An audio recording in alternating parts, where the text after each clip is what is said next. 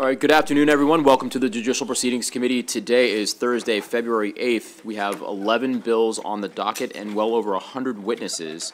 We're going to start off with Senator Carrozza with Senate Bill 365. We'll then move on to 49, 50, 452, 521, 413, 658, 15, 92, 383, and we'll wrap up with Senator Wallstreicher with Senate Bill 443. So without further ado, Senator Carrozza, welcome. Would you like to bring up your panel? Come on up. Yes, Mr. Chair. Yes.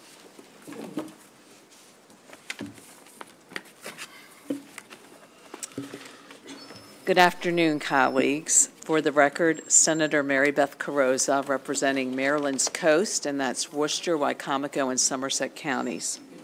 And I want to thank you, Mr. Chair, Vice Chair Wallstreicher, and members of this distinguished Senate Judicial Proceedings Committee for this opportunity to again present Senate Bill 365, Child Custody Evaluators, Qualifications and Training, and to respectfully ask for your swift support for this bill, which would help ensure the safety and well-being of children involved in child custody court proceedings involving child abuse or domestic violence allegations.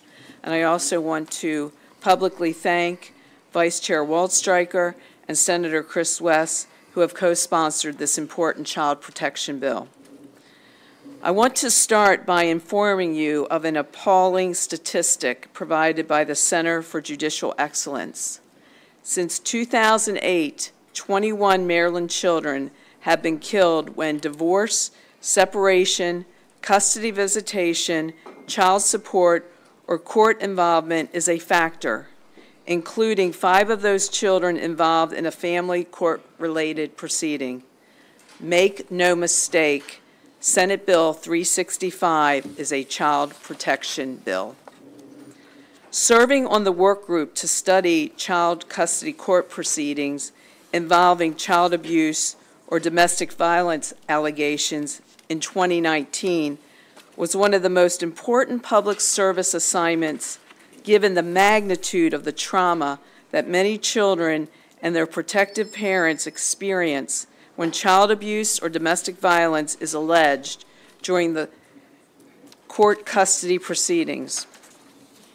This legislative priority recommendation to require qualifications and training for child custody evaluators in these cases of allegations of child abuse and domestic violence comes from the work group's final report published September of 2020 and led to the first introduction of the Child Custody Evaluators Qualifications and Training Bill in 2021, which I sponsored. That's right. This is the 4th session that Child Custody Evaluators Bill has been considered in the Maryland General Assembly, and that's time and lives forever lost by not having these child protections in place earlier. This priority legislation would require child custody evaluators have basic qualifications and receive basic training before being appointed or approved by a court to perform a custody evaluation. And the reason this is so important is because courts follow the recommendations of the custody evaluator in over 90% of custody cases. And after hearing from parents, advocates, extended families, and legal child custody experts over the past 5 years, it has become clear that there is a distinct need for custody evaluators to have consistent qualifications and training before being appointed or approved to one of these most sensitive court cases. This bill is all about putting the child first. 2 years ago, this committee and the Maryland General Assembly approved Senate Bill 17, sponsored by Senator Chris West, requiring training for judges and magistrates presiding over child custody cases involving child abuse or domestic violence. It only makes sense that child custody evaluators be trained along the same lines as the judges, especially given the heavy reliance of judges on the recommendations of child custody evaluators. Mr. Chair, Mr. Vice Chair, and members, in an effort to work in good faith with the Maryland judiciary, this bill is consistent with the qualifications and training requirements for custody evaluators in Caden's Law, which was part of the federal Violence Against Women Act of 2022, bringing Maryland closer to being able to receive federal funding for this training. Additionally, to again accommodate the concerns of the Maryland judiciary, this bill only requires 20 hours of initial training and not less than 15 hours of training every 3 years thereafter, which is significantly lower than the initial request of 60 hours of training. And for comparison and reference, court-appointed special advocate volunteers receive 40 hours of training, and animal control officers receive 80 hours of initial training and 6 hours of continued training every 2 years. A question was previously raised on whether the child custody evaluators' qualifications and training requirements should be in a rule or in statute. As all of you know, as elected members of this legislature, the legislative process is open to the public, and legislators are heavily invested in listening to their constituents and advocates on all sides of an issue.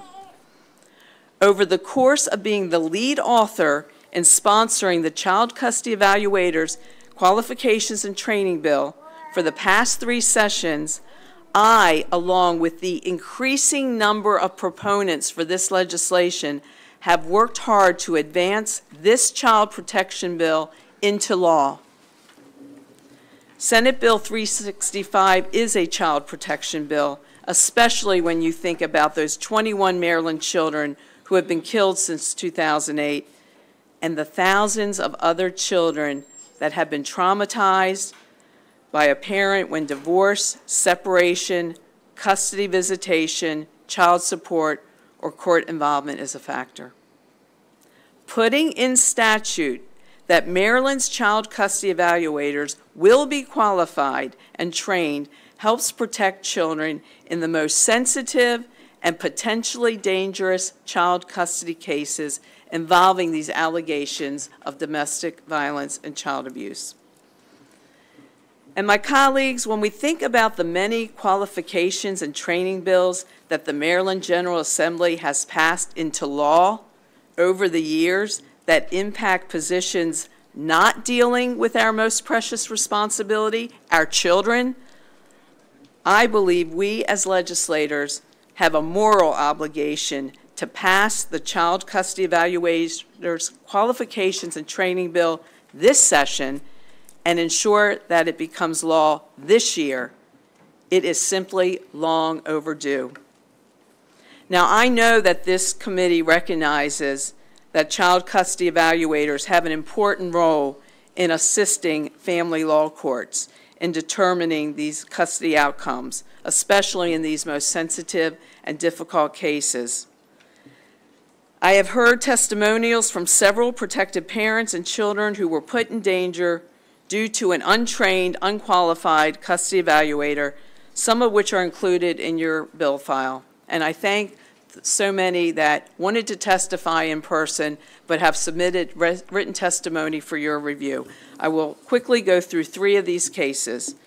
Annie Kenny, a protective parent from St. Mary's County, spent years trying to protect her daughters from her ex-husband, who was already a convicted and registered sex offender before family court proceedings began in June of 2017. The case number is noted. Despite all of these efforts, it wasn't until their 4th court appearance, that the term abuse was allowed, and the term sexual abuse has yet to be spoken in the courtroom. Due to the continued court-mandated visitations with the father, her daughter Nora has struggled with anxiety, PTSD, and attempted suicide. And the only reason these visitations stopped was not that the family court finally took action to protect her daughters, but that her ex-husband was convicted of sexually abusing other children and currently is serving his prison sentence. In this instance, the court was more interested in finding a way for the children to live peaceably with parents who are combative, not why the parents were combative. These children were not protected in this case. Jared Ross, a protective father from Howard County, learned just how much weight child custody evaluators are given when he began divorce court proceedings in 2017. Case number is noted.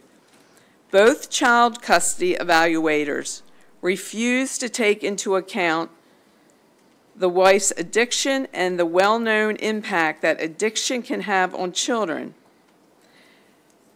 The wife received full custody of their 3 daughters, and despite court orders, moved twice and left them in close contact with a live-in abusive boyfriend. It was only in September of 2023, after the daughters were allowed to speak in court themselves, that Jared was granted 100% legal custody. His daughters lost 5 years of their childhood and were placed in a dangerous situation due to the weight the child custody evaluators were given in court. And Hera McLeod and her story, Hera, who is with us today, firmly shows why consistent qualifications and training for child custody evaluators are desperately needed. Hera McLeod is a protected parent from Montgomery County who separated from her child's father on July 17, 2011, case number noted. The child custody evaluator assigned to her case understood that the father, Jaqueen Rams, was dangerous to Hera and her son Prince based on evidence presented by several witnesses in Rams' life who believed he routinely abused his older son and that he had already killed 2 people. Unfortunately, Rams' attorney was able to have the child custody evaluator's testimony disregarded due to the lack of training and credentials of the child custody evaluator. In October of 2012, Prince was murdered by his father when he was 15 months old. In the opinion of Paul Griffin, Child Justice Legal Director, if child custody evaluators were required to have qualifications and training, Hera's case most likely would have had a different outcome and Prince would be alive today, and I agree. The purpose and essence of this bill is to protect children in vulnerable circumstances from further harm. I have heard too many stories like these from constituents from the shore here today, the Kennan family, from others that did not want to come out in public but have shared their written testimony. They've been put in danger again and again because the court has ordered the child to be in the presence of their abuser, and a majority of these decisions were based on the conclusions of an unqualified and untrained custody evaluator. Mr. Chair, now is the time to move forward with SB 365 to ensure that child custody evaluators meet certain qualifications and training requirements to better protect our most vulnerable children, many who have already experienced trauma as they're going through a custody court proceeding involving child abuse or domestic violence allegations. The time is now, Mr. Chair and Vice Chair and members, the time is now. I respectfully urge the Senate Judicial Proceedings Committee for a swift and favorable report on Senate Bill 365. And I thank you for the time that you have allowed to share these stories of the children and their families. Thank you, Mr. Chair, Vice Chair, and members.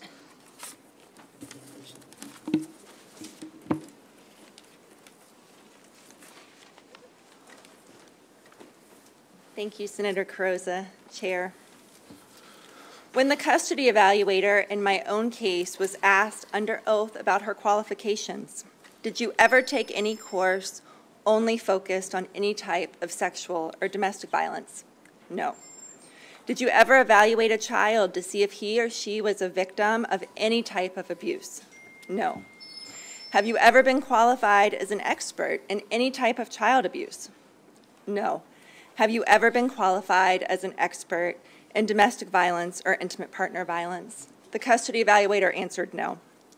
Despite this, the judge ruled, I know there was testimony suggesting the custody evaluator did not have the requisite knowledge, training, and skills to perform this evaluation. I do disagree. I find the testimony credible and afford it great weight. I lost legal custody of my children. I lost my home. I had to file bankruptcy. The psychological trauma was so severe, 911 was called into the courtroom because I lost consciousness. And these are just a few of the harms. Custody evaluators in Maryland operate with little to no professional oversight and no mandated training on domestic violence and child maltreatment, the very issues they are often being asked to assess. They make life-altering decisions, and these are profound determinants of children's health and safety. Training is simply information that can help these professionals make informed decisions. Experts should be experts. In the years since our own life-altering and extraordinarily traumatic experience with the custody evaluator who lacked requisite training, I went from an unemployed stay-at-home mom to a pediatric nurse, and now I'm pursuing my PhD in nursing. My research focuses on domestic violence risk assessment and how legal systems responses, particularly family court, act as a barrier to children's health and safety. In my dissertation research, the single most common policy change survivors say they want for their children is training on domestic violence, coercive control, and abuse. Without this training, custody evaluators make recommendations that place children and or their protective parents in unsafe and sometimes deadly, like Prince, situations. Please pass this bill. Thank you.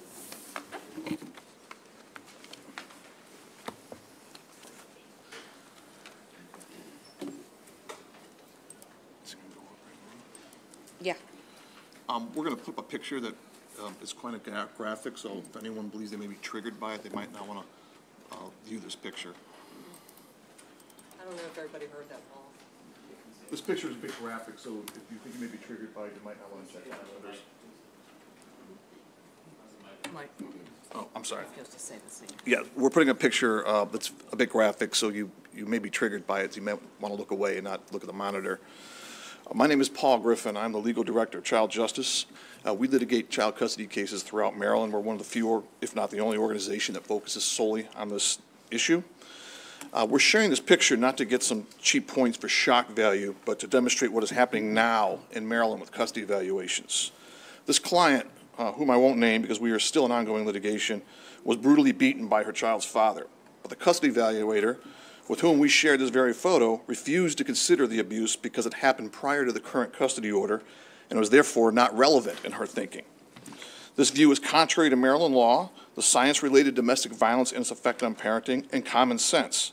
I wish I could say this is a one-off, but it is a common problem here in Maryland. Literally just yesterday, we received a custody evaluator's report from another evaluator who also refused to consider domestic violence because it happened prior to the current custody order, as though that were some demarcation line. That particular case included strangulation to the point of passing out, but it was not relevant to the custody evaluator. Now, when the custody evaluator in this case was appointed, we objected on the basis that we don't believe custody evaluators are properly trained to handle cases involving domestic violence or child abuse. The chief judge of that jurisdiction, which I won't identify, adamantly assured us the custody evaluators in his county were very well trained and had the requisite expertise in family violence. Unfortunately, that is not true. This particular custody evaluator, despite being assigned to a case with a history of domestic violence, admitted she was not qualified in the areas of domestic violence, child abuse, or trauma. She admitted she did not review any of the police reports, protective orders, photos of injuries, or any other material that predated the original custody order. She did not even review the prior custody evaluation, and she assumed that custody evaluator had addressed domestic violence, but never confirmed. She did not review a current danger assessment of the mother or the child, or a forensic interview of the child because she wrongly believed they were confidential. As I said before, this is not a one-off. We are seeing this in Maryland consistently. I understand the judiciary believes that they have this under control and their training programs will cover this. It is not trickling down. We are not seeing it. I would point to another area quickly that shows where there's been a failure that this body has to step in. Mr. Can I have 30 seconds? 5 seconds. All right. Sorry, we've got a lot of. I apologize. Yeah, I would ask for the favorable report on this bill. We think it's very important that this body have pass legislation that has robust, thorough training for custody evaluators. Thank you. Appreciate it. Thank you. Again, I apologize. We just, out of fairness to the rest of the witnesses, we've got a Thank you. long schedule today. Questions from the committee for the proponents of the bill? Okay, seeing no questions, thank you very much, Senator. Thank you both for being here. Thank you, Mr. Chair. Thank you. So now we'll move on to the next panel. Favorable with amendments. Is Yakov Eichenbaum here? And Eyal Rosenstock is actually going to be joining us virtually. And then we'll switch to the opposition panel. Good afternoon, members of the committee. I'm Yakov Eichenbaum from the Parental Alienation Study Group, and we support this bill with amendments. Our amendments are in our written testimony, and Senator Carosa has them as well. There's one thing I wanted to mention, that this bill states that the training cannot include theories, concepts, or belief systems unsupported by the research. Those of us who have been following this bill know that this refers to parental alienation. The National Parents Safety Organization on their website states that parental alienation is a debunked concept. The American Psychological Association disagrees.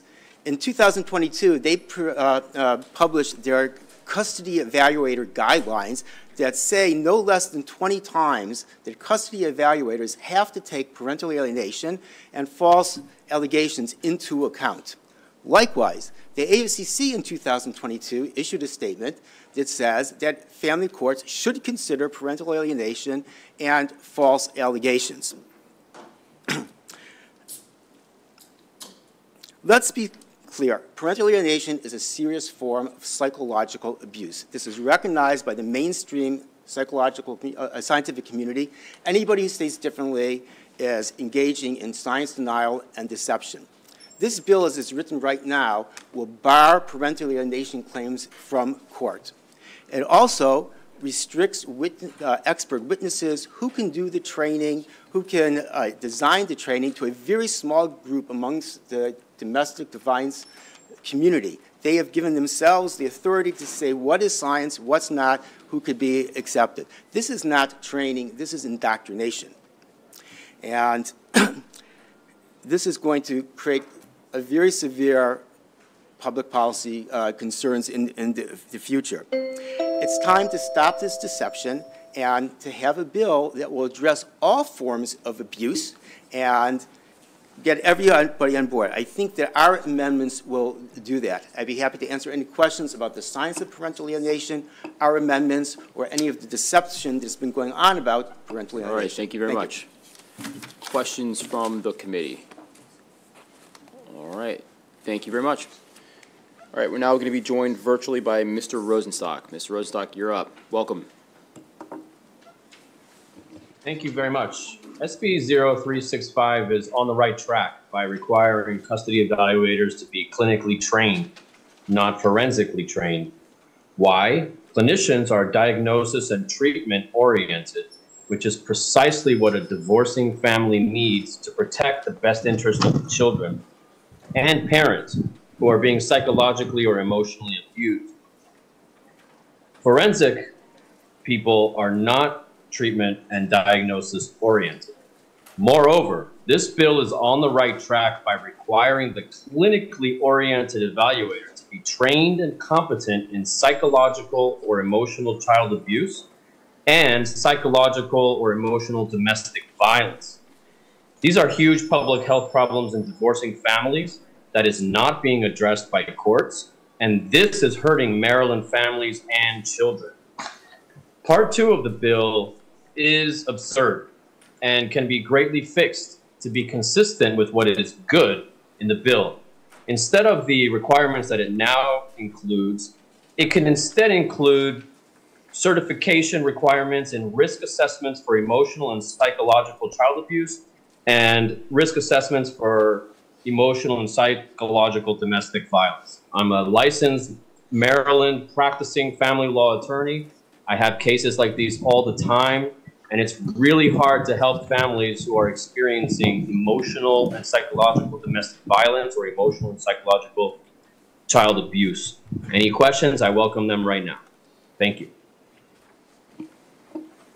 Excellent. Thank you very much. Questions from the committee? All right, seeing none, thank you very much. We'll now You're very welcome. Thank you. We'll now switch to the opposition panel. We'll hear from, is Judge Dumais here from the Montgomery County Circuit Court? Okay, Judge Dumais. And do we have Angela Lane, Judge Lane, from, also from Montgomery County Circuit Court?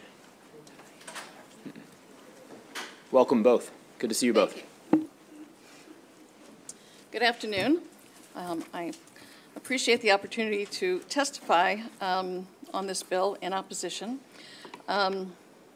This bill is different from last year, and there were some improvements that were made that I think we can agree with, but it does cause lots of other problems. So I want to cover 3 points today. And I also refer you to the very detailed written testimony of the judiciary that, 1, includes the actual rule about custody evaluator training, and 2, includes a copy of the syllabus of a 3-day training that the judiciary put on for custody evaluators in May that covers all of the topics that are being discussed. Of course, the judiciary is dedicated to the safety and protection of children. These are hard cases. I've spoken before to this committee about how hard these cases can be. Today, I want to give you a brief history of the Judicial Conference efforts in this area over the past 15 years, the elements of the existing rule and training for evaluators, and the unintended consequences. The history of the rule, it went into effect in January of 2016, but the work began in 2008 when the Judicial Conference convened a multidisciplinary committee to conduct public and deliberative examination. I participated in it, so did 200 other people. And we got to the place where we then have a rule. The rule is very specific, and it covers way more than what this bill does, and it's things that have to be covered. For instance, it gives definitions of what is a custody evaluator, what is an assessor, how do you introduce a custody evaluator report, what are the training requirements, and the training requirements are much broader. We have to be very careful that we are not simply training custody evaluators solely on one issue or a few issues. The rule specifically says they have to have training in domestic violence, child neglect and abuse, family conflict and dynamics, child and adult development, and the impact of divorce and separation on children and adults. That's included as part of the training. Since 2016, significant amendments have been made to the rule, including the piece on training. The rule talks about the authority to appoint. How does that happen?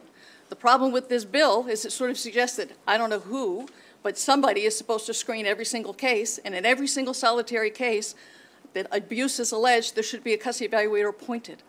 That's not always the case. I know she's saying no, but that's what the language says. And the problem with that is you're not going to have enough custody evaluators. And there are cases that don't need it. Technically, the way the bill is drafted, domestic violence petitions are included. Now, again, can that be fixed? That's your prerogative. But domestic violence cases are included. In domestic violence cases, if there is an allegation of abuse, Child Protective Services are brought in immediately. And that's the process, and that's the department that handles it.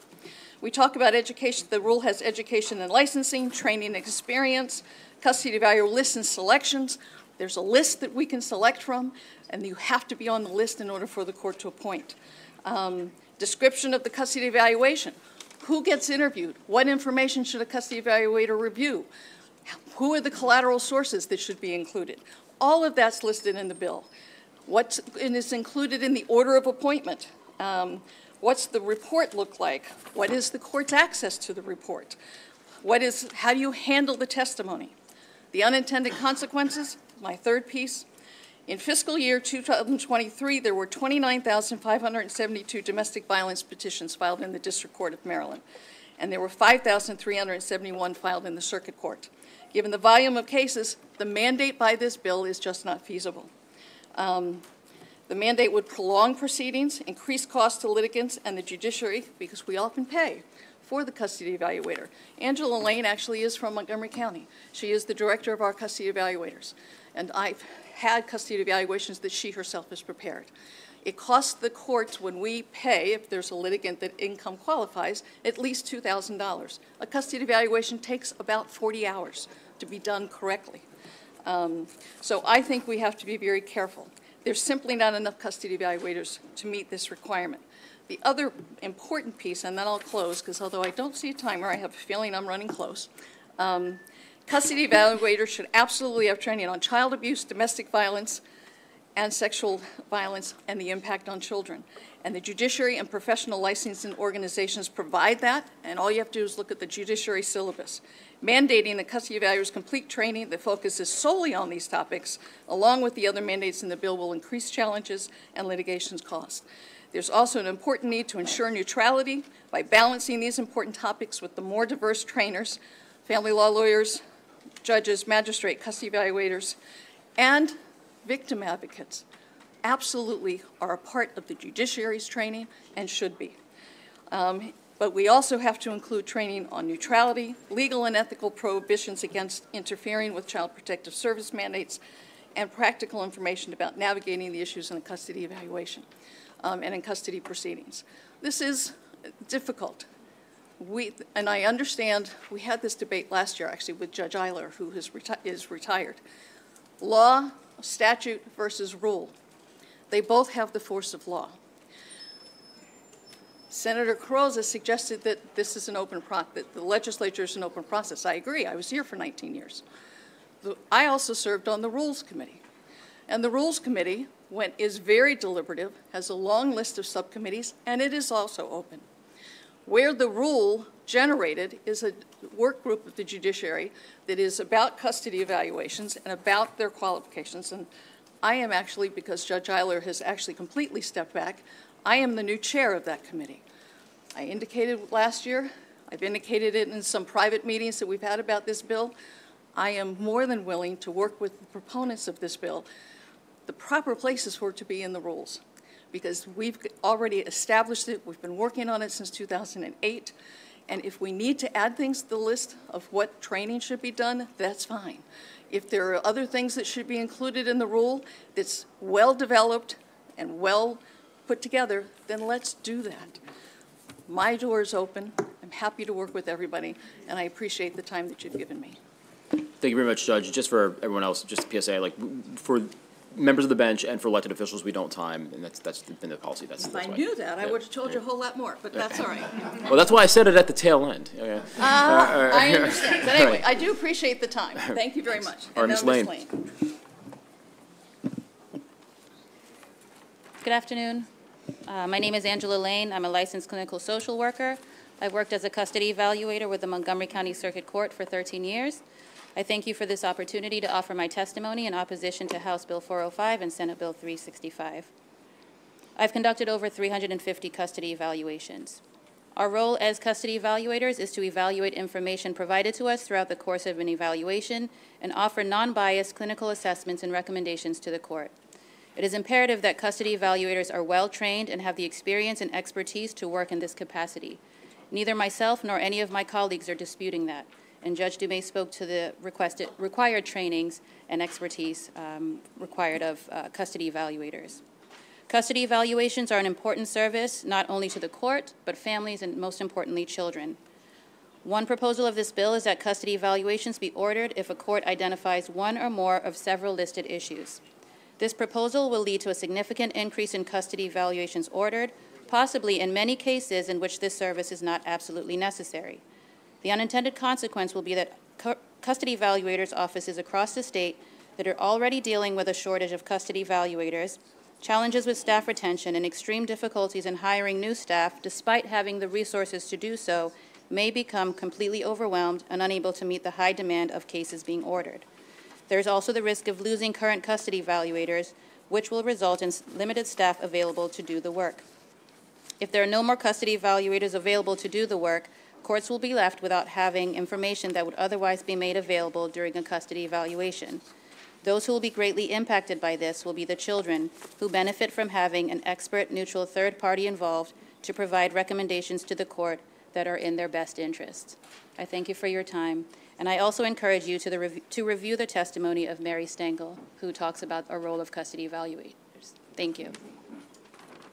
All right, thank you very much. Senator West. Thank you, Mr. Chair. Judge DeMay. Yes. It's for those of you who are not too familiar with how we work down here, Judge DeMay will be appearing next Tuesday in support of my bill. So, but today we're on opposite sides, and that's how things work. It so does. I've got just one question for you. Sure. So you'll recall 2 years ago, this committee passed, the Senate then passed, and the House then passed, a bill to require judges who will be sitting in custody evaluator cases, to be sitting in child custody cases, right, to take 20 hours of training on child custody issues. So the reason why I'm a co-sponsor of this bill is I thought it was important that the custody evaluators who were going to be advising the judges should receive the same training as the judges. It sounds like the rule adopted by the courts requires lots of additional training, but wouldn't you agree that as a general principle, it would make sense for the custody evaluators to have the same training as the judges whom they will be advising on these issues? I don't disagree that they should have the training. Where we disagree, and we disagreed about the judicial training, is whether or not it needed to be required by statute. I don't have control over that. If you all decide that there is a need for the training, that's one thing. If you want to put in sort of this is the training that is required, you know, but it's the bill as it's drafted now is problematic from an implementation perspective. No one disagrees they need to be trained. And clearly the judiciary doesn't disagree because we've put the training in place. In addition, it's not just the training that the judiciary provides. All of these individuals are generally speaking licensed by an organization, whether they're a psychologist or a social worker or a psychiatrist or a medical physician. So they're receiving that their training, they're required to keep their license. One of the sort of particular issues in the bill, at some point in time in the bill it talks about they all have to be trained in psychological testing. Well, they can't all be trained. Only psychologists are licensed to provide psychological testing. And so am I going to disqualify social workers from being custody evaluators because they're not trained in psychological testing? I mean, the specifics of this bill are way more complicated than need to be. No one's disagreeing that they require to be that we need to have training, and I'm certainly, based on my 33 years experience practicing law and the 2.5 years, I guess, that I've been on the bench, do I disagree that custody evaluators should have training in the issues that have been identified in this bill? The judiciary's opposition is that twofold. One, we already have it, and we thought it was important enough that we put on a 3-day training. Again, the syllabus is attached to our testimony on all of these topics. And we offer it at no cost. And we intend to do it again in this coming May. The first time we did it was last May, and it was 60 people. It took a lot to put that course together, to have all of the faculty that are there. So, you know, this bill doesn't talk about where the training is going to be or who's going to do it. We've already done it. We've already taken the steps necessary to address this. You know, if it turns out that you think there should be 20 hours, fine. The course is about 20 hours. And then it talks about, the bill says 20 hours initial and then 15 hours after. If you read the rule, it says you can't be a custody evaluator unless you've had the training. So now we're offering the training, and to be a custody evaluator, you either, if you're going to be appointed, if you've not taken it, you have to take the next course. I mean, I think the rule really does try and address all of the issues, and it's been a process since 2008 to put it together. I mean, I remember the first meeting, there were 200 people in the room, custody evaluators, family law attorneys, victims advocates, and we all to talk about, it was at that point in time. I mean, one of the horrible cases that was discussed today, and, you know, we all have awful stories that we can talk about that are horrible and shouldn't have happened. But one of the cases they talked about happened in 2012. We didn't have the rule in 2012. That came in 2016, has been amended multiple times. And I again invite the proponents to work with me, and I particularly, because I'm apparently volunteered in my infinite wisdom, to be the chair of the Custody Evaluators Training and Qualifications Subcommittee or Work Group of the Judiciary. Right. So, I'm happy to work with people and to put in amendments to the rule that will cover these things. Great. Thank you so much for your answer. Sure. So I got my time in anyway. You always do. It was good to see you. Questions from the committee? All right, seeing none, thank you both very much. Thank you very much. With that, that'll conclude the testimony for the opponents of the bill and the hearing for Senate Bill 365. Thank you, Senator Carrozza. All right, we'll now hear from Senator Alfreth with Senate Bill 49. Senator, if you want to bring up your panel. Sure. I haven't seen them, but I So know it's crowded outside. I have Grayson Wiggins, Thaddeus Culley, John Fiastro, and then Hillary Collins is joining us virtually. Okay. Thank you, Mr. Chair, members of the committee. I appreciate that you have a long day ahead. This is a relatively simple bill. It's a resubmission from a bill last year that you heard. I think the clock just ran out of time. I didn't even know this bill existed last session until a constituent reached out complaining about an issue. She wanted to put rooftop solar panels on her residence, and her HOA had onerous restrictions on her ability to do that, and at which point I realized that we had this bill last year that just didn't make it across the finish line, and thus is the story of how you have Senate Bill 49 in front of you. This body knows that we, in 2019, passed pretty ambitious renewable energy goals to get to 50% renewable energy by 2030. The governor has since come out stating his wish for us to get to 100% by 2035. It's going to take all efforts to meet that goal. We are currently very much behind. We've spent the last 6 months working on trying to put together the right tax incentives and energy incentives to meet that goal.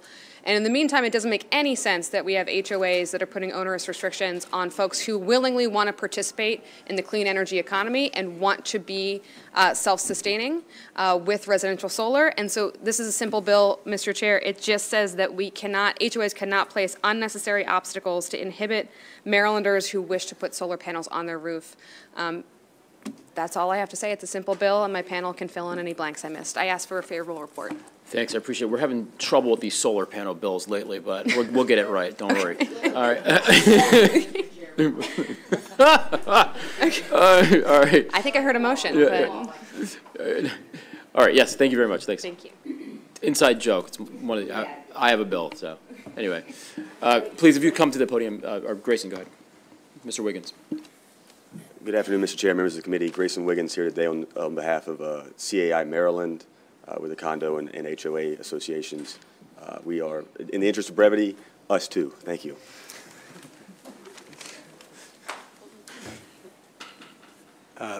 Mr. Chair, Mr. Vice Chair, members of the committee, John Fiastro here on behalf of Sunrun.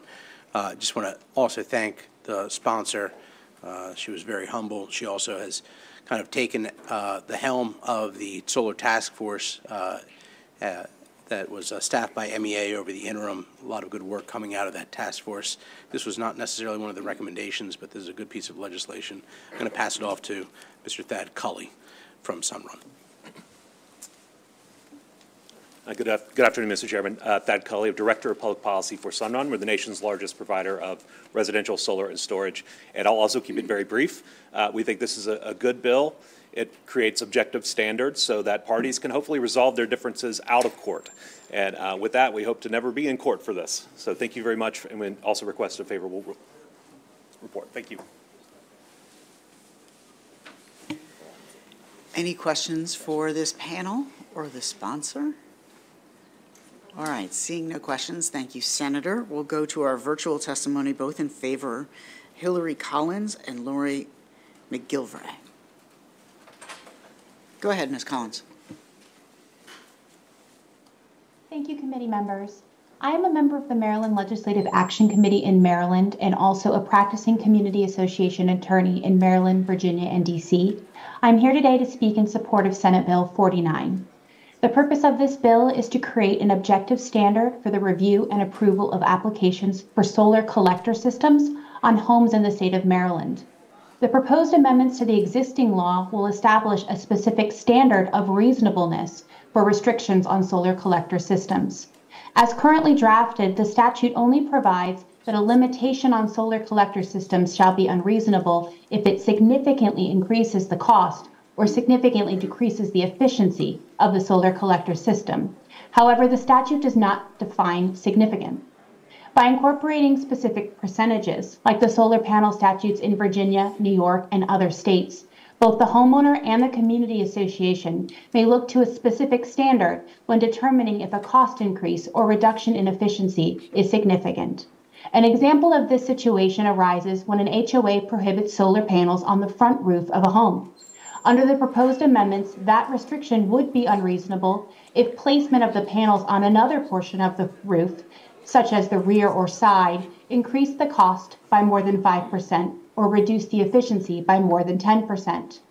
Without a specific standard, homeowners and boards are left to argue about what is reasonable with respect to restrictions. I've witnessed these arguments in my practice. This language allows everyone to be on the same page with respect to restrictions. Thank you.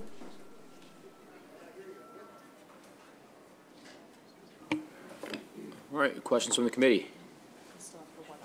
Oh, sorry. All right, Lori, sorry, go ahead. You're up next. Welcome. Good to see you. Yes, good to see you. Good afternoon, Chair Smith and members of the committee. My name is Lori McGilvray, and I'm here representing the Maryland Legislative Coalition Climate Justice Wing. We're a statewide coalition of 30 grassroots and professional organizations focused on climate justice legislation. And we really want to thank Senator Elfith for bringing this bill and urge a favorable vote. So I just wanted to make a few points on renewable energy for context in support of the bill. First, Maryland's renewable portfolio standard calls for 14.5% of clean electricity to be solar by 2030, which is only 6 years away, and we're falling short of that goal. In fact, so short that the Maryland Energy Administration reports that utilities failed to meet their solar target, and in 2022 paid a record $78 million in alternative compliance payments. The second thing is that small-scale solar, like rooftop installations, account for 2/3 of Maryland's solar generation. So expanding rooftop is really an important way to reach our renewable targets. And thirdly, small-scale solar is particularly important right now in the short term because larger community solar and commercial projects are being delayed in getting their interconnection approvals from our PJM grid operator. So SB 49 is very much a common sense bill, as you've heard. It'll allow prevent unreasonable restrictions and allow the kinds of restrictions on common properties that are reasonable. So we really urge the committee to give this bill a favorable report. Thank you. Excellent. Thank you very much. All right. Questions from the committee? Seeing none. Senator, thank you very much. Good to see you all. All right. With that, that'll end the hearing for Senate Bill 49. We'll now move on to, actually, is Senator Lamb available?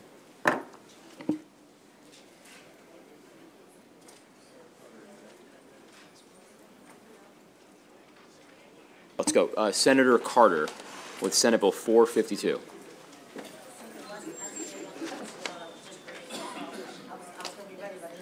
Okay, sorry. Senator Carter, do you want to do Senator McKay first, or are you good? Oh, okay. Are you? Emily stepped out. She thought we were fourth. Is she coming back? She's coming back. Frank is getting her. Okay. Excellent. Senator Carter with Senate Bill 452. Thanks, Mr. Chairman. This bill should be fairly straightforward. We passed the bill out of the committee last year. It also passed the Senate, and a version of it passed the House of Delegates. The reason that it didn't finally get through on sine die was that the House added some language I would deem rather unnecessary to do with temporary or 12-week summer camps. This is a bill that simply would help us protect our children across the state and all of our constituents, and it's a good consumer protection bill.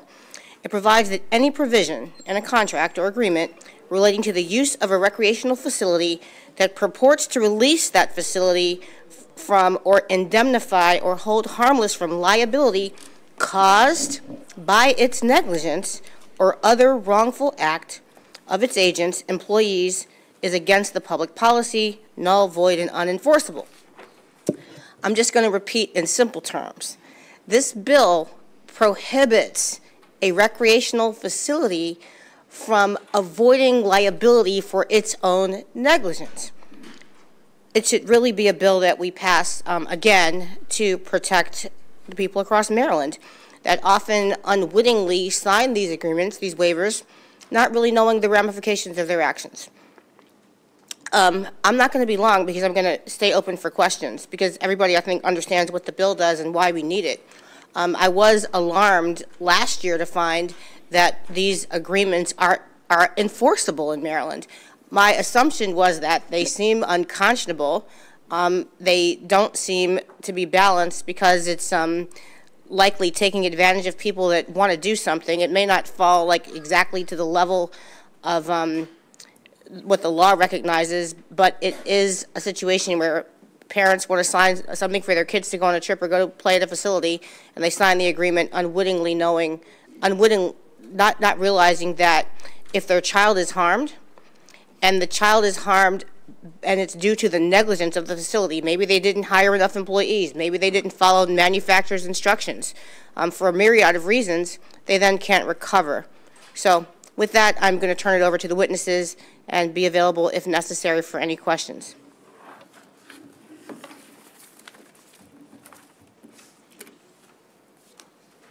Good afternoon. Good afternoon again, members of the committee. Most of you are already familiar with this bill. What this bill does not do is preclude commercial recreational facilities from having participants sign waivers. They still can. This bill is limited to one particular clause in a waiver that many of us sign and sign on behalf of our children and our children's friends and cousins and neighbors when we take them to a commercial recreational facility. And that clause states that the facility is not responsible even if they are negligent. That is what this bill intends to address. The bill promotes commercial recreational facilities to encourage safety and safe practices because without it, there is no incentive to be safe. It is essentially immunity by contract, and our law should not uphold such a contract. Senator Carter talked about the vote last year. Everybody in this committee who was a member of this committee last year voted in favor of it with one exception. It just barely made it across the finish line last year. We ask for your support again this year and a favorable report once again. Questions? Sounds good. Mr. Tully.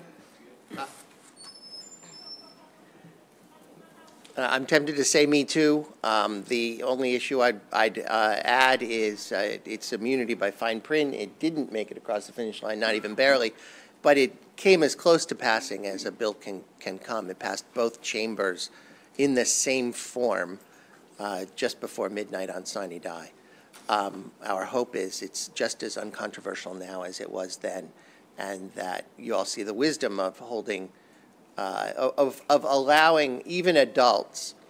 Adults can enter into these waivers or can waive the effects of negligence after the negligence occurs, but before the negligence occurs, before the injury occurs, there's just a complete difference of information about how well maintained the facility is, how well trained the personnel are, and we as Marylanders, when we go into a business, trust that there will be well-maintained facilities and well-trained personnel. There's really no higher duty a landowner owes than if they are the business owner inviting the public into their property, into their premises for business purposes. And by fine print, they shouldn't be allowed to wash that away.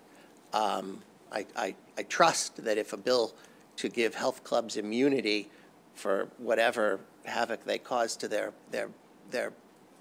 adult patrons, that you would not pass such a law. It would be offensive. They shouldn't be allowed to get away with it in the fine print. That's all I would have to say, which I guess maybe was more than I thought. I forgot to mention the fiscal. Oh, well, yeah, so there's some language in the fiscal note that's different from last year. I don't think it makes any difference because we had adopted an amendment that the local governments wanted, so that it doesn't apply to them. That's all, unless there are questions.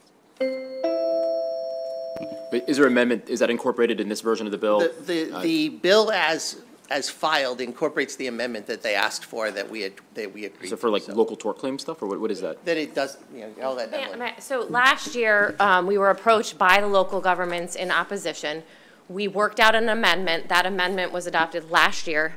This current bill is this exact same. I think our issue with the fiscal note, which is the fiscal note language, is brand new this year, and it states that there will be an impact on state and local governments. We don't believe that is legally correct at all. So at common law, local governments and state governments are immune from suits. The legislature, in its infinite wisdom, has said, no, no, no, we're going to retract that, and by statute, these are the circumstances under which we can be sued. So state and local governments already cannot have an exculpatory clause in a contract to participate because doing so would circumvent the immunity that the legislature has said you cannot have. So the fiscal note goes into extensive detail about the potential impact on state and local governments, and part of the reason why that amendment was adopted was to say we're leaving the status quo with respect to state and local governments. We're keeping it with respect to those two laws. Hopefully that makes sense. Okay. Okay. No, yeah. Which just means that the current caps would apply. Exactly. Okay. Exactly. State and local government tort claims will not be affected by this. That was the intent of the part of the intent of the amendment. The other part deals with leasing land. So if a state and local government, that is part A3, I think, of the bill.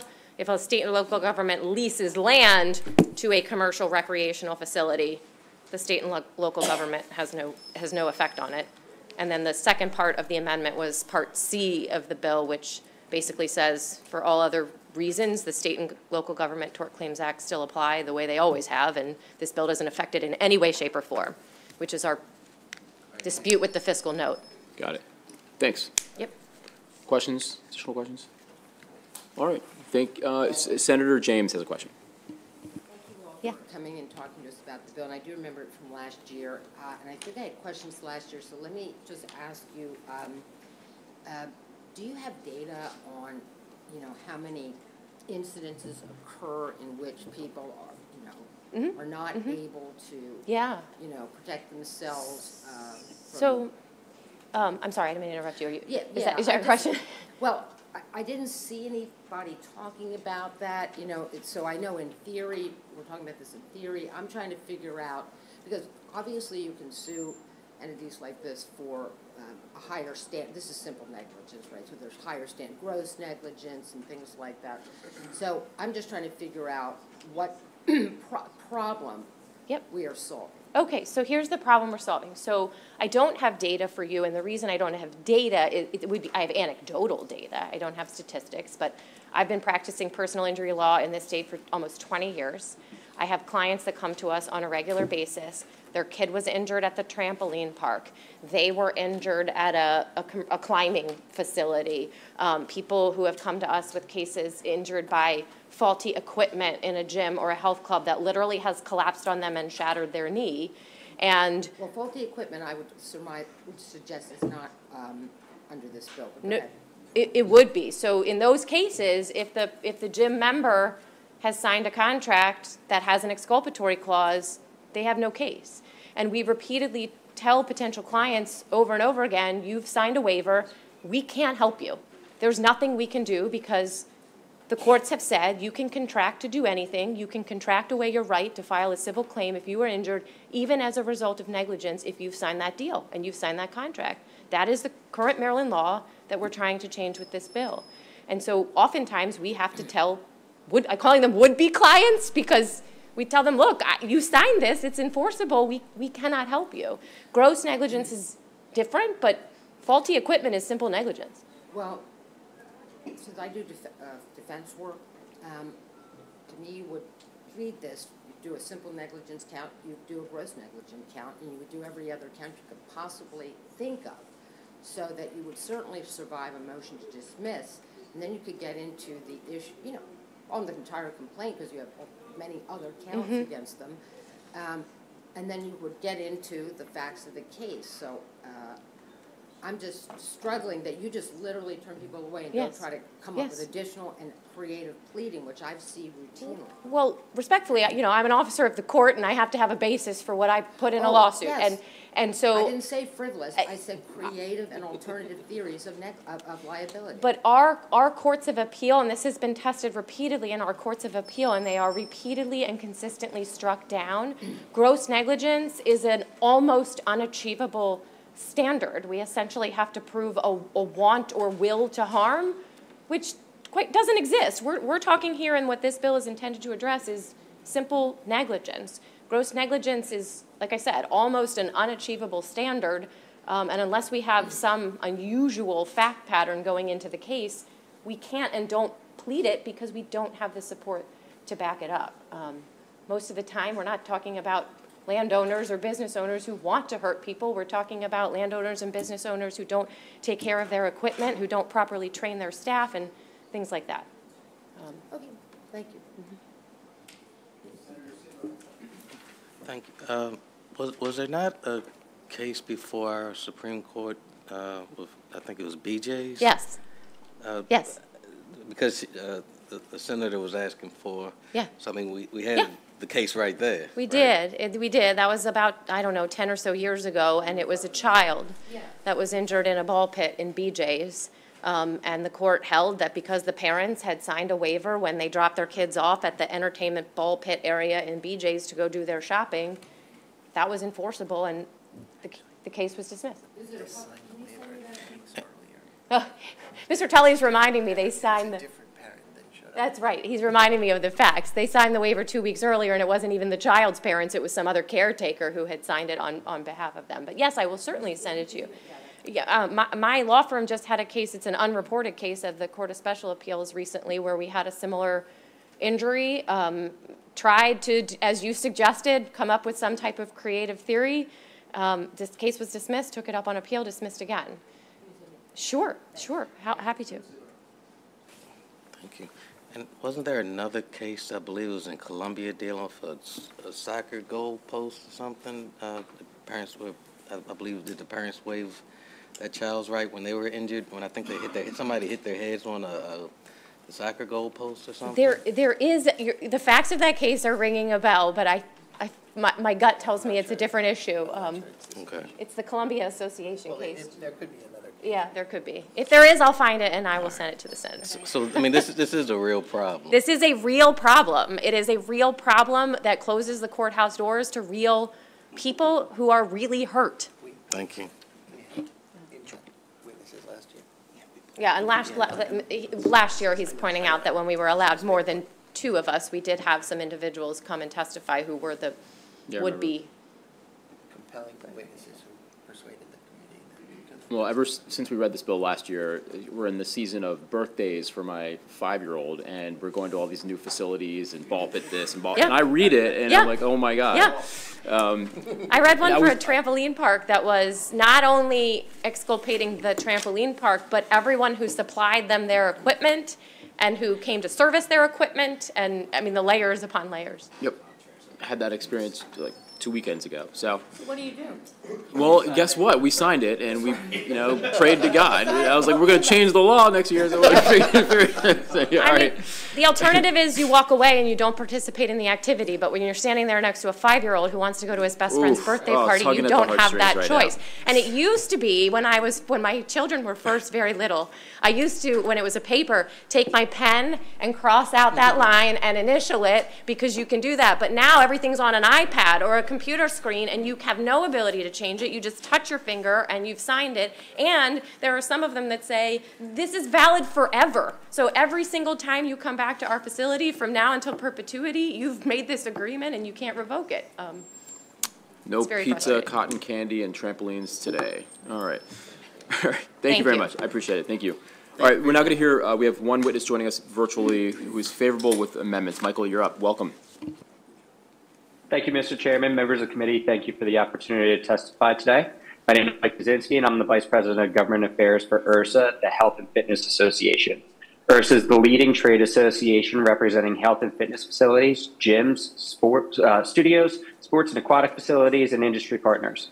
With nearly 700 health and fitness businesses servicing more than 1.1 million residents, the industry employs nearly 30,000 Marylanders. I appreciate the opportunity to speak today and urge your consideration of our proposed amendments to SB 452.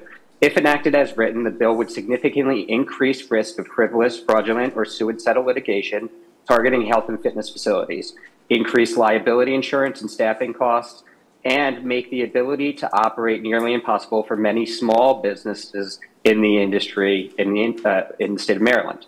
The industry agrees with the intent of the bill to protect children and Marylanders, but believes that certain exemptions are necessary to ensure that adults who willingly accept and comprehend the inherent risks associated with physical activity in health and fitness facilities are not unduly burdened. If not amended, the bill would not only negatively impact the health of Maryland's economy, but also its residents. Enactment, as written and without revisions, would cause fitness businesses throughout the state to close or require price increases that make access to physical activity and its health benefits inaccessible for many in the state. We have submitted our proposed changes with detailed written testimony and are happy to answer any of your questions. Again, we appreciate your time and the intent of the bill to focus on children and your willingness to work with our industry on a solution that protects the residents of the state without placing undue harm or on the health and fitness businesses operating within it. Thank you. Hey, thank you very much. Is there a regional comparison? I'm sorry, I'll let the committee members ask first, and I'll ask Senator James and then Senator West. Yeah. To the last witness, thank you for sharing, and I was reading your testimony. But I'll pose a question to you. I don't know if we heard how many other states have this sort of law, okay? But when you say that businesses will close, I would pose to you the same thing I asked them. I would like some data on that, either because other states have done it and you can show that businesses have closed, or that, or the cost went up so greatly through, I guess, additional insurance perhaps and coverage that, Right. that certain businesses went out or they had to fire people. So again, I would like to have some data for that and some information about what other states are doing. Thank you. And thank you. Absolutely. We'll be happy to share that with you. All right. Thank you. And we're hearing, Senator, thank you for your question, and we'll be happy to share that with you. And we're hearing directly from some of our members within the state of Maryland that they hear directly from their insurance providers that the rates will be increasing. And I really want to focus on that. We do agree with the intent of the bill. We appreciate the way that it was written this year. And that's why the amendment that we propose focuses specifically on adult usage of the health and fitness industry under health services as defined in statute. We're not seeking full immunity for a parent to sign the life of their children. What our concern really relies on is the individuals themselves assuming the risk and then utilizing the equipment in a way that causes injury to themselves, that does not take into account the way the machinery or equipment should be utilized appropriately, and hurting themselves. We all watch TikTok. We all see how many people utilize things and put themselves in danger, and we don't want that risk to fall onto the burden of the location of facility because of that. Then let me just follow up. I am intrigued by that adult consent. I can see both sides of this issue. I really can. So again, following up, not now, but show me perhaps where that language has been effective or, sort of ended up being what you want it to be, that it strikes the fair balance, if it happens to be anywhere else in the country. Any information you could follow up with that would be helpful. Thank you. Absolutely, will do. Thank you. Thank you, Mr. Chair. For some reason, my office did not receive your testimony and your proposed amendments. Could you just email a copy of it to my office? It's Senator Chris West. You can find my office email address on the website of the General Assembly. Thank you. Absolutely, and I also have a colleague there in the room that will be happy to share. Terrific, thanks. Thank you very much. If I guess a customer misuses the type of the gym equipment that you're talking about, how would this bill how does this bill affect your clients, or whom you're purporting to be your clients, and their, I guess, ability or their insurance rates? I'm trying to understand that because, again, if there's contribution because they misused, I think you have that argument there. So they lose, you still win, right? Senator, I appreciate the question.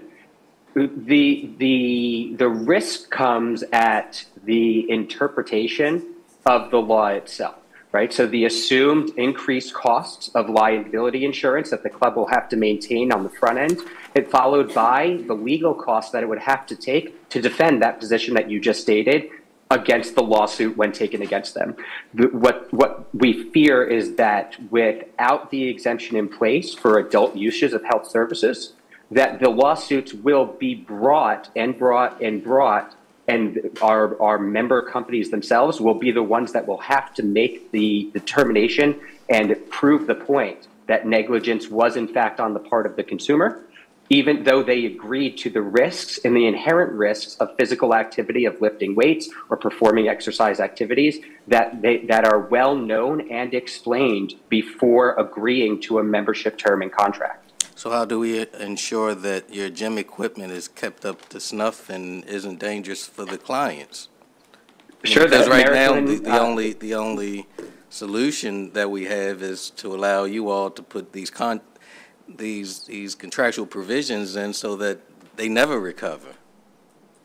Well, the Maryland Health Club statute that is in place has specific protections to make sure that the businesses are operating up to standard and that the machinery is kept up. And I do want to, that would fall under the negligence or the gross negligence of, that would void the waiver in and of itself, even without this bill passing.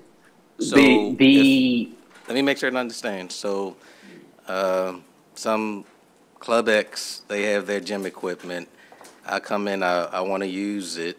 I sign some document that says, even if this equipment is faulty, you can't sue me. You're saying that your club could still be held liable under the health law? Well, no, the health club services provisions in statute require facility operators in the state to be good actors and keep up with their equipment. So the case can be brought that if they aren't, that they should be considered negligent. What we are saying is that the bill as written without amendment opens up for a wide interpretation of what negligence is for adults utilizing the equipment under that assumed risk. Our fear is if you look at the TikTok scenario where you have an individual who's 21 home from college putting as much weight as they can on a bar or on a pulley machine, that the machine clearly is labeled not to hold, and they pull it and it snaps and they retain injury, is that a malfunction of the machine or is that negligence on part of the consumer? And the real threat is that the facility itself and the fitness facility will have to obtain the legal costs and the added insurance to have to prove that point due to this bill going in without specific language regarding the industry. So you want to be able to limit the recreational facilities liability? And it's specific to health club services that's defined in Maryland Commercial Code. The amendment that we propose would be that the act does not apply to contracts or agreements between adult persons and providers of those services as defined in the health code. Thank you. So it still would protect the children as the intent of the bill. All right, no, I wasn't worried about the children. I'm worried about even the adults. Thank you. Right. Thank you very much, Mr. Chair. I wasn't going to ask any questions, but the way that this conversation has gone makes me, sir, want to ask you to send to my email any specific cases that you have where someone was able to recover in these situations. In our list of cases on this subject, we've got Senior versus National Fitness, which was with our Maryland Appellate Court some years ago, where the ruling of our court, and this is, I don't know of anything since this that has changed it, was that these agreements with respect to health clubs are actually enforceable. And so the club could not be sued for negligence because of this agreement. So if you have something that is contrary to that or contradicts that, I'd certainly like to see it. Certainly, Senator, we'll be happy to follow up the email. And as the testimony was by Ms. Malarkey, we're not interested in gross negligence because that's something that's almost impossible. We're interested in making sure that there's no ordinary negligence, as Senator Sidnor was saying, to ensure that your facilities are up to snuff, that your maintenance is done, that your employees are acting appropriately and the like. So those things are concerns that don't reach the level of gross negligence. Absolutely, and again, our concerns lie largely more so in the understanding of the assumed risk and the activity that is taking place on behalf of adults in general. The understanding that, you know, participating in activities within a fitness facility the line can be blurred very quickly between it not being, you know, the fault of the individual taking the act and the facility based on a case-by-case basis. And so the worry once again comes that for the small operator who, you know, the small independent sole proprietor operating in Baltimore who's starting their fitness business to be liable for a suit or even to be brought to suit, the legal costs alone could put them at an undue burden where they can no longer feasibly operate within the state. That's where our concern lies, and I'll be happy to follow up with some examples via email. All right, thanks. I know your associates here in the room, so we can also coordinate, but we can, if you could send that information to the committee and I can redistribute it to the rest of the members. Okay, that'd be great. Absolutely, Jim. Put it part of the, as part of the bill file. Just for, all right, further questions from the committee? All right, seeing none, that'll end the hearing for Senate Bill 452. Thank you all very much. Did I miss anyone? Nope, we're good. Okay. All right, we're now going to hear,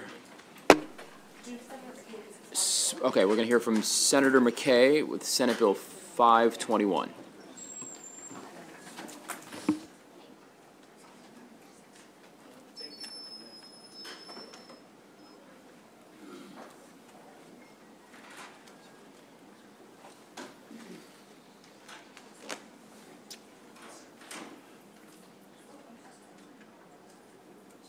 Mr. Chair, members of the committee, this is a standard Senator West Piffle piece of legislation. Senate Bill 521 has to do with Garrett County and sheriff's salary alterations. So I want to let you know that this bill will alter the salary of the sheriff of Garrett County and repeal the requirements for the Garrett County Salary Study Commission to issue a report, its recommendation for the salary of sheriff. The sheriff of Garrett County deserves a fair compensation for the requirements of the position. The sheriff will receive 80% of the state's attorney of Garrett County, which is studied by the commission to be increased or decreased based on their findings. The commission already does this study in the salary of the state's attorneys of Garrett County. Therefore, there is no unnecessary reason for the commission to study the salary of the sheriff, as well as the sheriff will take 80% of the salary of the state's attorney. I appreciate your attention to this matter. Look forward to answering any questions you may have, but more especially look forward to you urging a favorable report for Senate Bill 521. Excellent. Thank you very much, Senator. Questions? Seeing none. Thank you. That'll end the hearing for Senate Bill 521. Is Senator Brooks here? We're going to skip down, go a little bit out of order for Senate Bill 92.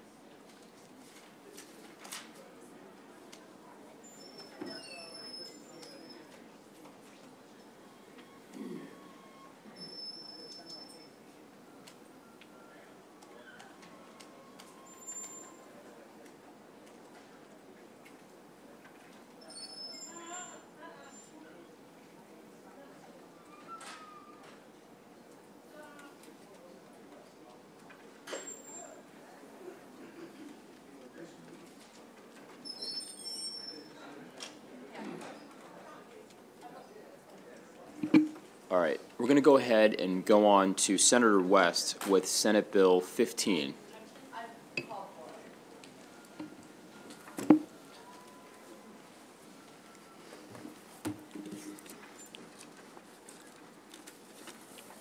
Thank you, Mr. Chairman. It is indeed a pleasure to stand before the committee and present Senate Bill 15. Maryland does not have many cooperative housing associations. I remember in law school, I went to law school in Philadelphia. Other states do. Maryland has very few. So let me explain what they are. In the case of a condominium, the condominium owner owns in fee simple the space occupied by the condominium. In the case of a high-rise condominium, this means the buyer owns airspace, which constitutes part of the building, but if the building were to burn down, he would still own the airspace up in the air where his condominium used to be. So if the condominium should be rebuilt with insurance money, once again, the buyer, the owner would own that airspace in which his condominium is located. Other condominium owners own their own airspaces, and under the condo regime, each condo owner has a joint ownership interest in the building's common elements. That's how condos work, and there are lots of condominiums in Maryland. In the case of a co-op, and again, there are very few co-ops in Maryland. There are some in Baltimore City and the Tuscany, Canterbury area, but I'm not familiar with many others around the state. In the case of a co-op, the owner is a partial owner of the entire building. And as one of the building owners, the co-op owner has the right to live in one of the apartments in the building. So it's a different form of ownership. So this bill only applies to co-ops, and it addresses situations in which a co-op owner fails to abide by the rules of the co-op, which are set by the governing body of the co-op. The bill makes modest changes to the existing statute, setting forth the mechanism for enforcing the rules of the co-op against non-compliant co-op members. Most importantly, upon the request of the alleged violator, the bill provides the violator with an opportunity for a hearing about the violation before the governing body. In the event of such a request, the violator will be entitled to at least 10 days written notice of the time and the place of the hearing. And if no hearing is requested, then the bill requires that at the next meeting of the governing body, it must deliberate as to whether the violation occurred and decide what sanction, if any, to impose. So, Senate Bill 15 reflects the current dispute settlement provisions that govern condominiums and homeowners associations in Maryland. Last year, this bill passed the House of Delegates unanimously, but never got passed in this body. So I appreciate the committee's consideration of Senate Bill 15. It's a very simple bill, and I think Mr. Wiggins is here to answer any questions the committee might have about the bill. Good afternoon, Mr. Chair, members of the committee. Grayson Wiggins here again on behalf of CAI Maryland. Thank you to Senator West for bringing the bill. As he noted, it does bring co-ops into alignment with condos and HOAs as far as the dispute settlement process goes. And so we are in full support. I will note that Ms. Elmore is having technical difficulties. She was supposed to testify virtually, but I don't think she's going to be able to join us today. Thank you. Thank you for your testimony. Senator Carter has a question. Thank you so much. Just a few questions for you, either Senator West or Mr. Wiggins. So there are very few, to my knowledge, to our knowledge, co-ops in Maryland. How many are there? Do you know how many? I don't know the specific number. Ms. Elmore may have known that, but I can get you information. Was Ms. Elmore going to testify about a specific situation or scenario where this was a problem that we needed to fix? I believe she had some examples, yes. Thank you. So, because I would like to hear, and I think that we had some variation of a bill about co-ops in the past, and I'm a person who, my very first home ownership, I called it, was a co-op. It was a beautiful, beautiful place in Baltimore called the Tudor Arms. Yes, in Tuscany, Canterbury. And it was in the 1990s, right after I finished law school. It's a lovely building. Lovely. I Most often of the regret co-ops leaving in there. Maryland are buildings of that vintage. There was a brief movement around the turn of the last century with co-ops, and then they fell out of favor, and condominiums replaced them. Exactly. So, but what I wanted to get to, I had some reservation because while I had the experience and it was lovely, and believe it or not, I'm not sure, I think I moved in right after law school, like around 1997 or something like that. But can you believe it, that in Baltimore, I was the first black person that had ever lived there? Wow. And I was also the youngest person that had ever lived there. Yes. And so often we'd have disputes, and they'd say, it's your age. Okay. When I was growing up in the 1950s and went to elementary school in that neighborhood, everybody in those buildings was about 85 years old. To my recollection, the board has more latitude to discriminate in different ways that some other places don't. I'm not saying they do. I just wanted to, what I don't want to do is create any scenario that can make it more onerous or more difficult for that co-op owner. Like, that could be someone like me, young, out of law school, not very much money. Most of the people in there, it wasn't that they didn't like me, they just weren't used to me.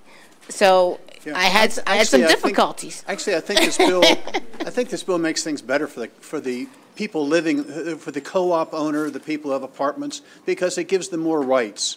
In the event that they violated one of the rules, this gives them a right to a hearing, notice of the hearing, et cetera, which currently they don't have under the law. Got it. And thankfully in my situation, we never got to that point. Yeah. But I definitely felt the weight of the board quite often, you know, in terms of just, you know, sometimes not feeling like there was a balance between me and other residents in the board. So since I went to law school in Philadelphia, and a lot of our law graduates went to New York, where there are lots of co-ops, we got some instruction about co-ops. But I doubt people who go to the University of Maryland Law School or Baltimore get much instruction at all about co-ops because there's so few of them in the state of Maryland.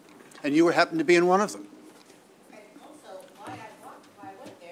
Extremely affordable because they were so rare, and very few banks were financing, so I think that kept the cost down. I don't know if that's still the case or not, but I don't want to do anything that could cause a spike because we need places for people like me to live. Yeah, I always thought they were charming, but a weird duck, because they were almost unique in the whole state of Maryland. That was always my understanding. Yeah. And I would just note, I don't think there's anything in the bill that will increase cost or anything like that. And as Senator West noted, it actually does provide some new rights to the owner in the situation. Exactly. Well, I appreciate the committee's consideration. Thanks. Thank you, Senator Carter. Thank you to our sponsor. Any questions for these panelists? All right, seeing no further questions, that completes the hearing for Senate Bill 15. I see Senator Brooks has joined us. Senator Brooks, why don't you come up and please bring your first panel. We're going to hear Senate Bill 92, Places of Public Accommodation, Motion Picture Houses, Captioning.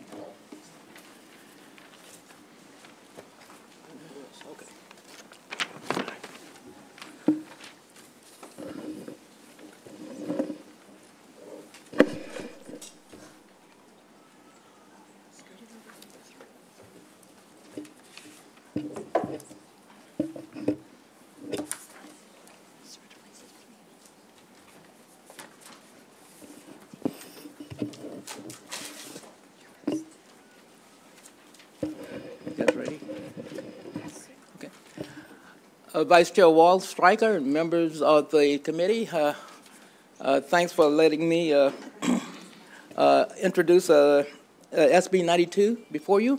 For the record, I'm Senator Ben Brooks. I represent the 10th Legislative District in Baltimore County, and I really appreciate being able to introduce this bill again this year. The bill, the purpose of the bill is to make motion picture houses fair and equitable for our deaf and hard of hearing community. You know, and those who are non-English speaking or non-native English speaking residents. SB 92 amendments would require motion pictures houses with 8 or more screens to offer open captioning to to individuals who are hard of hearing and need that service. You know, we sort of became proactive this year over last year because I'm not going to read to you all of what I did last year, but I just wanted to share with you that, you know, we had a meeting with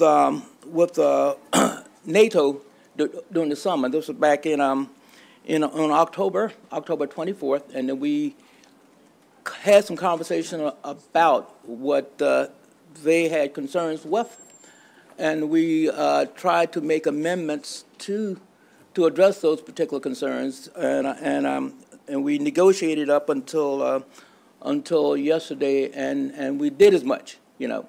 So what I'm going to, you know, first of all, I was looking at some of the positives for these individuals who keep coming and asking for us to introduce this bill and make sure that they too have a pleasant, you know, experience when they go to a movie house, a theater, you know, and the first and foremost thing is the accessibility.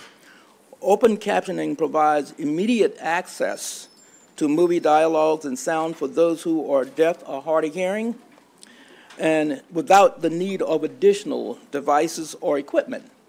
Number two, inclusivity. It creates a more inclusive environment, allowing individuals with hearing impairment to enjoy movies alongside their family and friends. Number three, convenience. You know, open captioning eliminates the need for individuals to request special equipment, accommodation, or devices, making the movie watching experience more seamless and enjoyable, you know. Now, these individuals oftentimes have to deal with other units that they have there. If they work properly at all, you know, sometimes, you know, it makes for a difficult experience. So I think that this bill, and then being able to come to terms with NATO, and they took a neutral position on this, and with the amendments, and you should have that, should make it easier for us to be able to get this bill passed. So, and what I'll do now, I'll let the panelists tell you about their experiences, and perhaps they can, you know, help share their experiences with you and why the passing of this particular bill is so important to them. Okay, you can go first. Yes. Okay.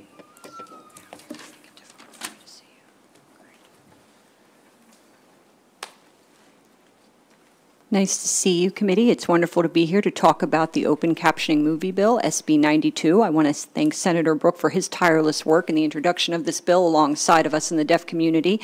We're very grateful for your support, Senator. So the open caption movie bill has universal appeal because it will allow access for all regardless of one's hearing status. Okay. It provides equal access when we want to attend a movie.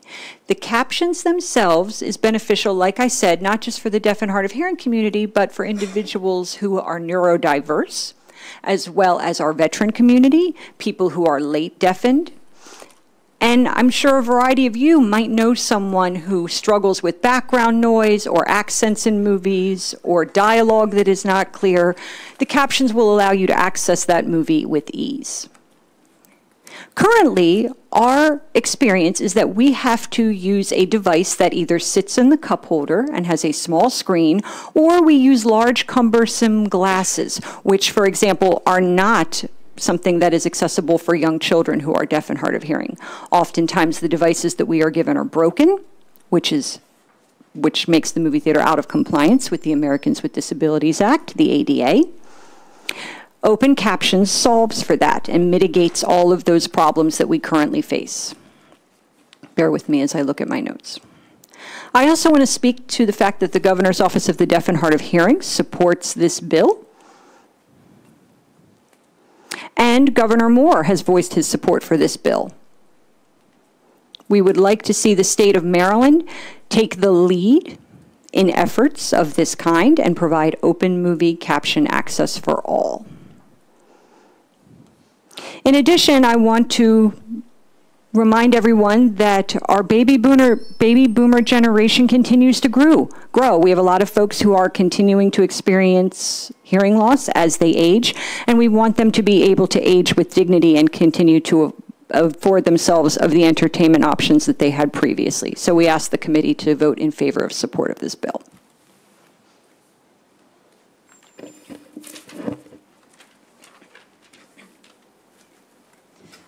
Should I go ahead and start? Good afternoon to the chair, the vice chair, and the distinguished members of the committee. My name is Kelby Brick. I'm the Chief Strategy Officer for Service Coordination, Inc. Service Coordination, Inc. is a leading nonprofit organization that provides award-winning services, case management services specifically, and advocacy for more than 15,000 people all over the state of Maryland. And this is for individuals with disabilities, medically complex needs, aging adults, all over the state of Maryland, DC, and Northern Virginia. The mission of SCI is to help people understand their choices and to create pathways to community resources that respect their dignity and their rights. The organization also provides companion care and aging life care management through the Moncordia program. So this truly is a very special bill and a very unusual bill. And the reason being is that it costs the state nothing. It costs theater owners nothing. So how many times can you tell your constituents that you have supported passing a civil rights bill that costs absolutely nothing to anyone? Absolutely nothing. The technology is already available. It's already accessible in theaters. All they have to do is click one button to turn them on. We support this bill as introduced. Really, this is just an extension of another law that you had passed roughly about 10 years ago. And that law that was passed 10 years ago required that places of public accommodation have to turn on captioning upon request. And that was a wonderful law. So now people are able to go to bars and restaurants, fitness clubs, multiple different places, and they can turn on the captioning to have that access. Now, what's missing from that law is applying that to movie theaters. So far, there have been many problems with not having captions on TV screens. So really, this will increase that access. And I'm not going to repeat the testimony that has been written, but the testimony does include quotes from people all over the state of Maryland who really do support this bill. You know, as you can see, we have many people who did come today to support this bill as well. I really believe that we have about 1,000, almost 1,000 letters of support for this as well, and over 30 different organizations who have expressed their support as well. Really, this is truly a no-brainer. It costs people nothing. It increases accessibility. It increases the quality of life. So I ask you, please do support this bill. And let's get this ball moving quickly. Thank you so much for your time.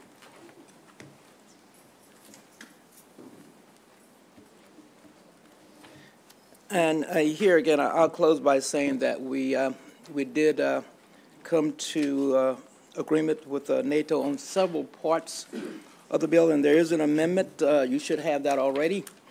And you know, and here, you know, the goal is to make these experiences, these movie-going experiences, favorable for the people who have challenges all the time.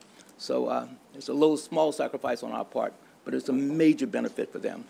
So I thank you for allowing me to testify on behalf of the bill. Thank you, Mr. Chair. Okay. A couple questions from the committee. We'll go with Senator West. Thank you, Mr. Chair. So I recall this bill from last year. I'm trying to read, well, let me ask first of all. The bill it says that the closed captioning must be provided for motion pictures that are produced and offered with closed captioning. What percentage of the movies that are shown on our theaters in Maryland are produced and offered with closed captioning? Okay, we have someone from the theater who can answer that question. But right now, in Baltimore, I mean, in Maryland, about 750 open captioning per week is being offered. Yeah. No, well, my question is, of the movies that are offered and shown on the movie screen in the theaters, what percentage of them currently are produced and offered with closed captioning? In other words, what percentage of them could this be done with respect to? Okay, we've got about 46 Would you like me to theaters answer, Senator? in the state that would offer that. No, So, I'm asking about the movies themselves. when the movie theater gets the movie from Yes. the distributor, what percentage of those movies can be shown with closed captioning? Okay. Senator, would you like me to field this one? Yes, please, please. Okay. So to answer that question, almost 100% of movies already have the ability to have captions built in per the Americans with Disabilities Act. Okay. Well, okay. So I only have one more question then. Sure. And I don't understand the bill. C1 says that all movie theaters have to have closed captioning for each screening, as I read it. And then C2 says after the first 7 days of a motion picture, some movie theaters where the company owns at least 2 movie theaters have to offer closed captioning for at least 2 screenings each week. So C1 seems to require every single movie to offer closed captioning for every single screening. But then C2 seems to be a subset of that. And I don't understand how C1 and C2 work together. Okay, there is a difference between open captioning and closed captioning. And the theater, they wanted, NATO wanted us to make sure that we state that separately, differently.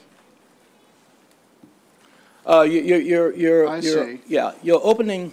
So closed captioning. Closed captioning, it would be a good example of that would be what you would see to on your television at home. Right. The black bar and the scrolling there. Whereas closed captioning, you don't have the bar, you just have the subtitle running across the bottom of the screen. Oh, give me that again.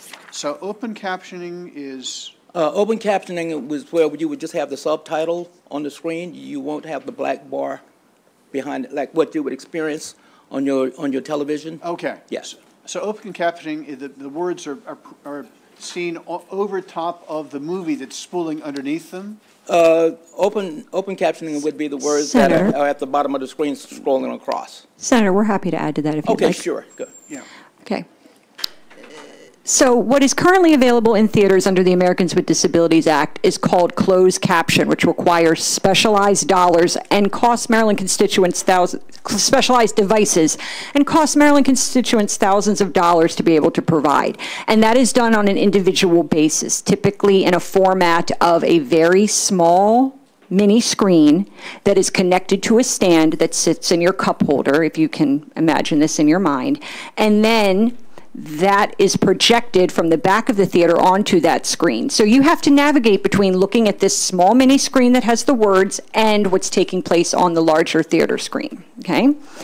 Now, so you have to make that determination. Do I watch the action on the screen or the words that are happening? Okay. One of the issues we're having is that oftentimes that equipment is malfunctioning. A lot of it requires batteries. Those batteries are typically not charged. In addition to that, another issue is that the captions are coming from oftentimes a different screen, so oftentimes they are not aligned with what is taking place on the larger movie screen, so there's misalignment between the words that you're seeing and what's happening, okay? So open captions is they are actually on the larger movie theater screen. Think about like subtitles, and so everybody in the theater has access to the same experience, okay? It is visible, there is no additional equipment required, there is no special technology required, it simply sits overlaid on the regular movie screen. That's the difference between open and closed. Closed means you need a device to access it, open meaning it's there as subtitles. Does that clarify? It's great. You clarified it perfectly. So now my last question is, I don't have a copy of the amendments that were referred to. I just have the bill. But in the bill, I don't see anything about open screening or open captions. All I see in the bill is closed captions, which I understand is not what you want. You'd rather have some open captions. I've got the amendment. Is that in the amendments that you're talking about? Submitted. It was submitted to the committee. Okay, I just don't see it. I don't have it, but I'll get it. Thanks. Okay. I'll make sure I get it. Thank you. Okay, sure.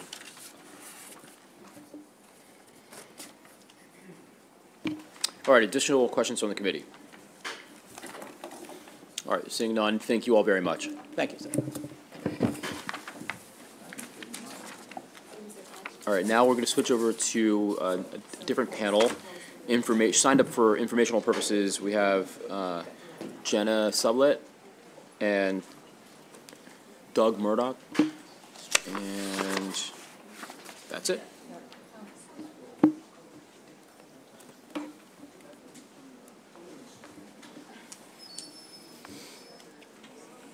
set? Okay, great. Well, good afternoon, Chair Smith, Vice Chair Waldstreicher, members of the committee. My name is Jenna Sublett. I work with Cornerstone Government Affairs, here with our client, Mid-Atlantic NATO. Mid-Atlantic NATO is a regional affiliate of the National Association of Theater Owners. They represent movie theaters throughout the state. I apologize that you don't have a copy of the amendments in front of you, but as Senator Brooks said, with those amendments, we are able to be neutral on the bill. You also have written testimony from us in the bill file. Our client, Doug Murdoch, the Executive Director of Mid-Atlantic NATO, is here for any questions you have. And just wanted to say thank you to Senator Brooks and to the committee for hearing us. Thanks. Excellent. Questions from the committee? All right, thanks. We'll be in touch. Just I know there's like a little bit of a I know you reached somewhat of a compromise, but that may limit in terms of the geographical availability for some of these options, especially on the Eastern Shore and in Western Maryland, kind of on the periphery of the states. And so let's continue the dialogue because I know that there were some concerns raised as well. But sure. Okay. Absolutely. Unless, yeah, sir. Hi, everyone. I'm Doug Murdoch, Executive Director, as Jen Could you come up to the podium if you would? I know. Yeah. You want me? Yes, please. Yeah. Okay. Are you? I don't think he's testifying. I think it's just. Right. Yeah. So your question was whether we would be geographically covering the entire state? Yes. And we would. Okay. Absolutely. The change that would made from being 2 locations in the state to 8 screens or more will actually bring in those theaters in the other areas that would not have been included as the bill is written. So this is actually going to bring in more big screen locations out in Western Maryland, down in the east side of Maryland, et cetera. Excellent. Okay, let's continue the conversation, and we'll be in touch. Obviously, we'll be working together with all the parties as we move forward. Okay, excellent. Thank you. All right, with that, that'll conclude the testimony in the hearing for Senate Bill 92. Thank you very much, Senator Brooks. Is Senator Lamb still here? Senator Lamb? Let's go on to Senate Bill 50, Senator Lamb. Thank you for your patience.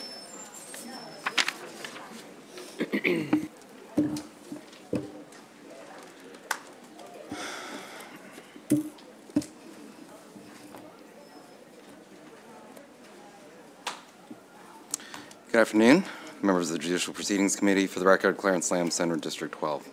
Here to present Senate Bill 50, Human Relations Commission on Civil Rights Appeal on Final Orders. This bill is a simple clarification of the law governing when appeals from the Maryland Commission on Civil Rights may be elevated beyond the Circuit Court. This is the practice that's standard for other administrative proceedings, and currently the MCCR cases are an outlier. Last year, the Maryland Supreme Court ruled in a 4-3 vote in Roe versus MCCR that plaintiffs seeking review of MCCR determinations of no probable cause in discrimination cases could not have their cases appealed beyond the Circuit Court level. The majority of complaints in the MCCR are dismissed as no probable cause, and the Circuit Courts tend to uphold agency rulings. The MCCR is understaffed, and investigators often have unmanageable caseloads, making it all the more important Marylanders suffering discrimination have an additional level of judicial scrutiny. This bill will fix the issue of clarifying that it is the intent of the General Assembly that these cases can be appealed beyond the Circuit Court level. It is crucial for plaintiffs such as Ms. Rowe to have the opportunity to have their cases reviewed by appellate courts to ensure that reports of discrimination receive the most thorough review possible. Furthermore, it is commonly believed that even by the MCCR that these cases were appealable beyond the Circuit Court. There's little cause for concerns in opening the floodgates, so to speak, over the last 40 years. When it was widely believed that this course of appeal was available, there were very few appeals that were eventually filed. It is important to note that with the recent Supreme Court case that applies to all cases of discrimination in places of public accommodation, that includes discrimination based on race, disability, sex, and other classes. Marylanders discriminated against based on race or other class membership should be able to access courts when needed. This bill is a simple fix that has a major impact in ensuring that Marylanders' rights to equal treatment in all areas of society are well protected. Turn over the rest of the panel. Happy to take questions at the end.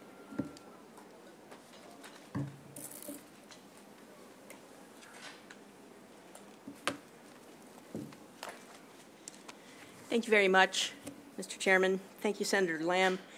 Members of the committee, I'm Deborah Gardner. I'm the legal director of the Public Justice Center, here to testify in support of what is, I think, the simplest bill you've had on your docket so far this afternoon. You've heard about several other simple bills. This one's really, really simple. But it is intended to fix a significant problem, which is the lack of appeal rights from MCCR determinations of no probable cause in public accommodations discrimination. Senator Lamb has already said basically everything I would like to say, so I'll just reinforce that this is essentially restoring a right that was widely understood to have existed until the Supreme Court, in a 4-3 decision with a strong dissent from Chief Justice Fader that agreed with Ms. Rowe, that the bill will restore the right that we all understood existed before that decision. Ms. Rowe herself, her case is over. She lost because of the jurisdictional issue, because of the jurisdictional decision. She did not get her day in appellate court in her case. This bill will not change that, but I'm very proud to say that Ms. Rowe is here today to talk to you in favor of this bill because she cares about the issue, and she wanted to be sure that you knew that. So unless you have any questions for me, I am more than happy to just introduce Jennifer Rowe to you. Thank you very much.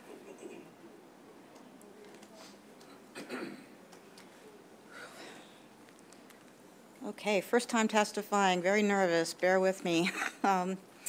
Good afternoon, Senator Smith and members of the Judicial Proceedings Committee. My name is Jennifer Rowe. I live in Baltimore.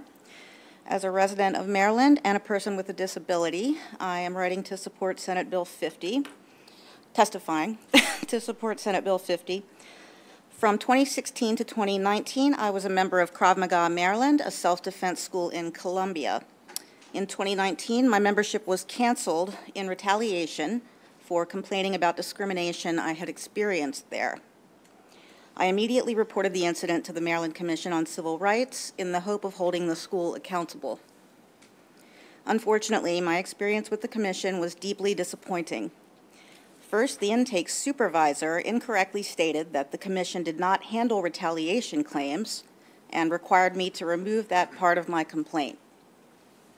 Second, although the regulations require a conference that includes both sides, the investigator met with the school and its legal counsel before meeting with me. By the time I met with him, he seemed to have already accepted the school's version of events. I expressed my concern about bias, and he unfortunately responded by becoming very defensive, accusing me of mistreating him, and abruptly ending the meeting. Approximately 8 months later, I learned that the commission had found no probable cause to believe that discrimination had occurred. I submitted a request for reconsideration as required. That was denied without any explanation at all. Then I filed a petition for judicial review. Unfortunately, the circuit court did not take me seriously. It upheld the finding with very little analysis. I appealed, but as Deborah said, both the appellate court and the state Supreme Court ruled that jurisdiction ends at the circuit court. Out of options, I was left with a sense of injustice and second-class citizenship, as well as deep concern for other marginalized and vulnerable residents. Therefore, I urge the committee to support Senate Bill 50. Thank you for hearing my concerns.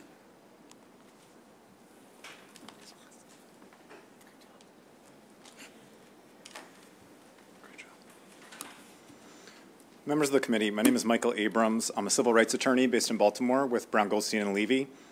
I urge you to vote in favor of SB 50 to reinstate full appeal rights in MCCR cases.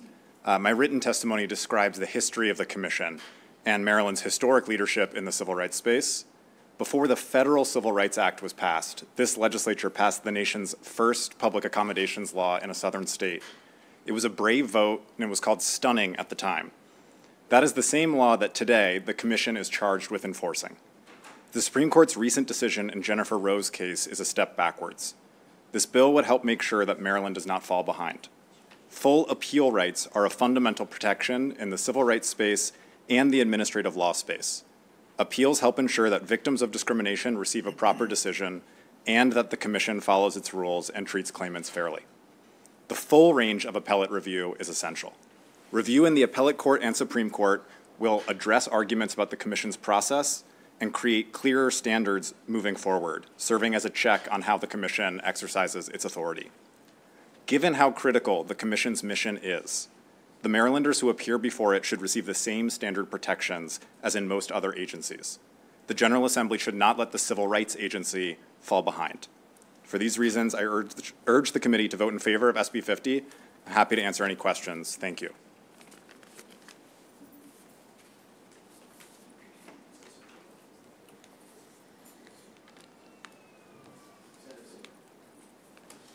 Thank you very much, and good afternoon. The modifications to the bill are on page 2, lines 21, 22, and it strikes 2 Circuit Court and strikes 10-222 of the article, and with that it replaces the Administrative Procedures Act. What does 10-222 do, and how is it replacing with the, replacing with the Administrative Procedures Act? It allows and treats these cases like any other administrative procedure, but what's the distinction here? So Ms. Gardner will correct me if I'm wrong, but my understanding is until now the Commission had its own judicial review provision, and it was interpreted newly by the Supreme Court as not authorizing review up into the appellate court and the Supreme Court. So this fix just brings it under the umbrella of the APA. And that was a close question whether it was already. That's why there was a 4-3 split decision. That's what Justice Fader's interpretation was, that we're already entitled to APA review. So this fix just clarifies that you get APA review, which covers the full range of appellate review. And prior to that decision, this, I guess the Roe decision, what was the practice of the court? Was it to treat it as if they were appealable? Yes. That was the practice. That was certainly what it appeared to be the case. That was Ms. Roe's position in the litigation. It was a new interpretation that was raised sua sponte by the appellate court for the first time. The Commission didn't make this argument. Ms. Roe didn't make the argument. The court just read the statute that way. So this is, I think, a really crucial fix to just, this is a brand new issue that popped up. That's 2 years ago. Thank you. Senator Sidner, might I elaborate just Please. Very briefly? And if you don't mind, just of the camera. Yes, of course. The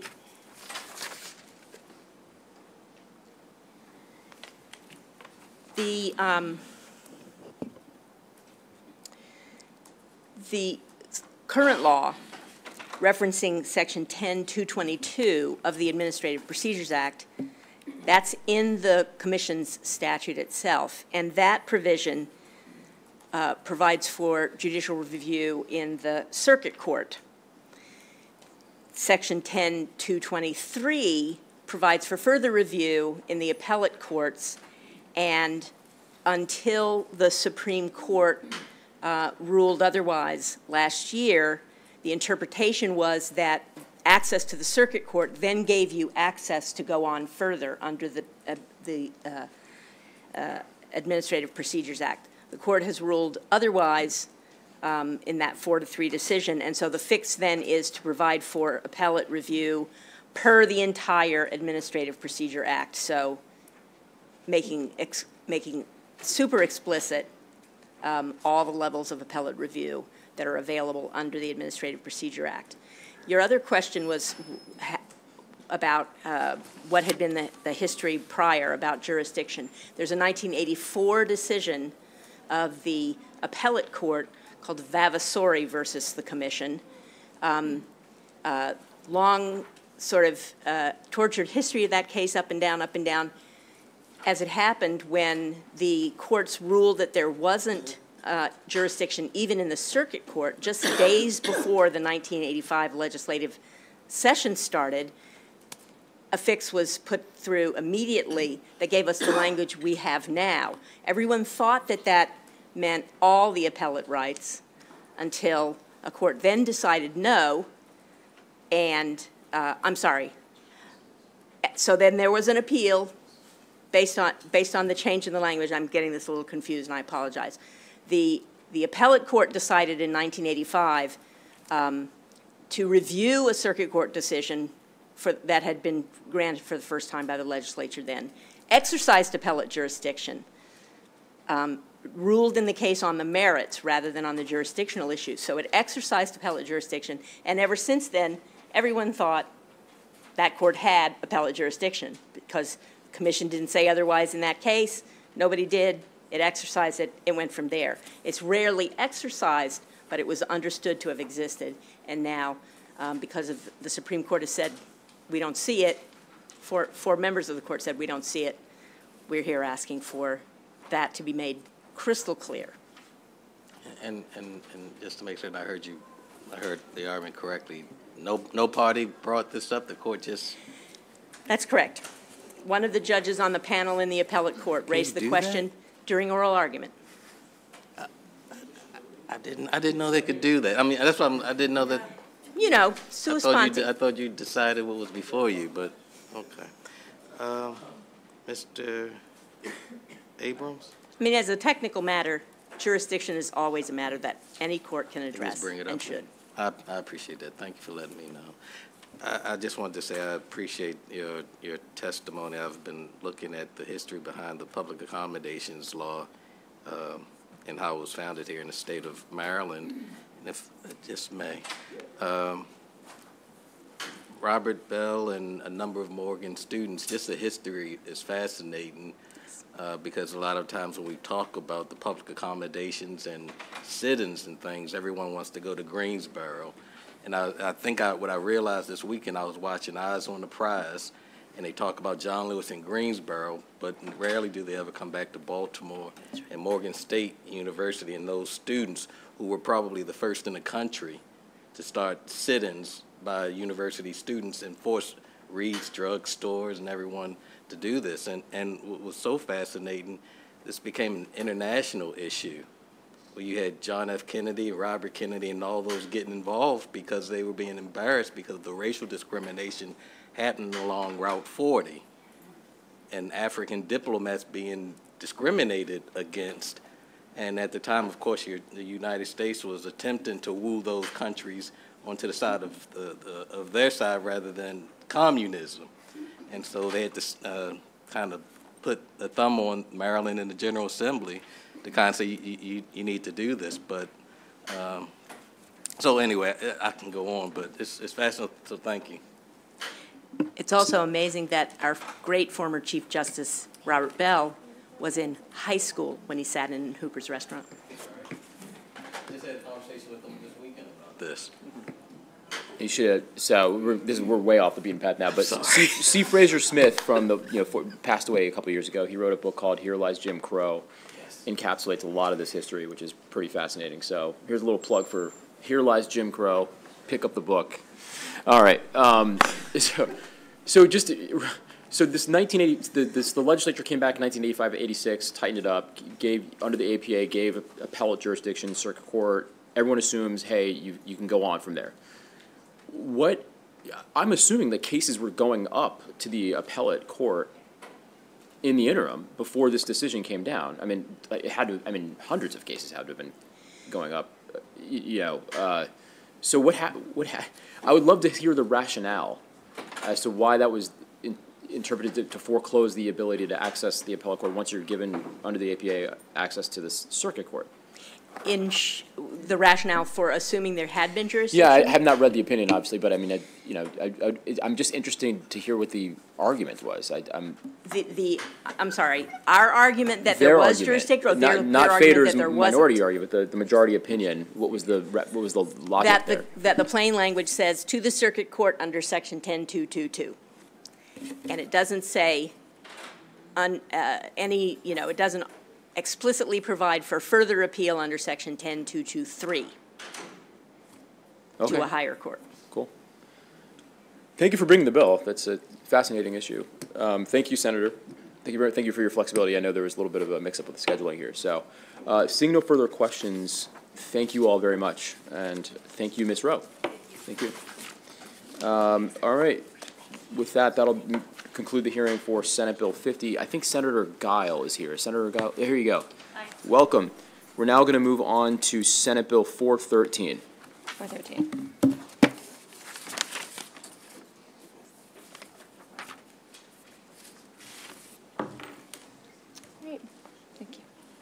All right, good afternoon, Mr. Chair, members of the committee.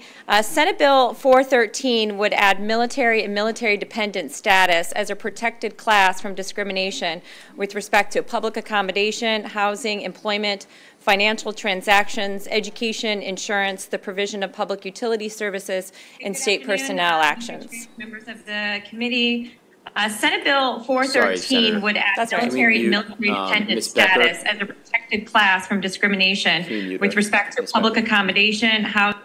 All right, thank you. All right, and Ms. Becker, before you tune in, if you could close down your YouTube feed on your browser, that way we won't get the feedback. Sorry about that, Senator. That's okay. While it may come as a surprise to some, service members, veterans, and their families face discrimination across various aspects of our society. As a military family advocate and military spouse myself, I can say with personal experience that such discrimination is real, pervasive, and has profoundly negative consequences for military families and the communities in which they call home. Below is a small sampling of real quotes from military spouses who have encountered discrimination in hiring. I've spent years building my career, only to have it repeatedly derailed each time we moved due to my husband's deployments. Employers seem hesitant to hire me, assuming I'll be transient or unreliable. It's frustrating and unfair. Another quote, I've applied for countless jobs only to be met with skepticism and reluctance from employers who view military spouses as liabilities rather than assets. It's demoralizing to constantly battle discrimination just because I'm married to someone who serves our country. And another, when I go to apply for a job, I'm not sure how I should respond to questions as to what brought me to a state because I know they won't want to hire me. I'm well qualified and eager to work, but I have to hide that I'm married to the military. In addition to hiring discrimination, housing can also be harder to secure for military families. One veteran described to me, as a service member, I never expected to encounter housing discrimination. Landlords hesitated to lease to me because they assumed my military status meant I'd move often and not be there for long. As the above accounts describe, service members, veterans, and their families often face discrimination based on their military affiliation. This discrimination can manifest itself in hiring decisions, access to housing, educational opportunities, and even basic services. The firsthand accounts underscore the pressing need for legislative action to combat these unjust practices and ensure equal treatment for those who've served our country. By adding military status to Maryland's list of protected classes and safeguarding the rights and privileges of individuals within this category, this bill represents a significant stride towards fostering inclusivity and fairness. To combat this discrimination, SB 413 would add military status to identify protected classes in the Maryland Code and clarify that creating such a protected class would not impair any benefit, privilege, or right afforded to individuals with military status on such basis. By legally designated military status as a protected class, it becomes unlawful to discriminate against individuals on the basis of their military service or affiliation, including that of being a dependent, such as a military spouse, providing them with legal recourse in cases of discrimination. Additionally, supporting military families is essential for maintaining military readiness and morale. Discrimination against military spouses and dependents can negatively impact the well-being and stability of military families, ultimately affecting readiness and effectiveness of service members. By protecting their rights and ensuring equal treatment, policymakers contribute to the overall readiness and resilience of the military community. In summary, SB 413 stands as a vital initiative aimed at addressing the systemic discrimination faced by service members, veterans, and their families in various aspects of daily life. Maryland would join other states, including our neighbor to the south, Virginia, and California, and others that have already enacted military status as a protected class for discrimination. With the potential to mitigate discriminatory barriers in employment, housing, and public services, SB 413 holds immense promise for enhancing the quality of life for military families. And for these reasons, I respectfully request a favorable report on SB 413. Thank you.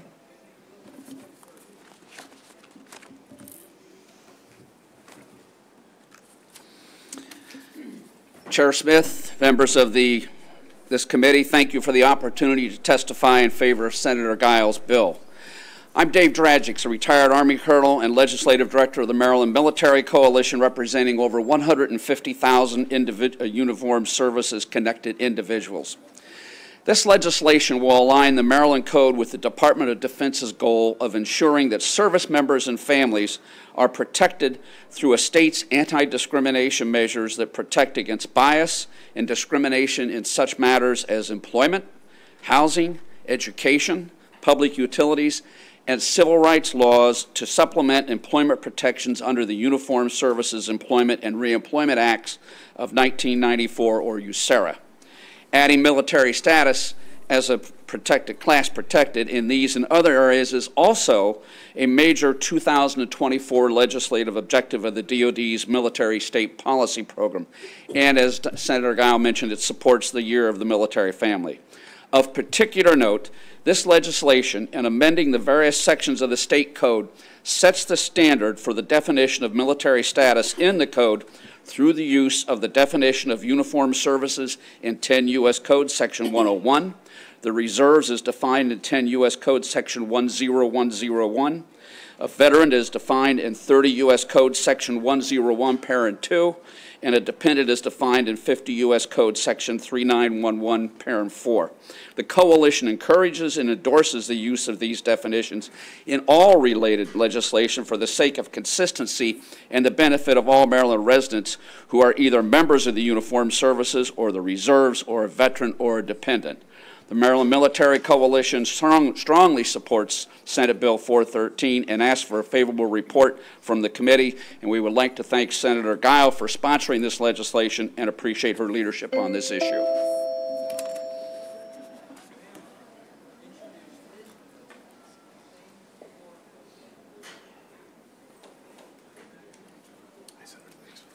Good afternoon, Mr. Chairman, Vice Chair. Thank you for the opportunity to speak today in support of Senator Giles' SB 413. I'm Tom Porter, a retired Navy officer and Vice President of Blue Star Families, the nation's largest military family support organization with nearly 275,000 members, serving more than 1.5 million every year, and there's about 6,000 families that we represent in Maryland. Since our 2009 founding, there's been a growing awareness of the need to respond to military families' contributions, challenges, and sacrifices, including military spouse employment, which is 3 to 4 times the national rate and greater for active duty spouses of color. Spouses seeking work often perceive reluctance from employers to hire them, with more than half of them saying their affiliation prevented them from receiving promotions.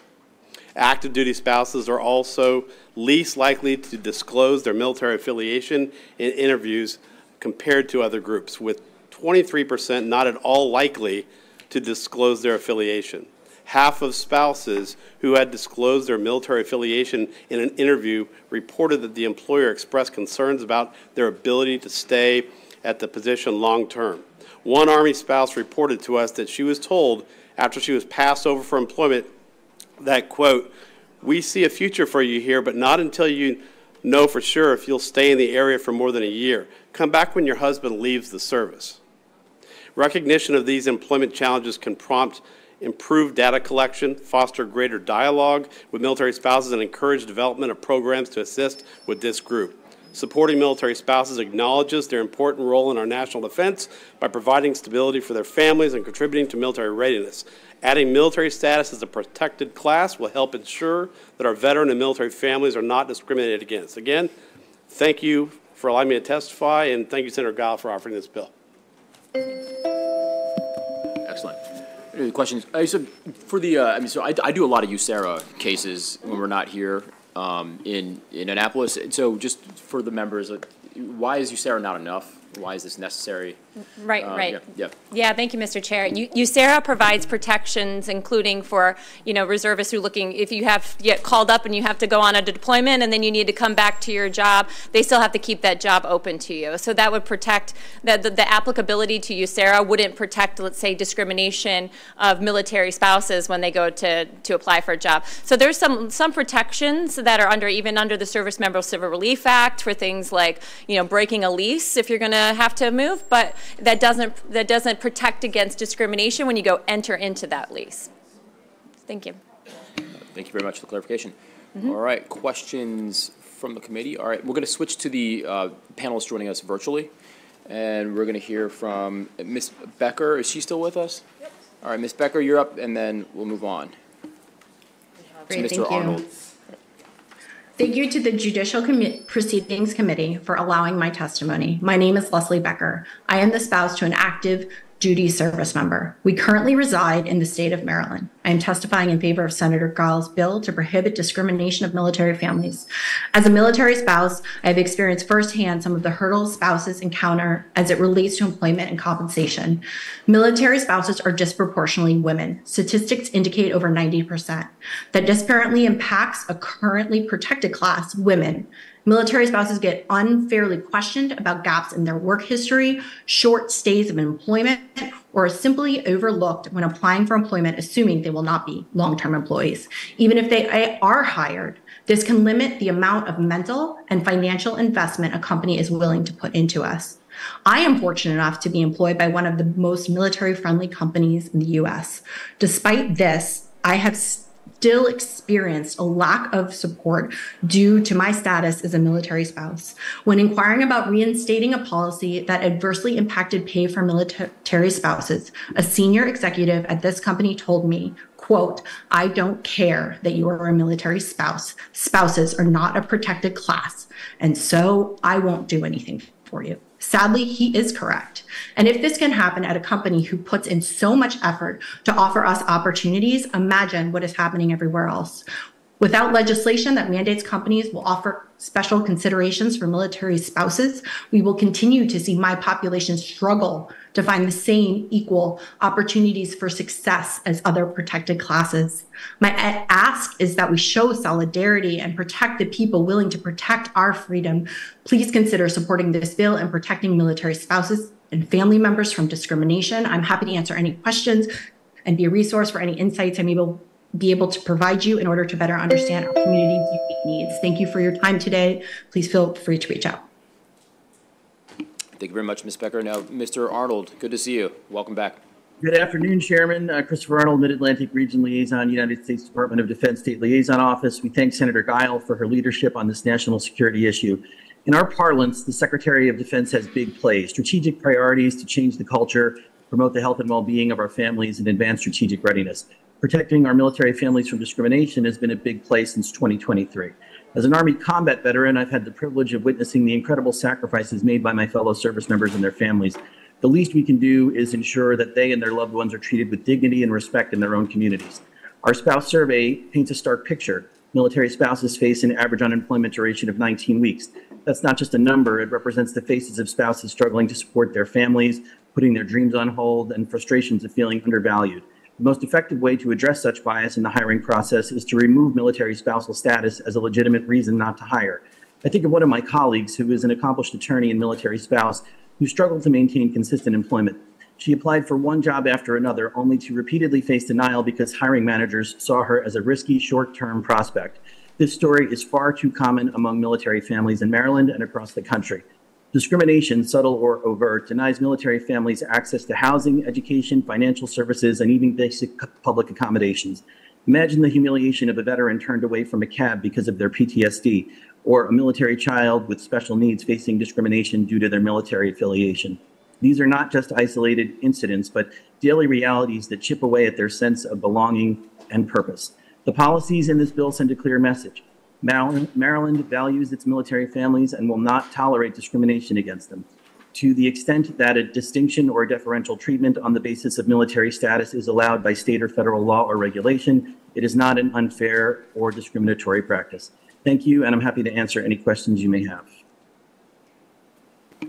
All right, thank you very much, Mr. Arnold. Questions from the committee? We've got one from Senator Sidnor, then Senator West.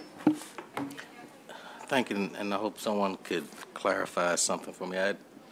I received a message from someone who read this bill, and I'm going to read what they wrote to me. They said, small landlords may choose not to rent to active military because there are laws in place that allow them to break the lease if called away for service.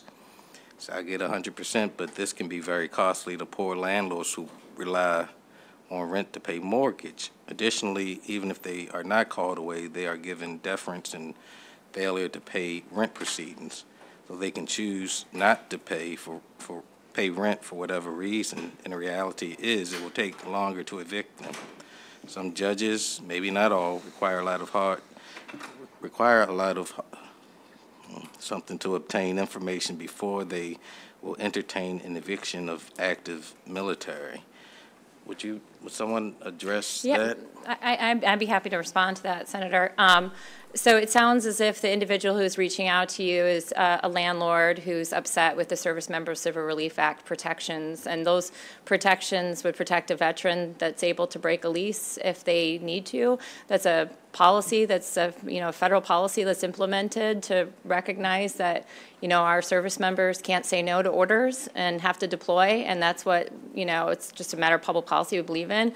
And similarly here, I think that we can say it's a matter of public policy that we also don't agree with discrimination of service members that do want to enter a lease. I mean, I understand that things are difficult for landlords. I do, and I sympathize with that.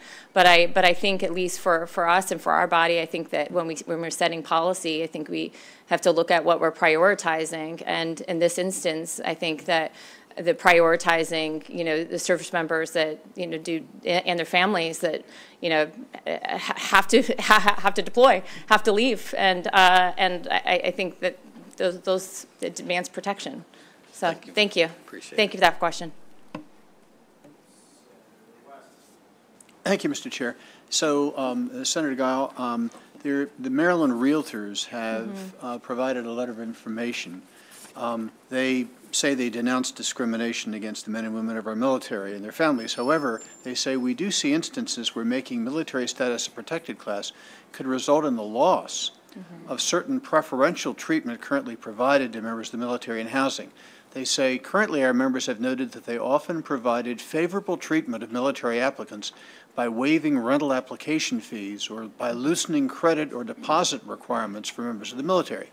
Were military status to be made a protected class, they are concerned that they would no longer be able to offer specialized services or beneficial treatment to members of the military. Have you seen that objection, and how do you react to it? I did read that, and thank you, Senator.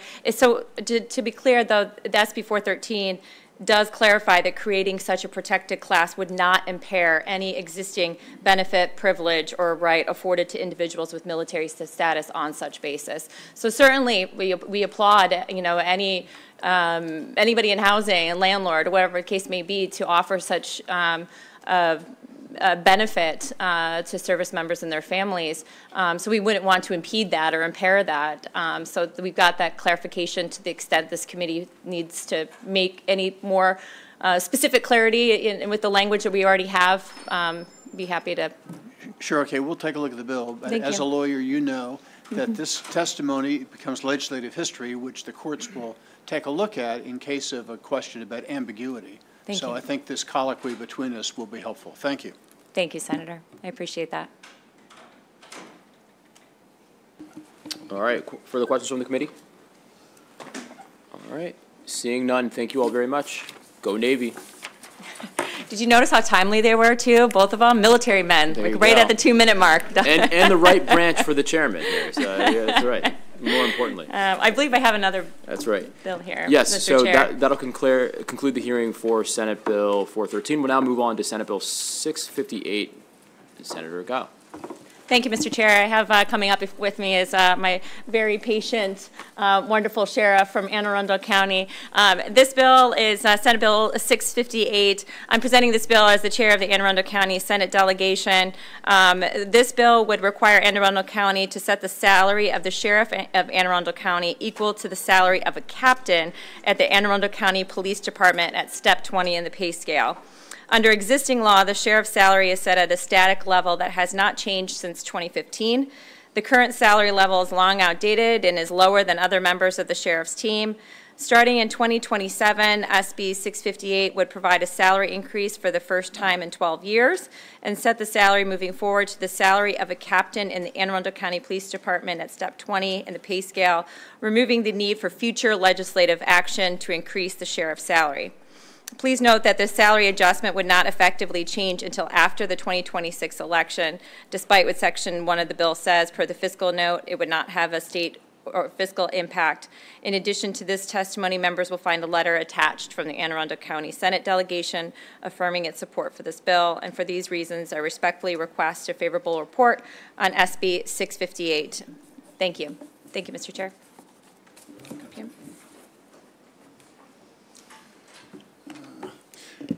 Mr. Chair, committee members, thank you. Thank you for hearing me. Senator Gile, thank you also. I'm not going to bog you down with the traditional responsibilities of the sheriff's office, so I'm going to talk about some of the non-traditional ones.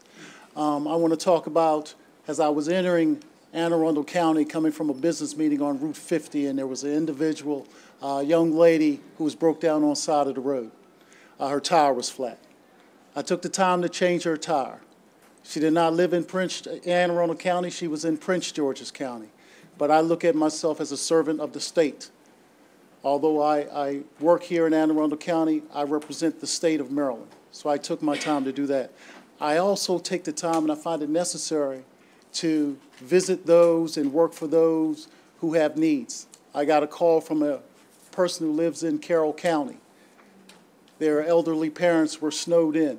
They asked me to go check on them, so I personally went to check on them. I also received a call from Annapolis City.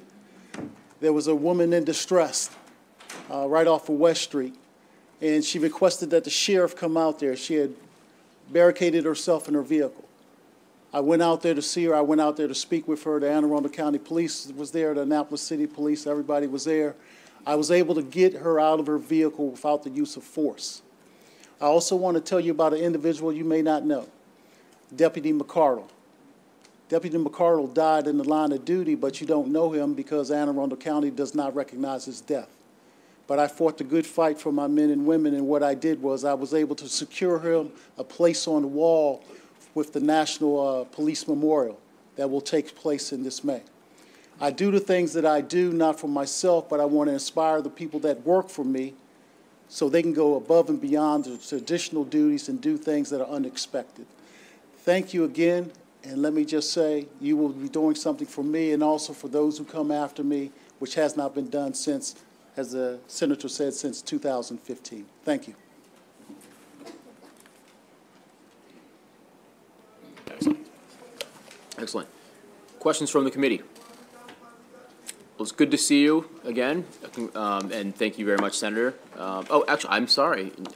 Senator West has a question. I'm sorry. It's a little confusing. So the bill says that the salary will go up beginning in calendar year 2025. Yep. The fiscal note notes that under the Maryland Constitution, it can't go up until the end of the term. Right. Wouldn't it be better for us to change the bill so the bill is consistent with the Maryland Constitution? Yeah, thank you, Senator. That's a really good question. So here's the thing. If for some reason there is, I wouldn't suggest that the good sheriff were to resign, but if, for example, there was a change that the Constitution requires we can't increase it while he's still in office, right? But it would say that if there was somebody, so this would go into effect, but it can't go into effect until he's gone with this term. But if there were to be a different sheriff, then that effective salary would be applicable. If there was some other reason why the good Sheriff Sesker were to, whatever reason. Okay, maybe we could change the language of the bill to reflect that fact. So the bill is totally consistent with the state constitution. That's only a suggestion. Okay, thank you. No problem? You don't have a problem with that, would you? All right, thank you, Senator. I appreciate it. Sure. Mm-hmm. Probably just keep it the same term, but just, yeah. All right. Seeing no further questions, thank you very much. All right. Thank you very much, Mr. Chair. Sheriff. Thank you. Thank you. Thanks for your patience. All right, with that, that'll end the hearing for Senate Bill 658. We'll now move on to Senator Salling is sending a representative here. Hey, how are you? For Senate Bill 383. Welcome. Good afternoon, members of the Senate Judicial Proceedings Committee. My name is Jared Hartsock. I am here to present this bill on behalf of Senator Salling, who couldn't make it today. Senate Bill 383 alters the definitions of community association and local code violation used to determine the qualifications for community associations when seeking judicial relief for nuisance actions in Baltimore County. This was originally Senator Sidner's bill, which Delegate Robin Grammer-Patt sponsored in the House This bill has passed both the House and the Senate, but not in the same year. This section of code was enacted in 1997 in response to growing problems of community deterioration in Baltimore County. Our county was one of several to put in place similar language to deal with these community issues. However, the current language of this section is counterproductive to the functional use of this statute. Specifically, the household dues and bonding requirements under this code make the code impractical and out of date with how modern community associations work. Most communities have found it dysfunctional and have had their legitimate concerns dismissed for lack of standing. The bill almost identically mirrors the changes adopted by Baltimore City, which has found these revisions to be appropriate. Baltimore County has growing problems with community decline. Most frequently, these detrimental issues are related to neglected properties, trash, and rats. One problematic actor can create a huge problem for a street or a community.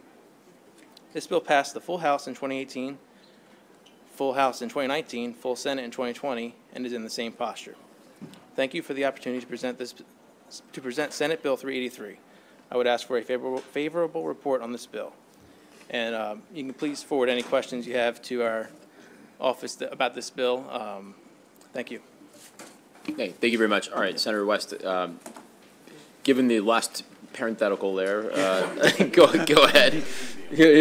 Well, I just was going to ask you like what your name is or something. I just wanted give us your address. to note parenthetically that our county delegation has not yet heard this bill or voted on this bill. And we're scheduled to do that next Monday, I believe. Okay. So there is no letter in the file at this point saying we've agreed on this bill. Excellent. Okay. Thank you. Thank you very much. Thank you. Thanks.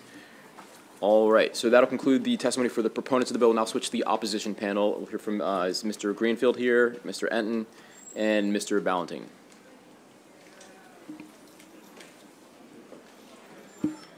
Good afternoon, Mr. Chairman, Mr. Vice Chairman, members of the committee. Aaron Greenfield here on behalf of the Maryland Multi-Housing Association. You have our written testimony, and we are in opposition to Senate Bill 383. We have the following concerns with the plain language of the bill. The bill adds other organization to the definition of community association. What does it mean by other organization if it's separate from a community association? Secondly, the legislation loosely states that the association must be composed of residents of a community defined by specific geographic boundaries, yet those specific geographic boundaries are left undefined. Our concern is that this bill provides potentially disassociated and distant neighborhoods the ability to claim a nuisance when they are not within a close distance to the alleged nuisance.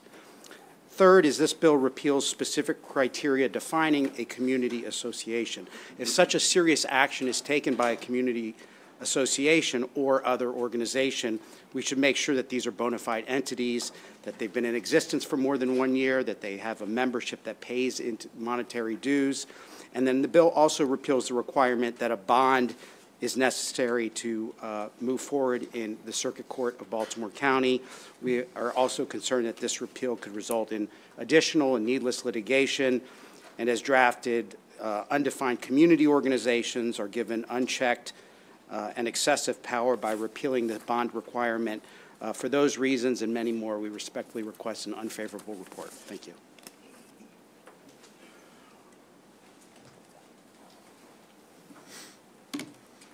Good afternoon, Mr. Vice Chair, members of the committee. My name is Tom Ballantyne. I'm here representing NIOP Maryland. We're a commercial real estate trade association in opposition to Senate Bill 383. This bill asks you first to accept the notion that code enforcement in Baltimore County is grossly ineffective, and second, that citizen suits are the right solution. And we don't accept either of those starting premises. We believe improvements to code enforcement should take place within the framework that's established in the Baltimore County Code and be implemented by county agencies. The bill expands standing beyond nuisances by adding activities regulated under Article 35 of the Baltimore County Code, building and housing. This brings in the issuance and enforcement of building permits into the bill, and building permits in Baltimore County are not appealable. Article 35 also contains requirements related to adequate storm drainage that open the door to challenges of stormwater management. The bill removes requirements that an organization demonstrate local support before it qualifies for broadened standing. Without membership criteria, community associations are permitted to self-define the areas they represent, setting the stage for more than one organization representing the same geographic area. The association can take court action even if the county enforcement agency decides enforcement action isn't warranted. And repealing the requirement that an organization be in existence for more than 1 year before petitioning the court sets the stage for sole purpose entities to be created for litigation. For these reasons, NIAP respectfully requests your unfavorable report. I appreciate the opportunity to speak today. Thank you.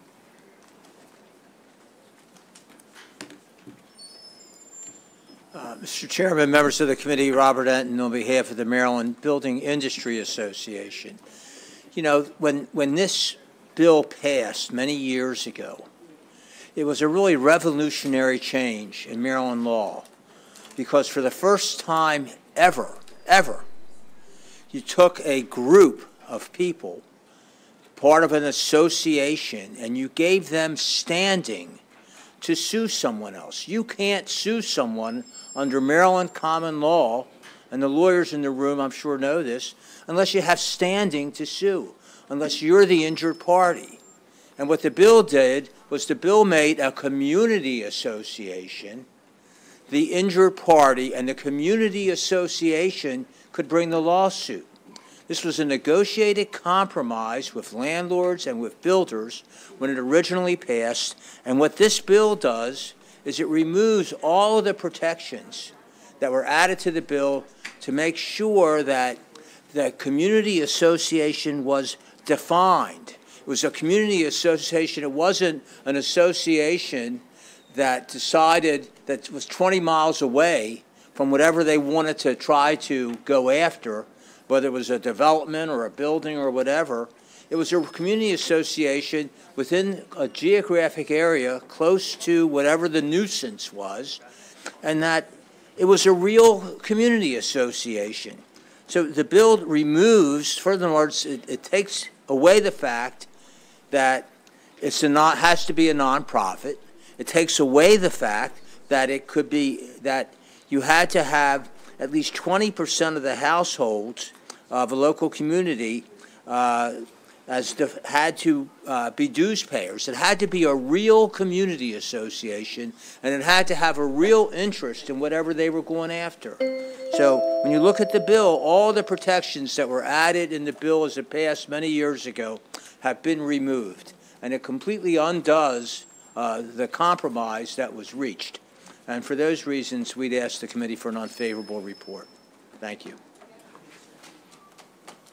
Thank you, Mr. Enton. I see a question from Senator Sidner. Thank you very much. Would you, by any chance, in your records have whatever that compromise bill was?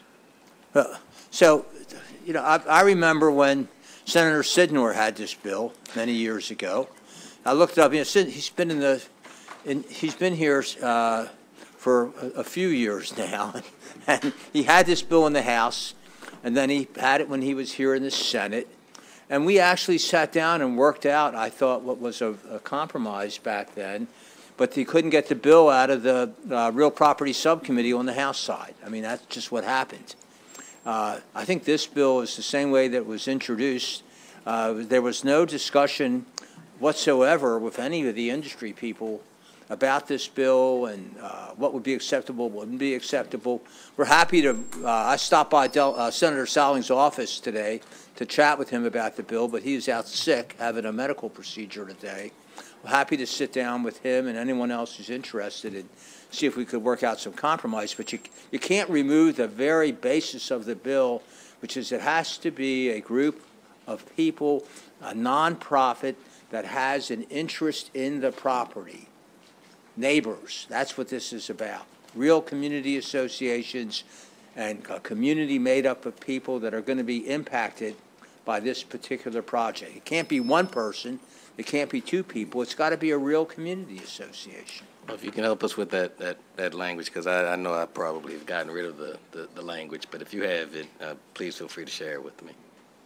I'm sorry, could not hear you. If you have the language that was agreed upon some years ago, because I know I do not, please feel free to share it with me so that I have it. I'm going to go back and see if I don't know if I still have it, if I can find what we worked out a few years ago. I just remember sitting in the Environment and Transportation Subcommittee, Real Property Subcommittee, when the bill came up and not saying anything. So that's what I remember. Any further questions for this panel? Okay, All right, seeing no questions, that concludes the hearing on that bill. The next bill that we're hearing is Senate Bill 443. That's the final bill for today. The chairman has stepped out, so I'm going to just do a couple logistical things.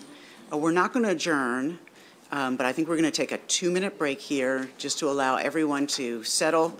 We know we have folks who are disabled with guide dogs or folks who might be elderly and need a little more time to get settled. The first panel, for those who want to get ready, is Secretary Scott, Reverend Paul Smith, Diane Kraus, and Kim Callanan. So if they want to get settled at the table, they are welcome to come up now. We have both proponents and opponents of this bill in the room. I can tell by the colors and T-shirts. As is the tradition with every bill in our committee, we take the proponents first. If you are an opponent of the bill and there are proponents who wish to take a seat, I would just ask as a matter of consideration that we allow the proponents to begin in the room with the opponents following along in the anti-room, and then reverse that when the opponents come to testify, the proponents exit the room so that the opponents might have seats in this room. With that, again, we are not adjourning. We're going to stay on camera, but we're going to take a 2-minute break and return here at 3:57.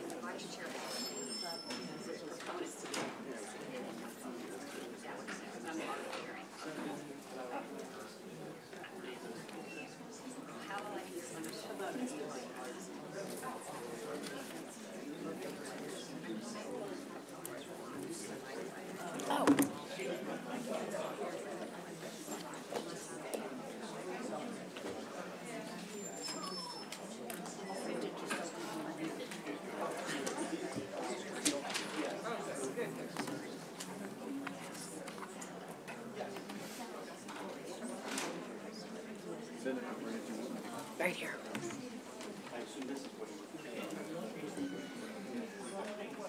They're asking if we can turn the mic on because they can't hear in this room. Who are you? That's a seat. Okay.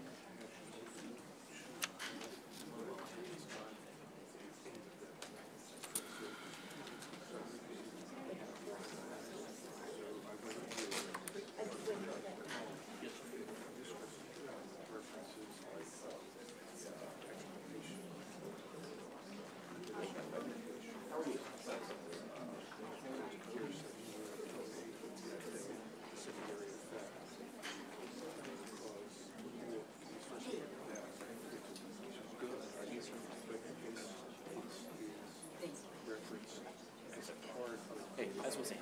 Good to see you.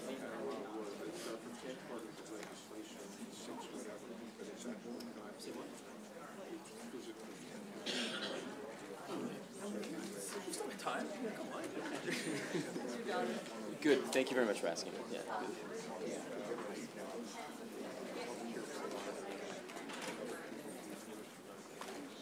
We only get a minute.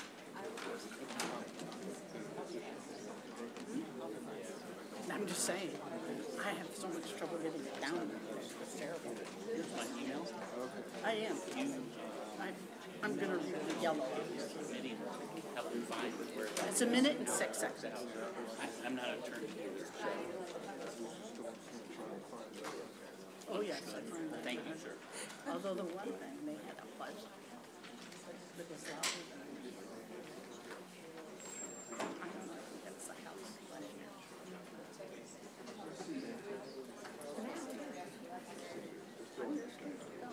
Hey, Sid. We go.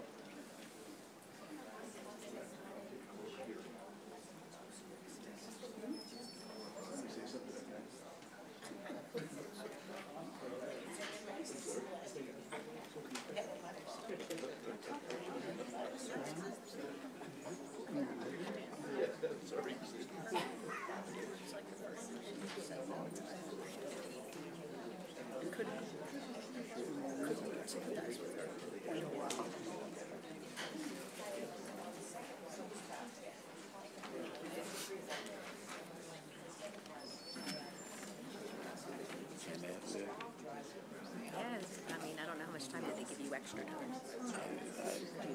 I actually just got this put in my hands. I mean, inside.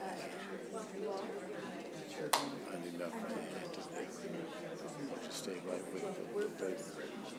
No, but you only get a minute, so you gotta figure out how to say what I want to say in a minute, unless they give you extra time for your special. Oh, yeah, okay. You know, the lights in the his pastors. I just wanted to talk to him. He's we had to talk for hours. I absolutely said it.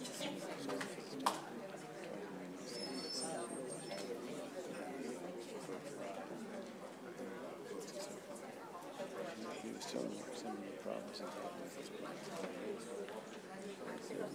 people are more resilient than we think. We just need to listen to them. So they're just beginning to do it. He said, here to his car. He's a nice guy. He's very nice. I'm sorry. That's okay, I just got here. I actually texted him and I said, where's Paul? Because I knew he was really I said, where's Paul? Where's Paul? What I don't have is my water. Oh, you want It was in a cup. I need it. Can I get just a bottle?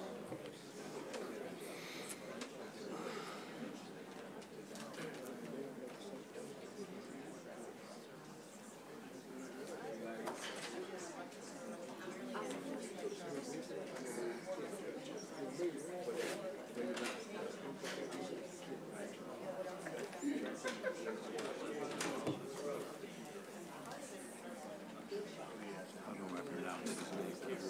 Walt Stryker. Walt Stryker. Okay. I'm not even going to say his name. I'm just going to get 1 minute. So Okay.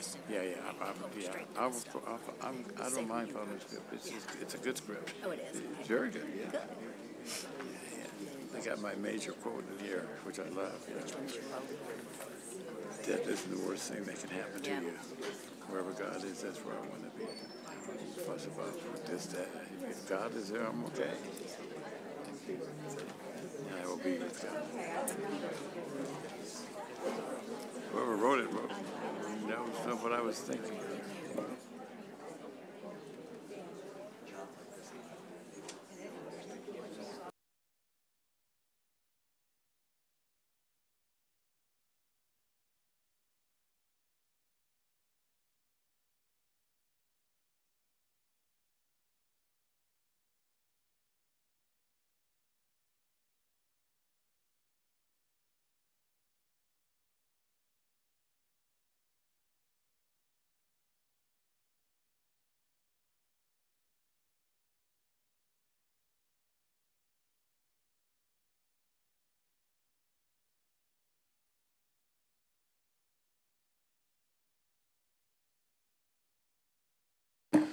All right, Senator Wallstreicher, are you ready to go? Okay. Well, thank you all for being patient with us. We had to reset. It's been a long day for you and for us, so we appreciate your patience as we reset and get ready for this hearing. Senator Wallstreicher, I believe we're all ready to go, so the floor is yours. This is now Senate Bill 443. Thank you, Mr. Chairman. Thank you, members of the committee. Good afternoon. I wanted to begin this afternoon by speaking openly about where we are as a committee when it comes to this legislation. Some of you are opposed to this bill, and I want to start by saying how much I respect that position. I know it comes from a place of altruism and thoughtfulness and faith.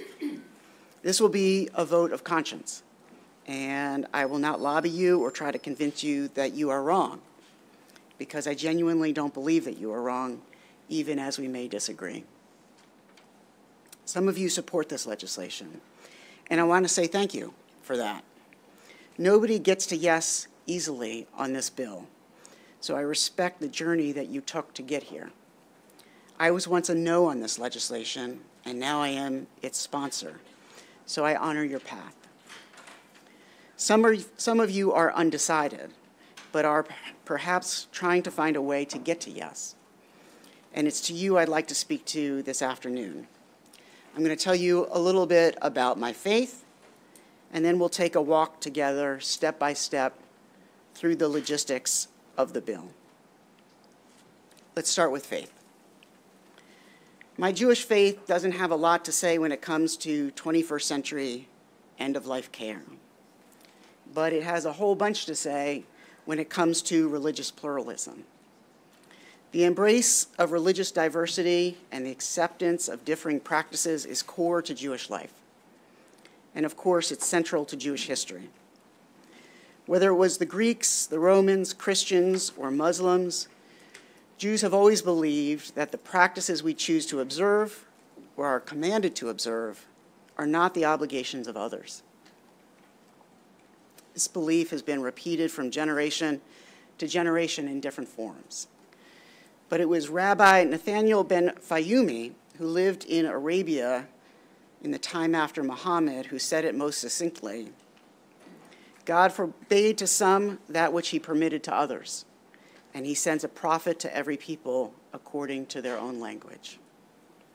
Now, I get it. If you're a theologian in a tiny religious community in Yemen in the time after Muhammad, a belief that your rules should not be everybody's rules is also a good survival strategy. And indeed it is. But all of us here live this statement on a very small scale each and every day. Here's an example. We all go out to dinner together from time to time. And I've noticed that some of you pray before meals, but do not ask others to pray. I've noticed some of you abstain from alcohol, but do not ask others to abstain. You may have noticed that I do not eat pork, but do not ask others to refuse pork. I promise you I'm going to walk through this bill, but if there's one thing I want you to take from this afternoon's hearing, I pray that it is this: you do not need to believe in the option we're about to discuss in order to vote yes on this bill. You simply need to believe in the obligations of your faith and allow others to believe in the obligations of theirs. Now let's walk through. There are 6 separate people referenced in the bill. Number 1, the patient. In order to receive a life-ending prescription, the patient must be an adult, must be a Maryland resident, must be mentally competent, must be physically able to self-administer the prescription, and must be determined by 2 separate doctors to be terminally ill. The definition of terminally ill is firm. It means that with reasonable medical certainty, the patient will likely die within 6 months. Number 2, the doctor. This is the patient's doctor, the doctor responsible for the care of the patient's terminal illness. In the bill, the patient's own doctor is referred to as the attending physician. Number 3, the mandatory second opinion. This is the doctor to which the patient is referred to confirm or refute the original doctor's findings as to both competence and the lethality of the underlying illness. In the bill, the second doctor is referred to as the consulting physician. Number 4, the family witness. The patient's written requests must be witnessed by 2 people. One can be a family member or loved one. Number 5, the independent witness. The second witness cannot be a family member, and neither of the 2 doctors can be a witness either. Number 6, the mental health professional. If at any time either the patient's doctor or the consulting physician has any doubts as to the mental capacity of the patient must be referred to a licensed mental health professional to assess the patient's mental capacity. Now that you know the 6 named individuals, here's how the process works. First, a terminally ill patient must make an oral request for a self-administered, life-ending prescription to their own doctor, the attending physician. Second, the terminally ill patient must make a separate written request to their doctor. The patient's written request must be detailed. It must indicate the terminal illness of which they are dying, must acknowledge the risks involved in lethal prescription, must list the alternative treatments that were discussed with the doctor, including palliative care, must discuss whether the patient has informed his or her family, must affirmatively certify the voluntariness of the request. That second written request is the one that must be personally witnessed by 2 individuals, neither of whom can be the doctor.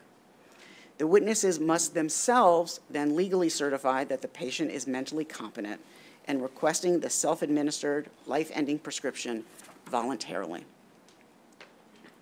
After the second written request, the patient's doctor must rigorously document whether the patient is qualified under the law or not.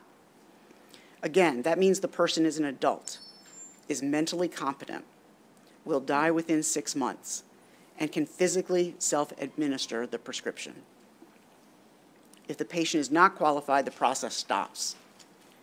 If the patient's doctor does document and certify all of the above, then the patient then repeats that process with the second opinion doctor. The consulting physician must separately meet with the terminally ill patient and independently and rigorously document all the same factors. Is the patient going to die within 6 months? Is the patient an adult? Is the patient a Maryland resident? Is the patient mentally competent? Has the patient made the decision wholly voluntarily? Is the patient physically capable of self-administering the prescription? This process is getting arduous, as you can tell, and that's a good thing. If either the patient's doctor or the second opinion doctor have an inkling that the terminally ill patient is not mentally competent, they must refer the patient to a mental health professional. Like the 2 doctors, the mental health professional must then document whether or not the terminally ill patient has the capacity to make medical decisions or has impaired judgment. If the mental health professional makes a determination that the patient is not capable of making medical decisions or has impaired judgment, the process ends there. All right, so at this point, the terminally ill patient has made 3 or possibly 4 requests: an oral request to his or her doctor, a written request to the same doctor that it is witnessed by at least 2 people, a request of the second opinion doctor, and possibly a request of a mental health professional. We're not done. The terminally ill patient then must make a final oral request to his or her original doctor. The final request must be at least 15 days after making the original request and at least 2 days after the written documentation is complete. Only at that point can the patient's doctor write a prescription for the lethal medication. Only the patient or the patient's designee can pick up the prescription. Pharmacists are not required to dispense lethal medication. The terminally ill patient, of course, is not required to take the medication. Most do not. If the patient does not, he or she must dispose of the medication lawfully. There are strict guardrails at every turn and rights of conscience built into every part of the bill. No doctor is required to participate in the process. An employer may not require a doctor to participate in the process. A healthcare provider who bans this practice may fire an employee who participates in it. A healthcare facility may ban non-employees who have privileges at the facility from participating in it. If a doctor with privileges participates anyway in violation of the facility's policy, the facility may revoke the doctor's privileges. The bill contains strict criminal penalties for anyone who coerces or even attempts to coerce a patient to participate in this process.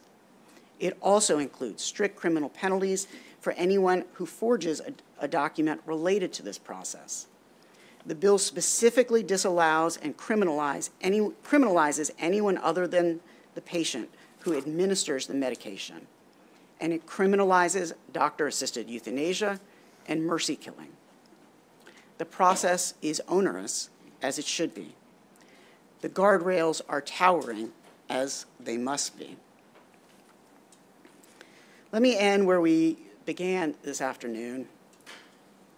Rabbi Fayumi said, "God forbade to some that which he permitted to others, and he sends a prophet to every people according to their own language." But perhaps there is a Marylander who said the exact same thing a little bit better. Congressman Elijah Cummings, for whom the bill is named. His widow wrote a letter to each of us. Here's what she said. Elijah Cummings was a deeply religious man, the son of two preachers who practiced the Christian faith his entire life. Elijah took the path of accepting a natural end to his life, no matter how painful and dispiriting it was. But as a legislator, he understood that the personal faith beliefs guiding his end-of-life choice may not be the right choice for others who might make different choices, perhaps because they follow other faith traditions. You do not need to believe in this option in order to vote yes on this bill. You simply need to believe in the obligations of your faith and allow others to believe in the obligations of theirs. For Elijah, please vote to allow SB 443 to advance to the floor of the Senate of Maryland so that each member of our body may vote according to their own conscience. Now, normally, Mr. Chair, the next to testify would be the Secretary, Dr. Herrera Scott, but we have a witness here that I'd ask to go first because there's nobody better to properly set the table for this afternoon's difficult discussion. The Reverend Dr. Paul Smith is here with us, and I am deeply honored by his presence. In 1957, he and his brothers in the Alpha Phi Alpha fraternity hosted an event. He invited two men to speak whom had never met before, Andrew Young and the Reverend Dr. Martin Luther King. He became a friend to and follower of both men. Inspired by Dr. King, Dr. Smith was ordained in the United Church of Christ. He marched with Dr. King from Selma to Montgomery, Alabama, over the Edmund Pettus Bridge. Dr. Smith's life has been deeply influenced by Dr. Howard Thurman, the theologian, philosopher, and civil rights leader who grew up in the household of his grandmother, a former slave. Dr. Smith led pastorates in Buffalo, St. Louis, Atlanta, and New York. He was vice president of Morehouse College. He is the author of the best-selling book, Facing Death, The Deep Calling to the Deep, which touchingly and poignantly describes the end-of-life care he provided to civil rights champion and tennis legend Arthur Ashe. Please welcome the Reverend Dr. Paul Smith.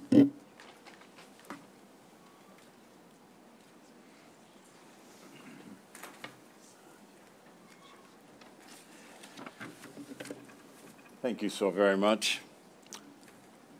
For the record, I am Reverend Dr. Paul Smith. I'm pastor emeritus of the First Presbyterian Church of Brooklyn Heights, New York, and a resident of Riderwood, which is in Silver Spring. I'm here today in support of Senate Bill 443, the Maryland End-of-Life Option Act, which would authorize medical aid in dying in our state. This legislation would give a terminally ill, mentally competent adult the option to request a prescription for life-ending medication that they can self-inject when and if they choose, to ease their fear of pain and reduce their suffering at the end of their life. It is a compassionate option already available in 10 other states and Washington, D.C. The terminally ill face a choice not about death, but about life. When we are preoccupied with the fear of a painful death, we cannot spend our final days to the fullest. In my experience, and it's multiple, helping others, I've seen firsthand that the fear of prolonged pain and suffering often creates greater anxiety and distress than the prospect of death itself. While few will ultimately choose to avail themselves of medical aid in dying, the availability of this compassionate option is itself palliative. When dying, persons have alternatives, and I've seen it often. A final measure of control over their pain and suffering. They feel a sense of comfort and peace that allows them to truly live during their last days. This is the greatest gift we can grant our dying friends and loved ones. I've often asked that I am comfortable. I'm sorry to interrupt. I'm going to let you proceed. Just if you could briefly conclude, just out of the interest of fairness, I have to. We have a 1 minute timeline, but I definitely want to hear more from you. So I will be asking questions. But if I could ask you to briefly conclude, just we have a lot of witnesses today, and I want to be fair to everyone. Absolutely. My final word is that it is public. Wherever God is, that's where I want to be. Because death is not the worst thing that can happen to me. Thank you.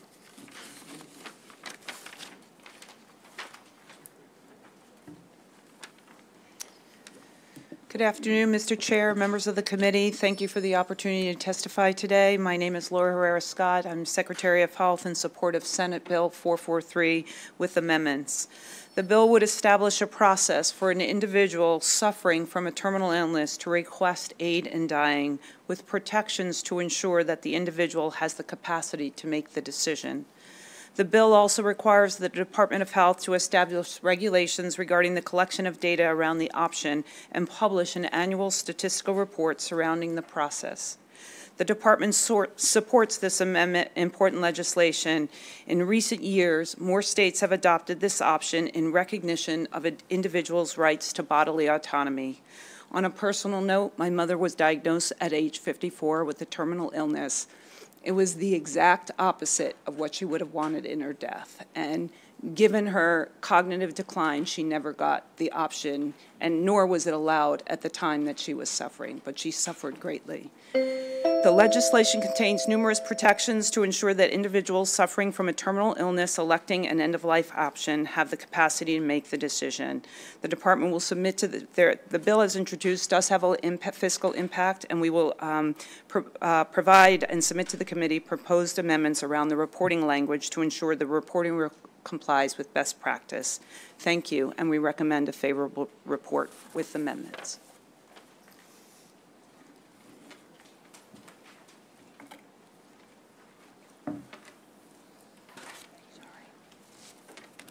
Hello, I'm Kim Callanan. I am the CEO of Compassion and Choices, and I'm also a Maryland voter who supports passage of this bill. Modern medicine's ability to extend life brings with it a clear responsibility to ensure that our advancements do not lead to unnecessary human-induced suffering. Our laws and the practice of medicine must urgently and compassionately evolve to ensure a respectful and compassionate end. 10 other states and Washington, D.C., 1 in 5 Americans live in those states, have shown that you can have the option of medical aid in dying, and it can be implemented responsibly and ethically. In fact, in states who authorize the law, even lawmakers that opposed the law originally come back in a reauthorization process and vote to support the law, as Senator Pan did in California. I urge our elected representatives to listen to the voice of your constituents, and as Congressman Cummings said 5 years ago, as a just and compassionate society, we cannot value life in the abstract and deny to those who are about to die the self-determination they deserve. Thank you.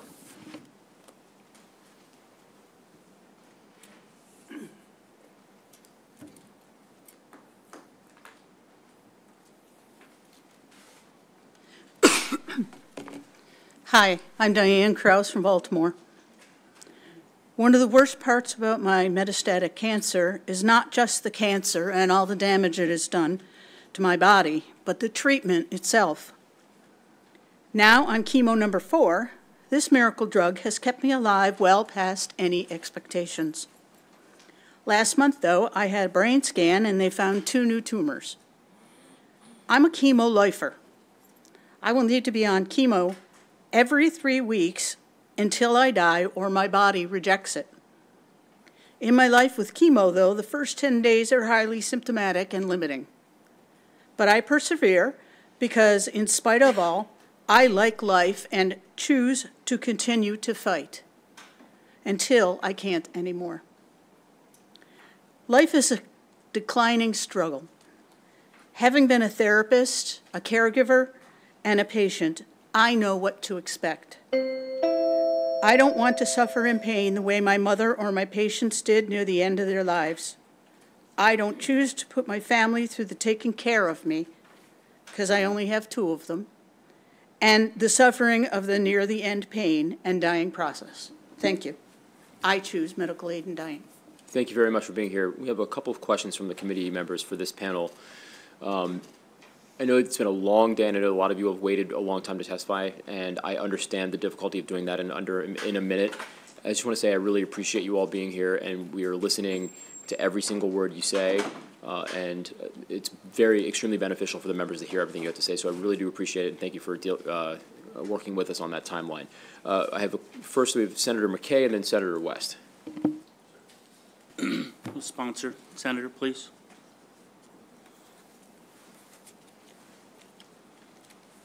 Thank you, Mr. Chairman. I too, sir, come from a place of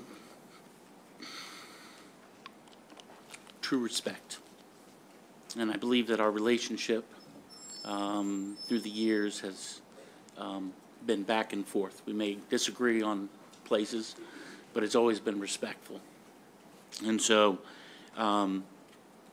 my questions for you, sir, are that of the process and the thought behind this legislation, not necessarily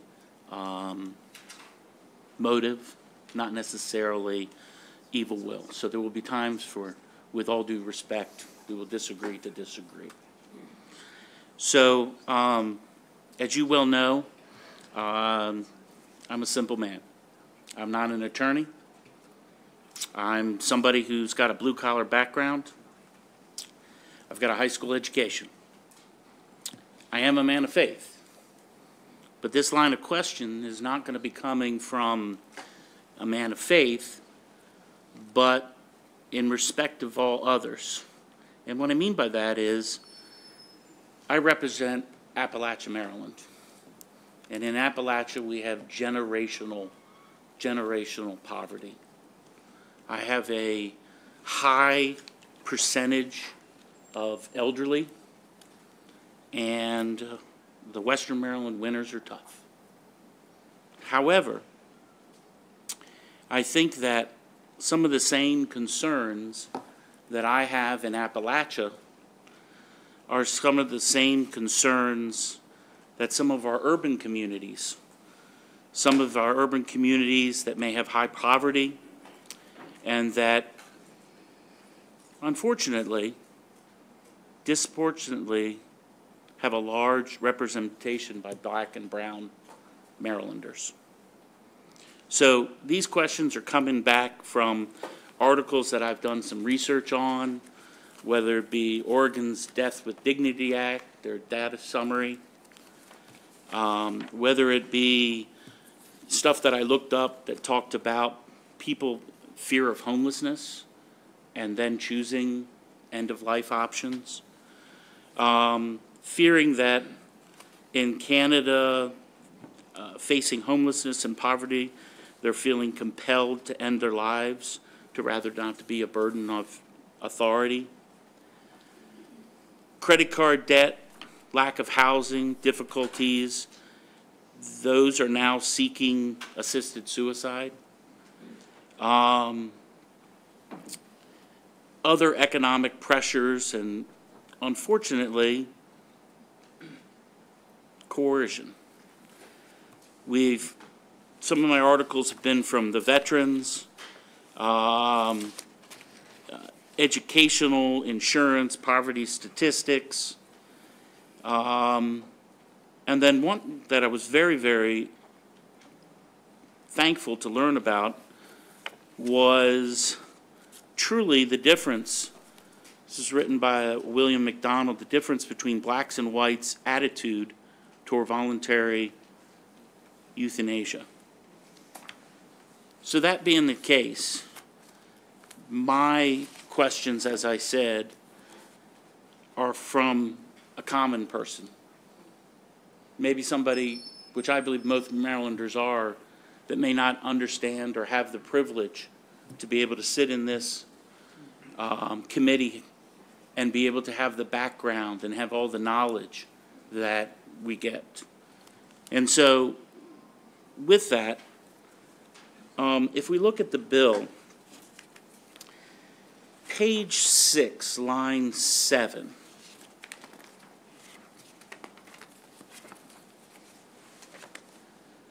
it states here that, and it's talking about terminal illnesses, and line 7 says it is likely it will result in the individual's death within 6 months.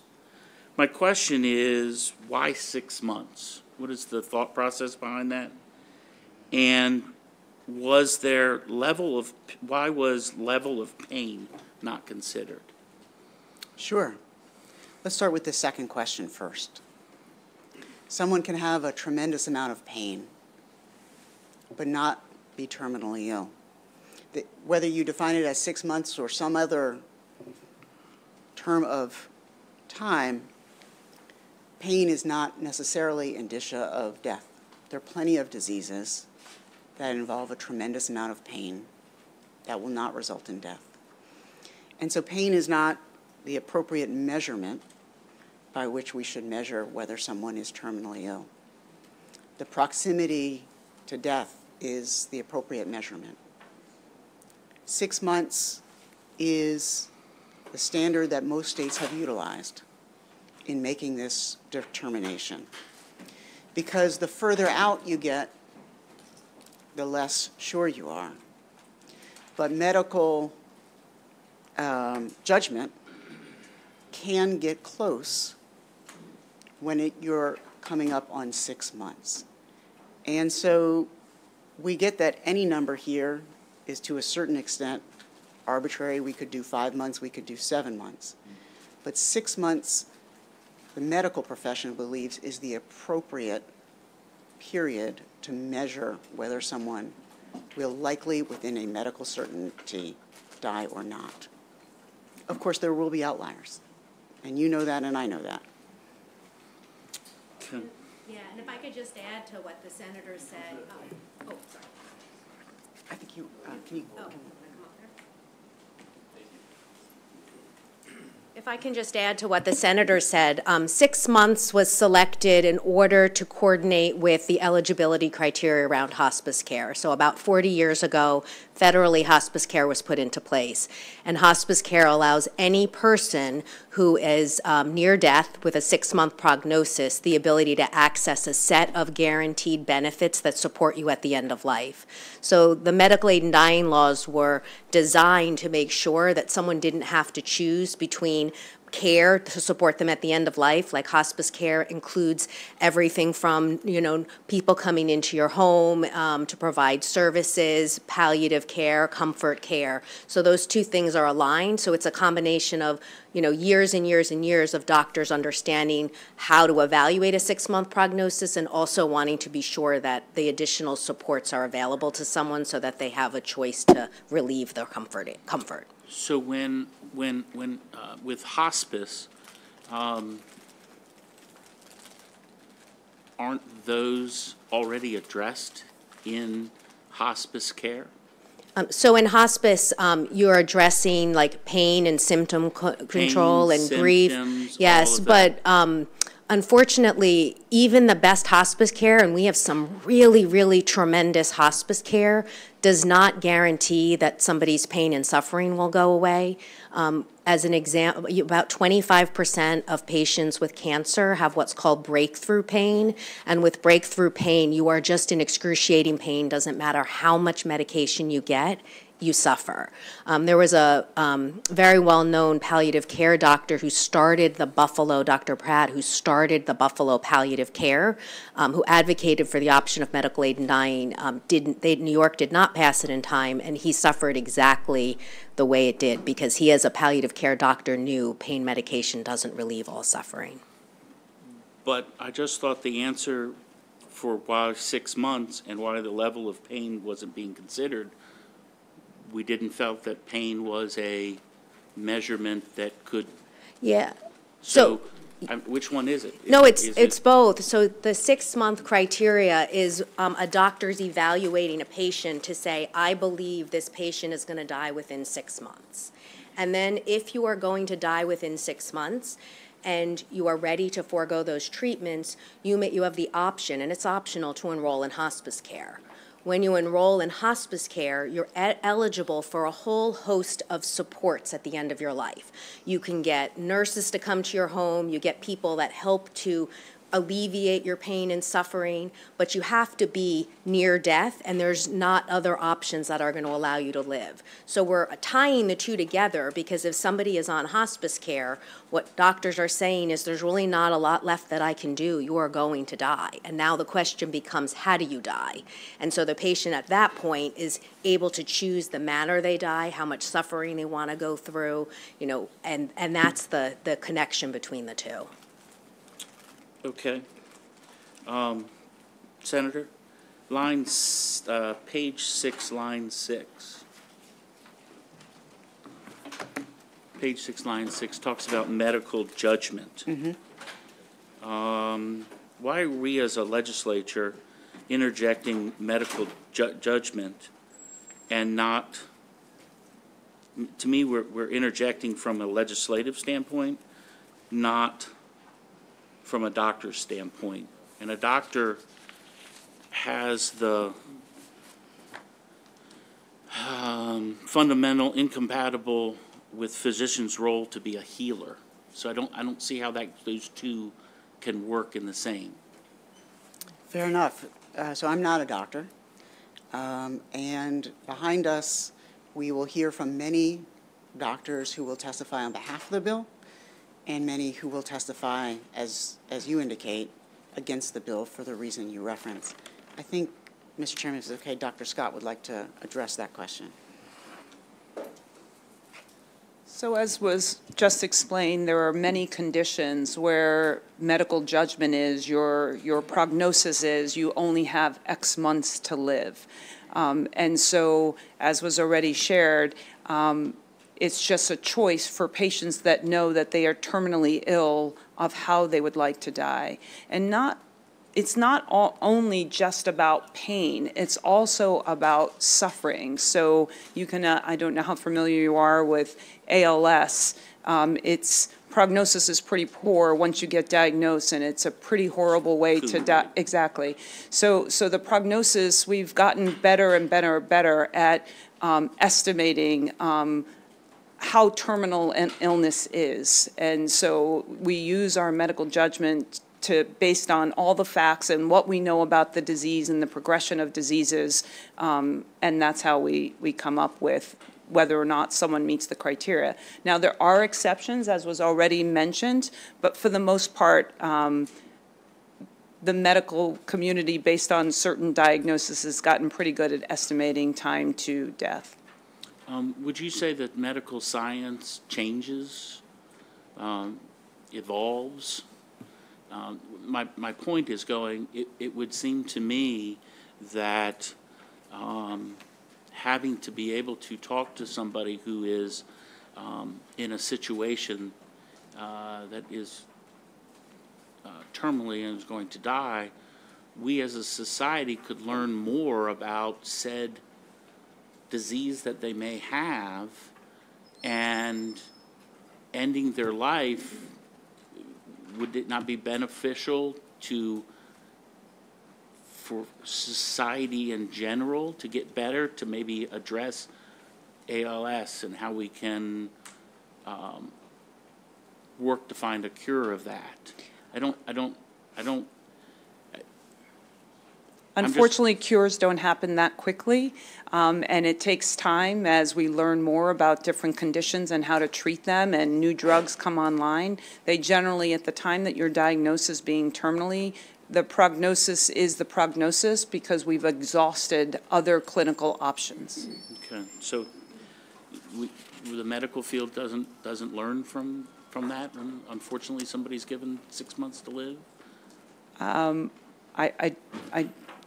Other than how to manage pain or how to manage a respirator if you have to be on a respirator, they're not necessarily in the patient's best interest on lessons learned. Okay. Okay. Please. Thank you, sir.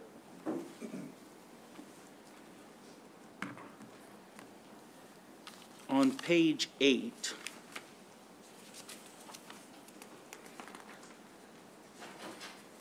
I'm sorry, page 7,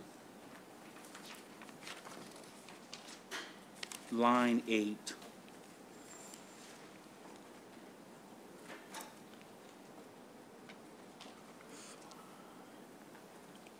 So it says, acting voluntarily and not being coerced to sign the written request. Is that defined somewhere? How do we define not being coerced? So it is.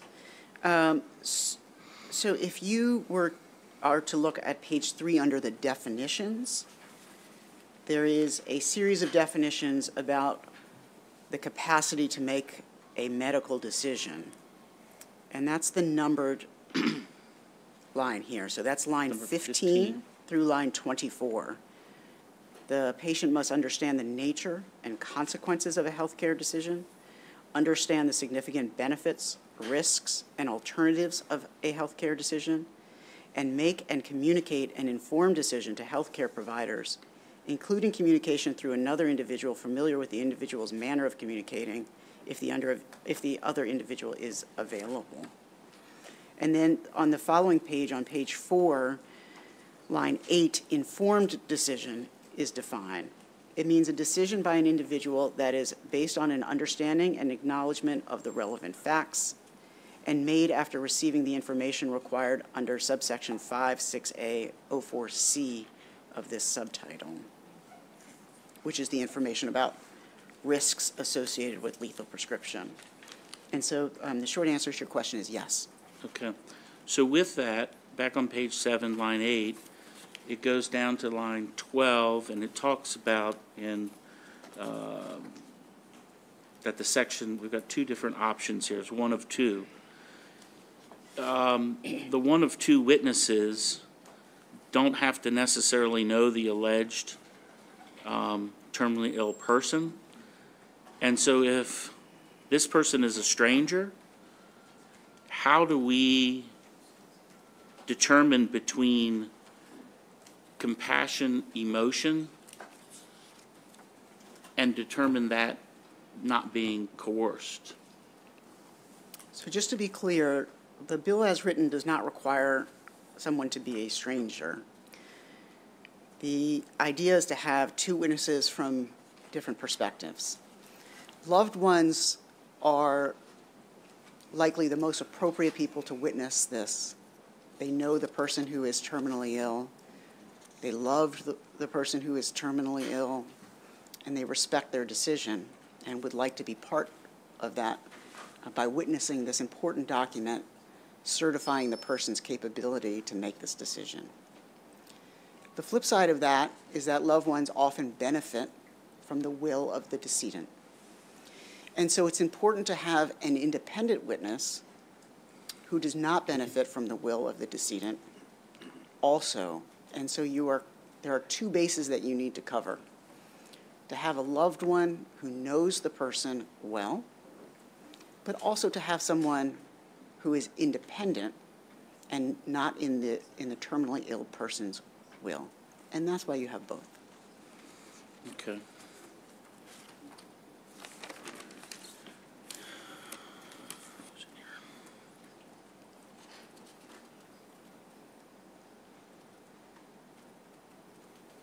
All right, skipping to page 16.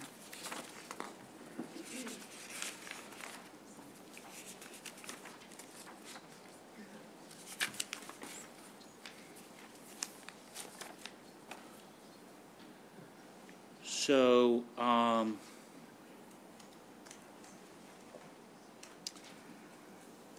page 16, line 18, and it talks here, starting in 16, this subtitle does not authorize a licensed physician or other person to end an individual's life by lethal injection, mercy killing, or active euthanasia.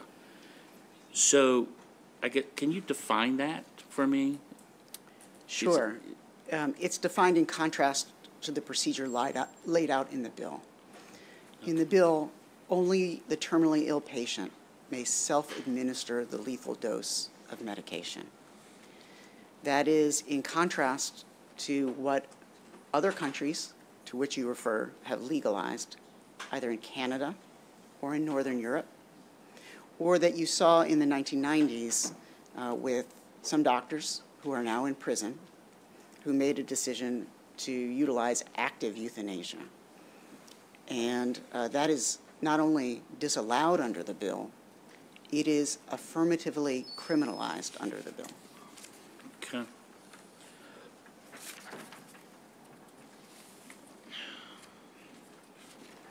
So on page 15, line 27 is 5-6A-11. And in that statement there, on line 32, it says, under the subtitle shall be deemed to be death from natural causes. And it talks about for any purpose. I guess from that statement, are we creating a blanket of moral standard? We are not. We are creating a standard for life insurance. Stifling life insurance, okay. I wonder if emotionally, if we are removing emotions from the question, I guess what gives us the right to define emotion in law? I'm not sure to which line you are referring, Senator. Well, I guess I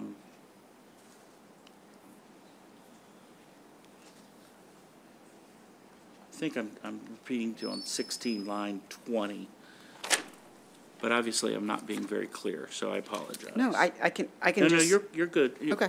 I've got a series of these, and so Okay, I want sure. to be respectful to your time and everybody else's. So, Ditto.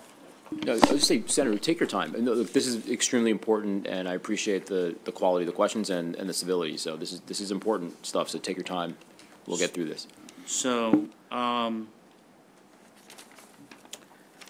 so page 15, which is line 27, and runs all the way to page 16, line 28. That is that section 6A, 5-6A11. And we've kind of talked about that.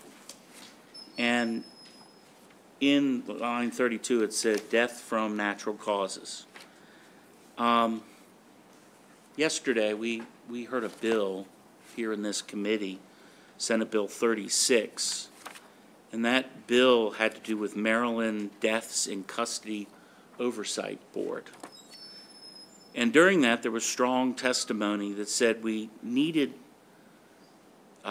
actual data of cause of death, and that suicide was being covered up in our prisons by mislabeling the cause of death.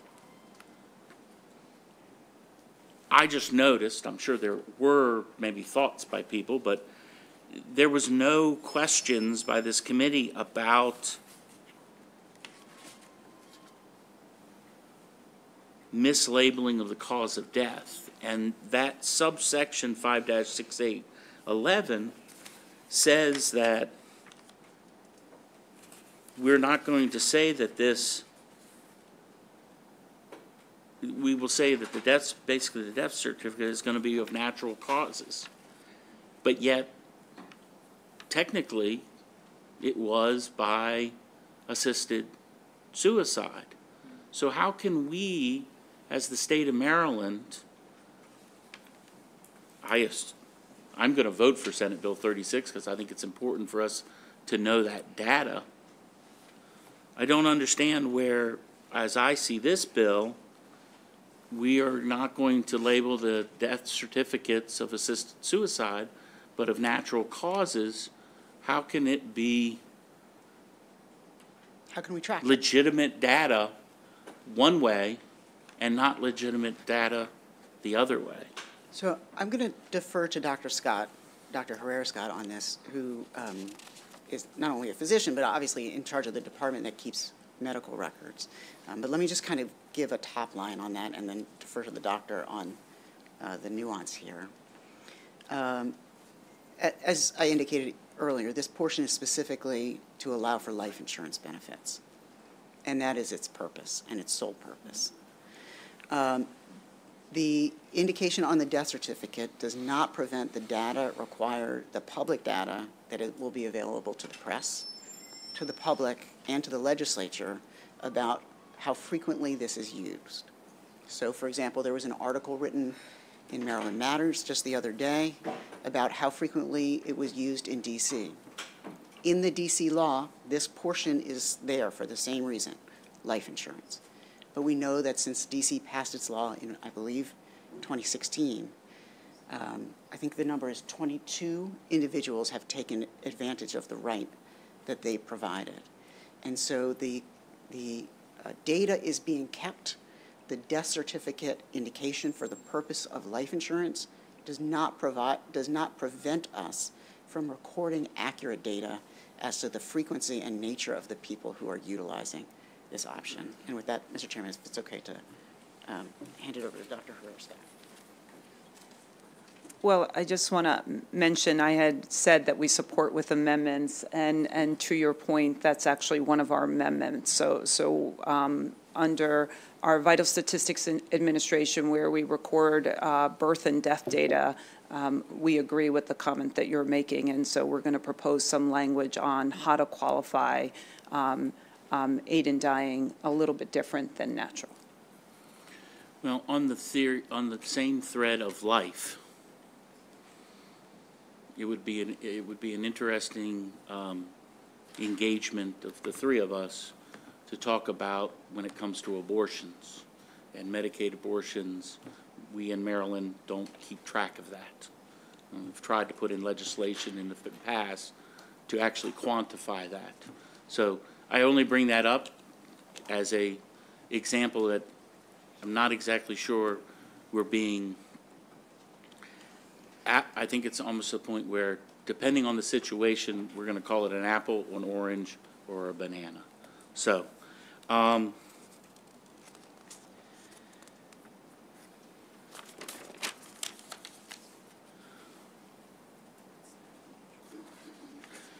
so on page 18,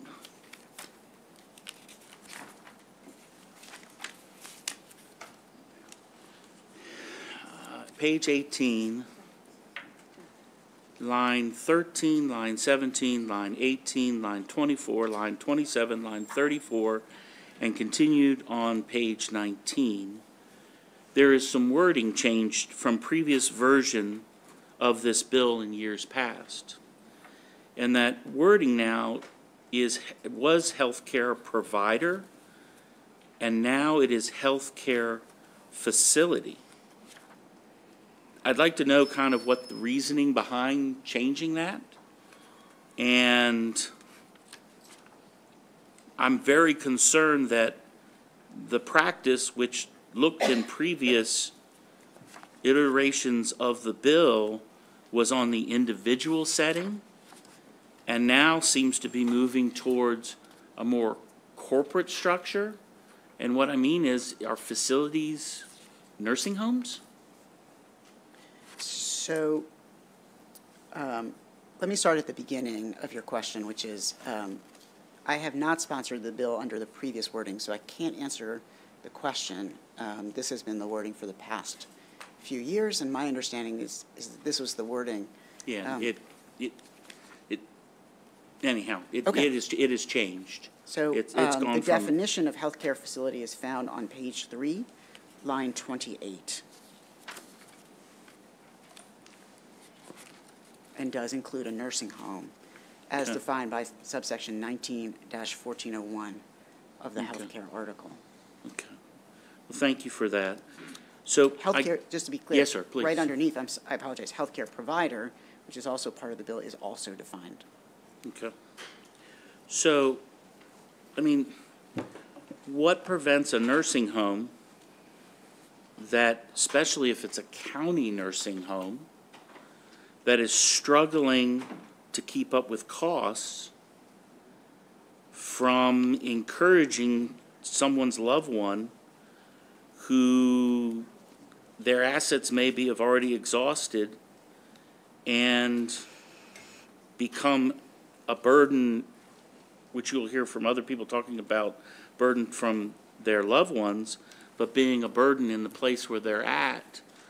How do we ensure that we're not having nursing homes look at, and I'm not accusing of any nursing home of doing this, but I do believe that it can be a part of the reality that if we encourage people to take this option, it will then free up other beds for people. And to be perfectly honest, that's based upon revenue for a industry that is struggling, because we as Americans, up until I think last year, have been living longer and those type of things. So do you have an opinion on that? So it's a fair question and an important one.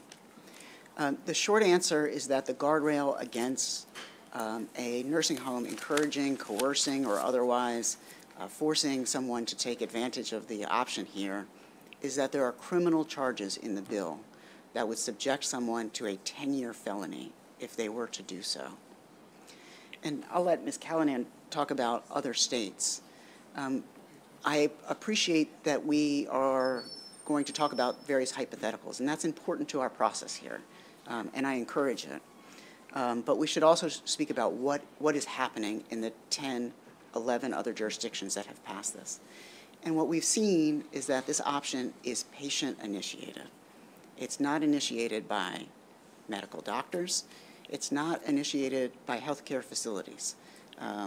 You have heard from a terminally ill patient. You will hear further from other terminally ill patients. They are the ones who seek this right. They are the ones who bring this to the attention of the doctors that care for them, and they are the ones who are going through this process, initiated by them. And you have to be competent. And just to add from the process perspective, the nursing home doesn't have any incentive to try to encourage somebody to take the option, because as soon as someone takes the option, they no longer have that patient and don't get paid anymore. So actually their incentive is to keep somebody alive, not to allow them to end their life sooner. So the motivation from the nursing home would not be to coerce somebody to use this option. But as the senator noted, across the country, we have this law now in 10 states and in Washington, D.C. The law does require, the patient to ask for the option multiple times, and it takes a considerable amount of time to get through the process, to find a doctor. What we have learned from the evidence and data is that it really takes a pretty motivated person to make their way all the way through the process.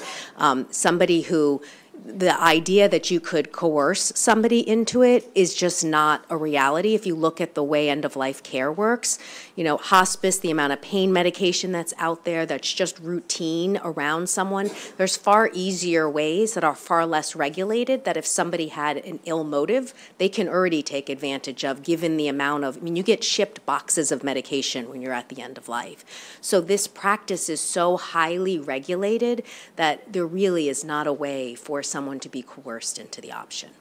So I would agree to disagree with you on the nursing home scenario, because that is why many of our county-owned nursing homes are struggling, because most of them are Medicaid clients who did not have the privilege of wealth and building up to be able to pay for those things.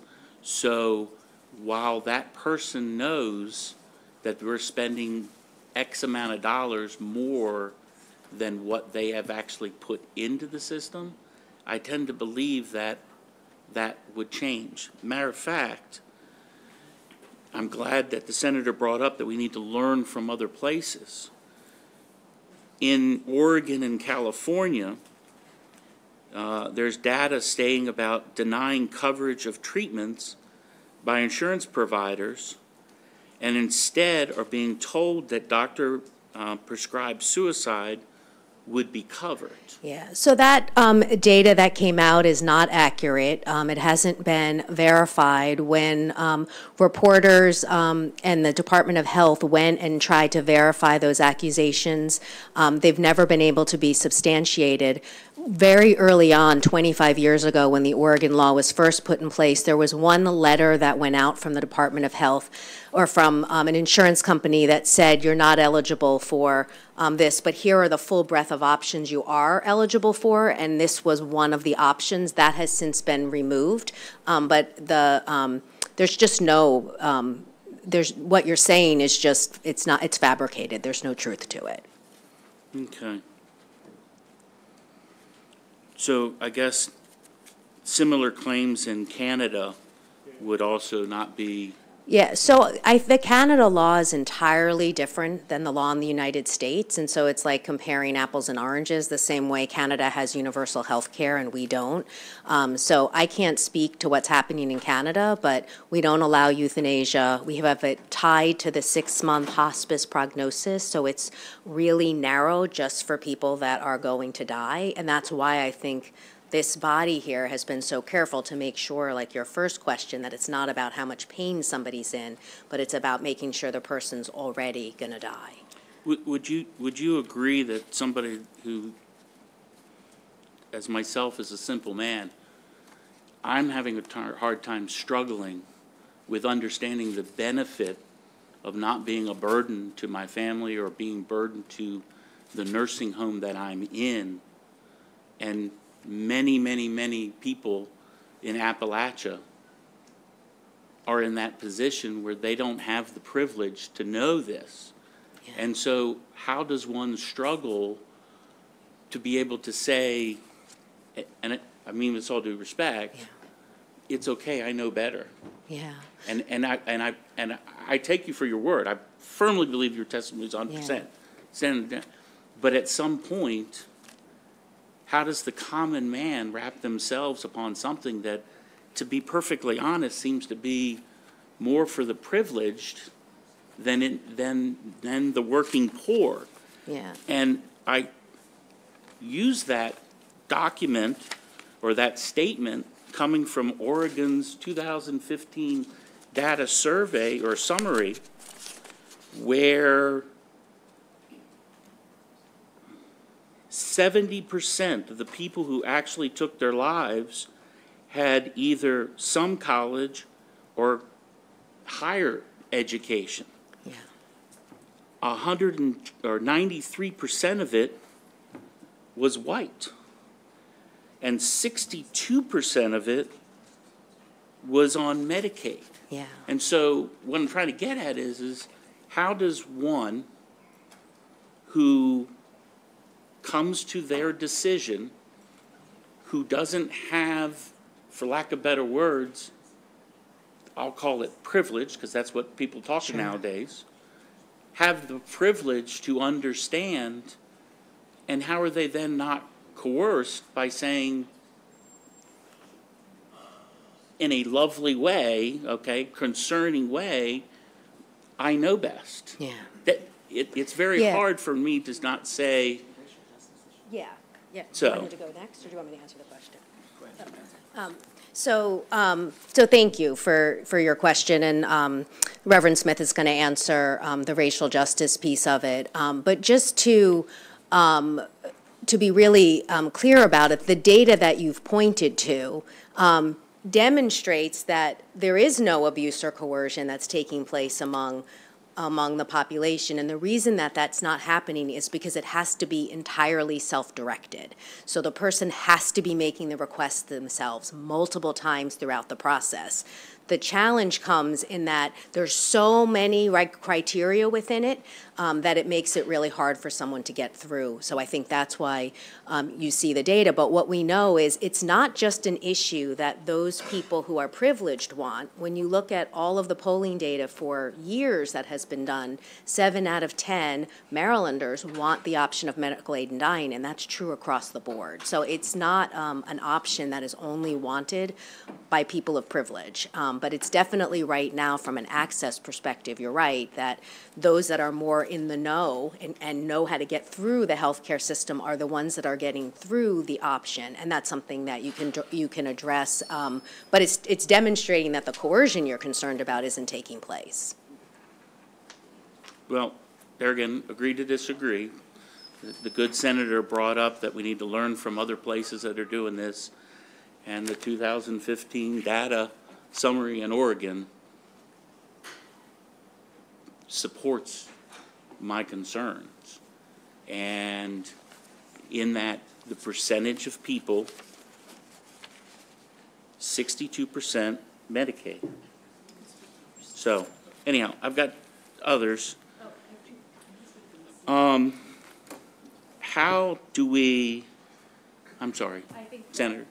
Oh, absolutely, sir. I'm really trying to understand the racial connection to what you're saying. Because if you look at it from a faith perspective in terms of African Americans in particular, it's our faith that helps us with the whole notion of dying, living and dying. So I don't see any, I have not in my own experience, and it's multiple, where there's coercion in that. Langston Hughes, the author, writes poetically about that. It's sort of common language, particularly at the end of life. It's very spiritual and religious, so coercion is not a part of it. And if I may, when I started my line of questioning, I made sure that my line of questioning was not from a faith standpoint, but was from a poverty standpoint, and that I represent the only area of Appalachia in Maryland. And so don't mean to Understood. Yes. I had another article I was reading where the hungry, the poor, the disabled Canadians are now seeking more assisted suicide now that they're finding out that that is an option. But Senator, how do we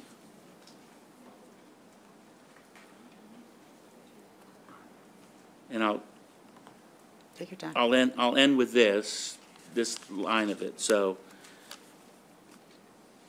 is there a way, the concerns that I brought up, saying, how do we protect the most marginalized individuals, whether it be the poor, the hardworking, those in Appalachia, which I represent, I hate to call it for what I see it is, from being redlined for profits in these nursing homes.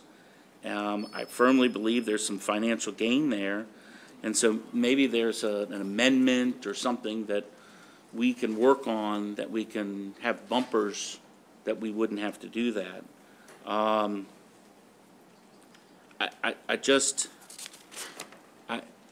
I have a concern that because the word healthcare facility has been changed in this particular version of the bill, that we may now apply undue pressure upon pharmacists, nurses, and other contractual or employees in such of the facilities that are, in my mind, supposed to be doing no harm, but now may find themselves pressured for financial profits to take advantage. So I don't know how, maybe you would be willing to work with me on something that way. So I would love to work with you on these issues. We certainly accept the Health Department's proposed amendment as friendly, and I look forward to working with each of you on the committee from both sides of the aisle, from rural and urban districts, from primarily white to primarily African-American districts, to make this a product that we can be proud of. Okay. So my last question would be for the Secretary, if I may. So, because of my concern of nursing homes being an option, that this is where this can be administered, I am certainly concerned that back in the early 80s, and I don't have the exact dates, we ended up closing all of our state mental hospitals. And we did this because this pendulum, I'll call, swung so far one way that we were putting loved ones who may or may not have had mental health issues, and it was easier to send them to the hospital. There was conversations and that kind of stuff that maybe Uncle Eddie's pension you could get if he went to the hospital. We closed those facilities that would have come under your purview. Aren't we repeating the sins of the past by allowing nursing homes to possibly, for financial benefit, encourage people who may or may not have chosen to end their life? Aren't we going back into that exact same? So it's totally different. And part of the closures of behavioral health facilities was always for rebalancing in the community. But the problem was we closed behavioral health facilities and didn't do all the building of community supports that were needed. And those people were not terminally ill. They just had a mental health or substance use disorder that needed treatment. So not the same thing. As far as the nursing homes, I think you've heard already that the incentive is to keep the person in the bed because that's how the nursing home makes money. And I don't believe, I don't believe that what you're saying is accurate and would happen.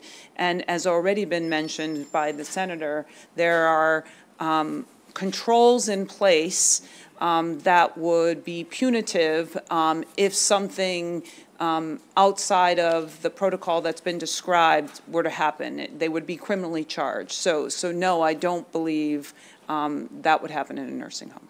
Okay. So I respectfully disagree with you about our state hospitals, because I'm not talking about the individual person. What I'm talking about is the motive of family members putting somebody in a state facility because they were, quote unquote, either a burden to them, it was an opportunity to get to their funding, whatever the case may be. I think it does have a direct correlation because, unfortunately, somebody who is terminally ill,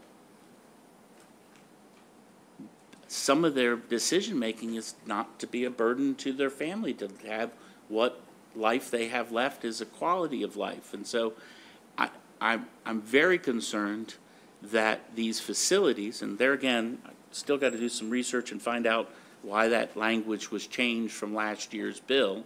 I think that's important to know where that came from. But to say that we have laws in place, that's what we do down here all the time, is put laws in place. But we have people who end up getting behind a car and they shouldn't be because they were drinking or they were drugged, and because of stimulation credits they can get out in a year and 7 months. We're looking at laws of saying you got to have to at least have a mandatory of 10 years. So to say that there are bumpers from a law standpoint is not going to diminish the sin nature that we are born with. And Reverend, I did go into the faith part of saying about the sin nature, so I understand that. But thank you very much. I've taken enough of the time. May I say something? Absolutely, please. The thing about nursing homes is you have to be competent in order for the doctors and the outside doctor to say that you're qualified. Not just their terminal status, but very few people in nursing homes are competent. Oh. I've worked in them. 35 years I've been an occupational therapist, so okay. I know what they're like, okay? But there are very few. I mean, there's a handful of people per nursing home who are that competent to be able to physically self-administer, initiate the process through their doctor, even if it's the facility doctor, you know, get the outside opinion, do it all in writing, in their opinion, and have a private meeting with the doctor without the family there. I can see not wanting to be a burden on my family. That's how I want to be. That's one of the reasons I want this bill. I want this option because I only have 2 family members, and I don't want to be a burden to them in the very end, because I know what that is as a therapist in home care and hospice. So I think you're very worried about nursing homes, but I don't think in reality they would pass the muster of all of the steps required to get there. And I hear what you're saying, but would welcome you to come to Western Maryland and we can go through the nursing homes. And a lot of the people that are in the nursing homes do fall into every single one of the steps that you're talking here. And many of those people, because we have a medium in-house income, a medium household income in Allegheny County of $41,000 a year, compared to Howard County, which is like $150,000. Big difference. When you were representing Appalachia, you were talking about generational poverty. And so a lot of people go into nursing homes that are not, for lack of better words, not knowing what's going on. And so I understand your perspective, and I appreciate that, but the reality is it goes back to my concern that a nursing home, at some point, when somebody only has an average medium household income of $41,000, their house that they may have had is worth about $30,000 in Allegheny County.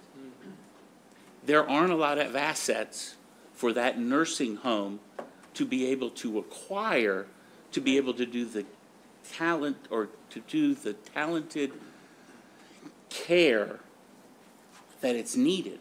So while I don't believe nursing homes are going to be nefariously doing it, but there's an incentive to make them a profit center and can, by a well-intended piece of legislation that has now been, quote-unquote, being abused. And like I said, I respect your perspective, and please, I don't mean any disrespect by it. No, I have no. So, thank you, Mr. Chair. No, thank you very much, Senator. All right, so we've got, look, and I'm glad you were able to have an opportunity to do that, because you've got people, not only across party lines, but geographically, you've got folks in here from Harford County, from Allegheny County, Baltimore County, Prince George's County, Montgomery County, so you're representing the diversity of the state and diversity of opinion, so I appreciate that. Senator West. Thank you, Mr. Chair. First of all, let me commend the sponsor of the bill for his eloquent and genuinely moving initial statement in this case. I also want to compliment each of the members of this panel for their forthright answers, honest answers to the questions, particularly the questions of the senator from Western Maryland, which were very perceptive and probing. I started the General Assembly in January 2015 in the Health and Government Operations Committee in the House of Delegates. And so I sat through hearings twice on death with dignity over in the House of Delegates. And now here in the Senate, I've sat through 2 previous hearings on this bill. And so this is my 5th time. The reason I bring that up is because of the way we do the hearings, we have all the proponents first, and then we have the opponents. And the proponents have already gone when the opponents are giving their testimony. And therefore, the proponents aren't able to respond to the positions taken by the opponents. So I want to ask a couple of you some questions, anticipating the opposition that we're going to receive from some of the opponents to the bill. So, Ms. Callahan, could I ask you first to go up to the podium? And it's better to do it from the podium because you're on camera there. You're not on camera if you're seated. Got it. At your Thank desks. So, we often hear claims from the opponents that patients will be forced into using aid in dying in one way or another. Are there any documented cases of people being forced into using aid in dying in your experience? There are no document cases of a person being forced to use aid in dying in any of the 10 authorized states or Washington, D.C. And the first authorized state, as I recall, was Oregon. Yep. And that was 25 years ago? Yeah. It So started implementation in 1997. Do you know how many years we're talking about if we add all 10 states together? Oh, gosh. Probably near 100, but I'd have to do the math. Okay. Oregon's 25 Yeah. by itself, and then there are And then you 9 have, other, like, yep. 9 other states. Yep. Add them all together and we come to about 100. Yeah. I bet someone after me can do the math now, and they'll give you the answer. Okay, and you're not aware of any documented case in which someone was forced into using aid in dying? Correct. Okay. How about the concern that has been expressed that there's no doctor present in most cases? Some cases there are, but in most cases they're not doctors present at the time that the person administers aid in dying to himself or herself. Yeah. Has that turned out to be a problem? It has not turned out to be a problem. One of the important elements of this legislation is that it's supposed to be entirely patient-directed. How one dies is one of the most intimate decisions that someone can make in their life, and we would not want legislation that were to dictate who has to be at somebody's death. We want to be sure that people are able to make their own decisions. So it's extremely important to leave that up to the dying person on who they want to be involved. But they are going through a whole process, making multiple requests, and often people don't fill the prescription until the very end, and about 1/3 of people, never, may not take the medication, and but get peace of mind knowing that it's available to them. I just have 2 more questions for you, and then I'm going to have some questions from some of the other proponents that we're going to hear from in a few minutes. There is an allegation that there's suicide contagion being caused by this bill, because people who use the aid in dying way to terminate their lives, we are legitimizing suicide, promoting suicide, and therefore that it's transmitting itself to the younger generation. And in those states where we have legalized aid in dying, we're finding higher suicide rates among younger people, and it's attributable to the fact that we legalized aid in dying. Yeah. What do So you have to there's say about no study or data that shows any correlation between suicide and medical aid in dying. That study doesn't exist. There's nothing that shows that there's correlation. There are some places that have medical aid in dying that have higher suicide rates, and it's basically in the belt that has always had higher suicide rates. So, there's nothing that has changed since aid in dying has been implemented in the state. And there's a big difference. People understand somebody who is already going to die and is really suffering. People who've been bedside beside somebody who's really suffering understand the difference between a person who's going to die taking the medication in order to end their suffering and suicide. There's just a big difference. What I would ask is, suicide is a huge public health problem. I myself have my grandfather commit suicide, and it was pretty horrific. It pulled the family apart at the end of life, and it's drastically different than what happens with medical aid in dying. And so it's something that I personally really worry about and care about. And I think it really does a disservice to our country for people to equate medical aid in dying and suicide. And so the continued use of the term assisted suicide by the media, by the opposition, further confuses things. Nobody would ever think of medical aid in dying as suicide if not for people mislabeling it. So I think the fact that the bill very clearly distinguishes between medical aid in dying and suicide is really important. And I think that the more we as society, the media, can all stop using the term suicide, that would be really helpful. It's also very offensive to the dying person. I mean, you listen to somebody like Diane, who clearly wants to live how many rounds of chemotherapy? I mean, that's what she wants. And so to suggest that choosing how I want to die when I'm already going to die is the same thing as suicide is hugely offensive to the dying person. Thank you for that. And my last question is for the sponsor of the bill.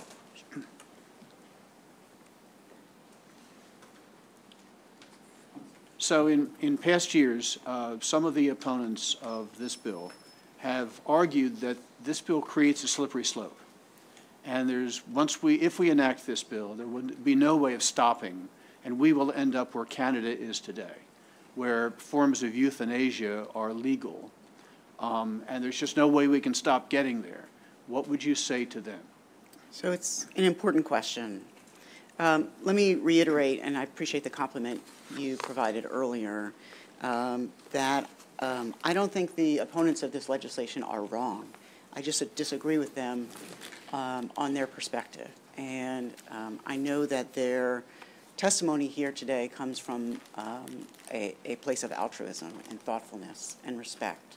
My intent when I return to the U here is to provide them the same respect that the opponents of this bill have on our panel have provided to my witnesses. So thank you for your thoughtfulness.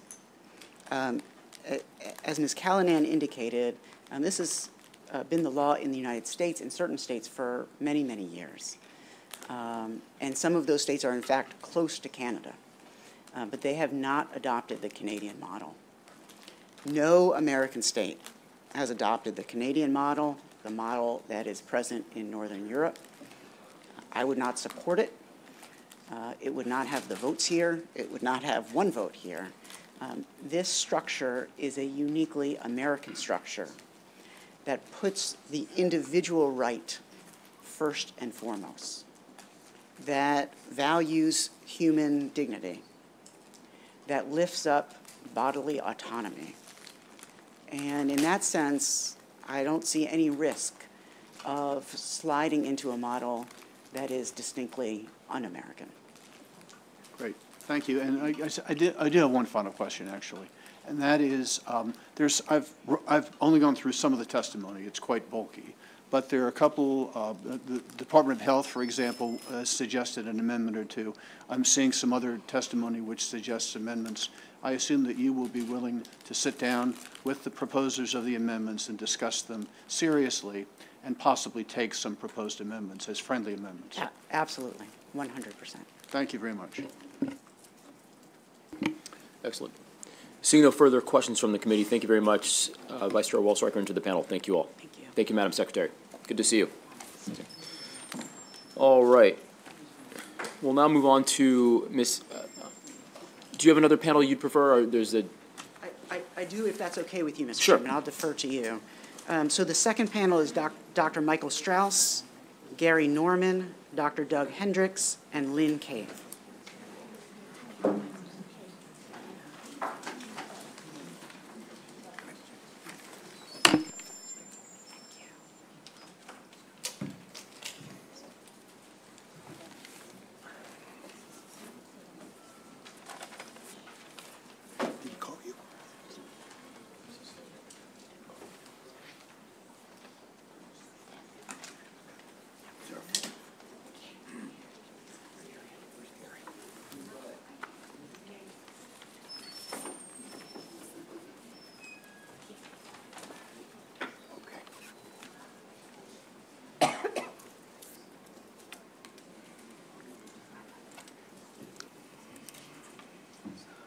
Should I start?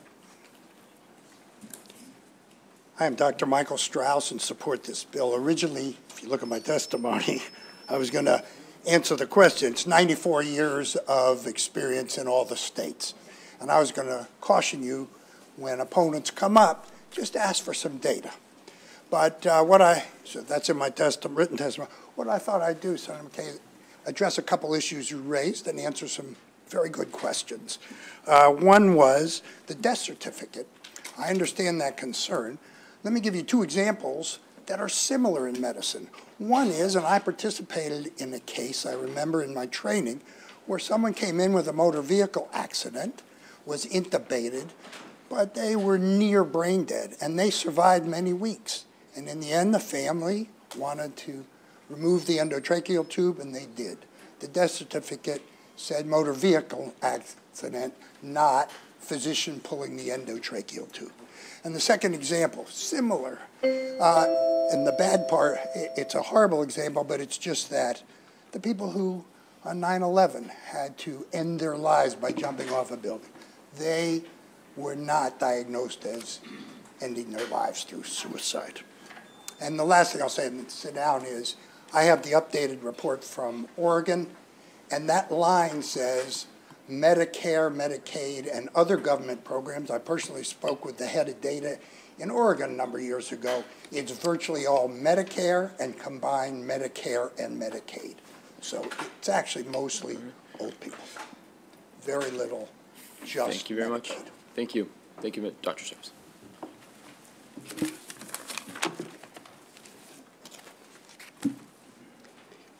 Hi, I'm Dr. Doug Heinrichs, a psychiatrist in Maryland for over 40 years. I support this bill and wish to make 3 points. First, in a recent poll of the Maryland Psychiatric Society members, suggests the majority support aid in dying for the terminally ill. This is in keeping with polls of psychiatrists and other physicians nationally. The official position of the Maryland Society is out of step with its members. Second, to require an evaluation by a mental health professional for anyone seeking aid in dying is unreasonable. 2 studies of mandatory evaluations found no patients who lack decision-making capacity due to a psychiatric condition. Such a requirement wastes mental health resources. It also is an undue delay for the patients, and it demeans people with no indication of mental illness as if their mere request questions their sanity. Third, aid in dying does not increase suicides based on data from states where it's been available. This is no surprise. People seeking aid in dying would love to keep living. It's their disease that's killing them. They only want control over the process. Thank you.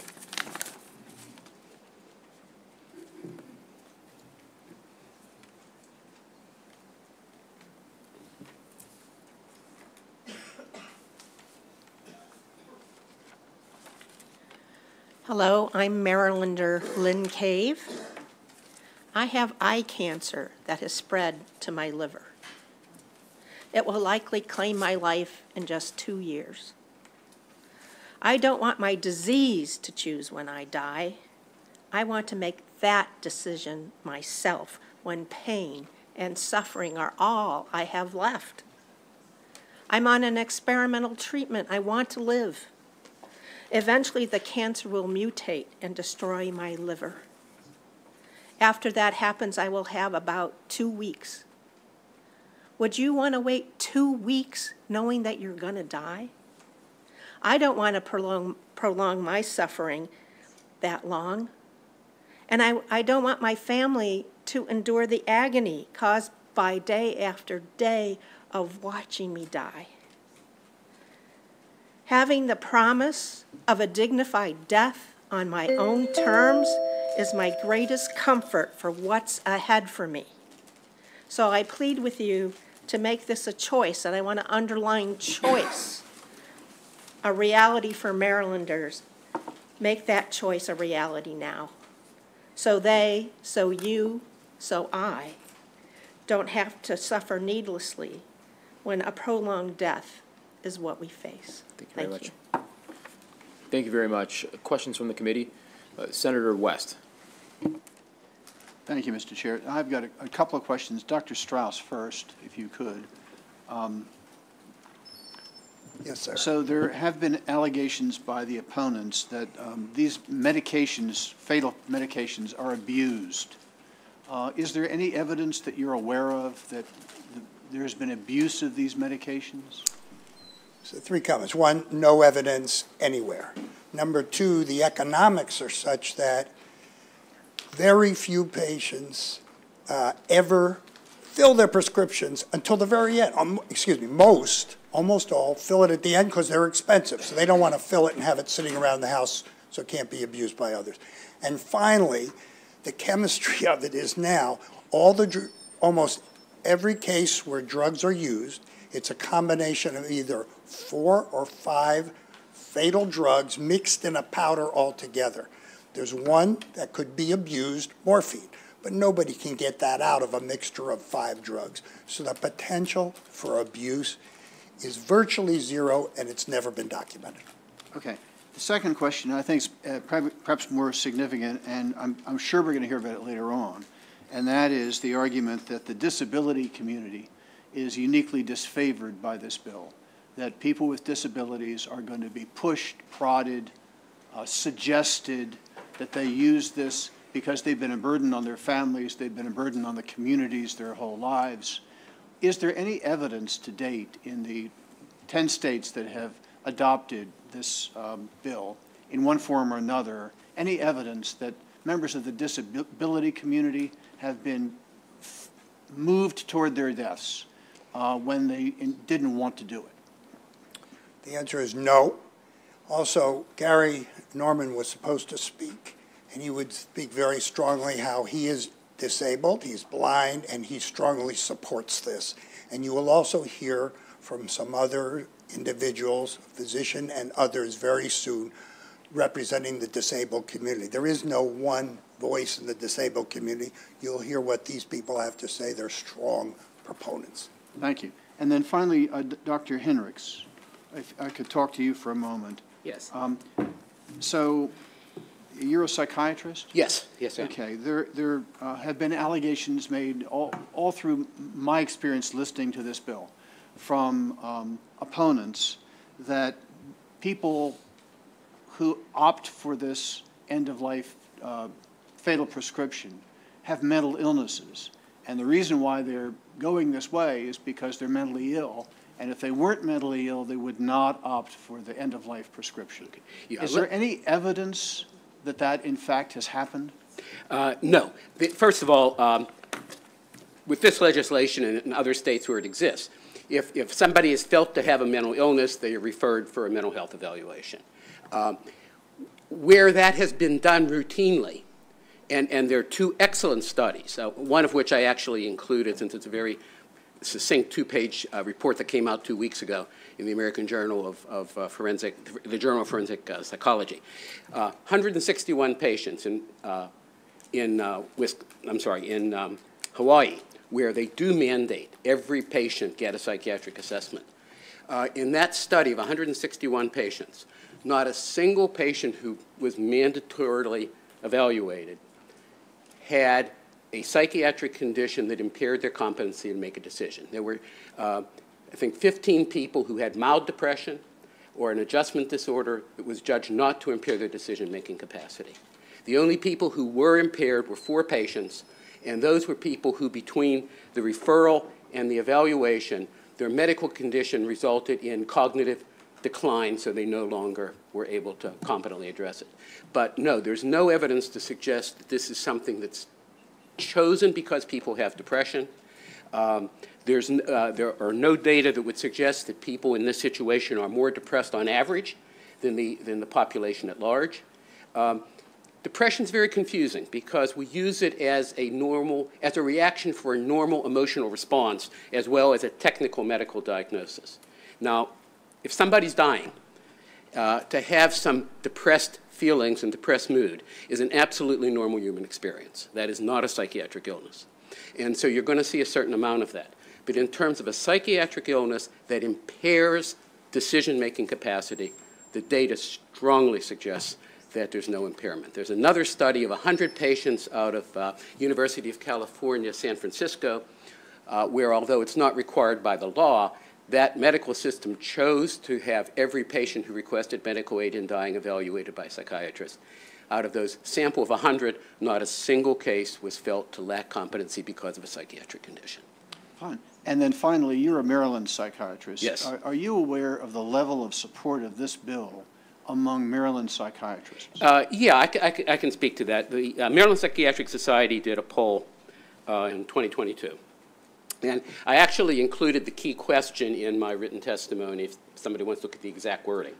But essentially, it asked whether, for patients who were judged to have a terminal illness in 6 months, whether the members supported that a physician should be able to provide a prescription for lethal medication. And in that study,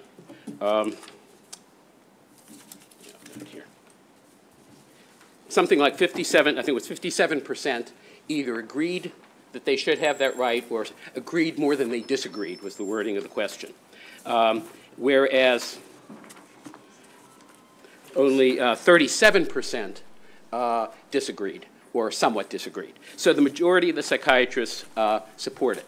That also parallels almost exactly a poll done a few years previously by the Washington Suburban Psychiatric Society, which represents those counties in the Washington suburbs in Maryland. So those are Maryland psychiatrists as well. It also parallels almost exactly national polls of psychiatrists. So the results have been tremendously consistent, that there's a solid majority of psychiatrists in this country, in this state, who support medical aid in dying for the terminally ill. Great. Thank you for your answers. Thank you, Mr. Chairman. Doctor, may I ask you a couple questions, please? So recently, California altered its waiting period from 15 days to 48 hours. For patients who are deemed not likely to die within 2 weeks, was my understanding. Is it, and that's what I'm trying to get a clarification. Yeah. Why do we see a need for that in Maryland? Is that, I guess what it speaks to is the slippery slope, and we keep on changing and changing and changing. So I'm just trying to understand from a doctor's perspective, do you see that as a possibility, or is that just clarifying that someone who's going to die within 48 hours? It's a great question. So a couple states have done that. Many states have not. I'm not in favor of it now. I can't say what it would be like in the future. Right. And it seems to be working under the current system very well right now across the country. So, my follow-up question is hospice. So in hospice, correct me if I'm wrong, because I'm sure I am, one who enters in, who chooses to go into hospice, the goal there is to make that person in their final days as comfortable and to be able to make them be able to, I guess, comfortable, whether it be physically or mentally. So don't we kind of already have this with hospice? When people enter that and the level of drugs that can be administered to that person to basically still help them in the final stages? first off, we have some other physicians, one of whom will address that directly, but I will tell you, 95% of these patients are in hospice, so that's good. And hospice is particularly good at the physical pain, but not all cases. It is not as good always at the other kinds of suffering. And so it's a small minority of patients, realize. I mean, it's who are in hospice and want to work through an aid in dying program. Very small minority, and they have suffering. They wouldn't do it otherwise. So I'm a big fan of hospice, except in some cases it doesn't alleviate the suffering. Yeah, and I appreciate your expertise and that kind of stuff. It just, for me, it speaks to, and I know that from a data standpoint or what we find, I go back to my good friend from a spiritual standpoint, the sin nature that we are all born with, and I know that's my faith, but I just see problems with that. And to me, I don't see a need for it because we have hospice to help out that. And I know we disagree, but the percentage. But thank you very much for the interaction, Thank you for the question. All right, thank you very much, Senator McKay. Questions from the committee? All right, thank you all very much to our panelists. We'll now move on to Susan Heltemus, Robert Landau. Michael Strauss is here. Is Victor here? Victor's doing it. There he is. And then is Gary Norman. Not here? Gary Norman's not here? What? Pretty cool. Yeah. I'm sorry. Got it. We'll get started with this. Okay. Thank you, Chair Smith and committee members. My name is Susan Heltemus, and I reside in Silver Spring. In 2002, my mom died instantly from a pulmonary embolism while making a cup of tea. My 67-year-old Catholic mother did not need options. In 2003, my dad was diagnosed with stomach cancer, had emergency surgery, chemo, and pain. While I held his hands in March of 2006, my dad died. He said he wished he'd not done any treatment and would have survived only 6 weeks. I asked about options, and at 86, he said his Catholic faith and his love of family would not let him. He did want an option, though, for everyone else, he said. My niece was diagnosed with stage 4 ovarian cancer in October 22.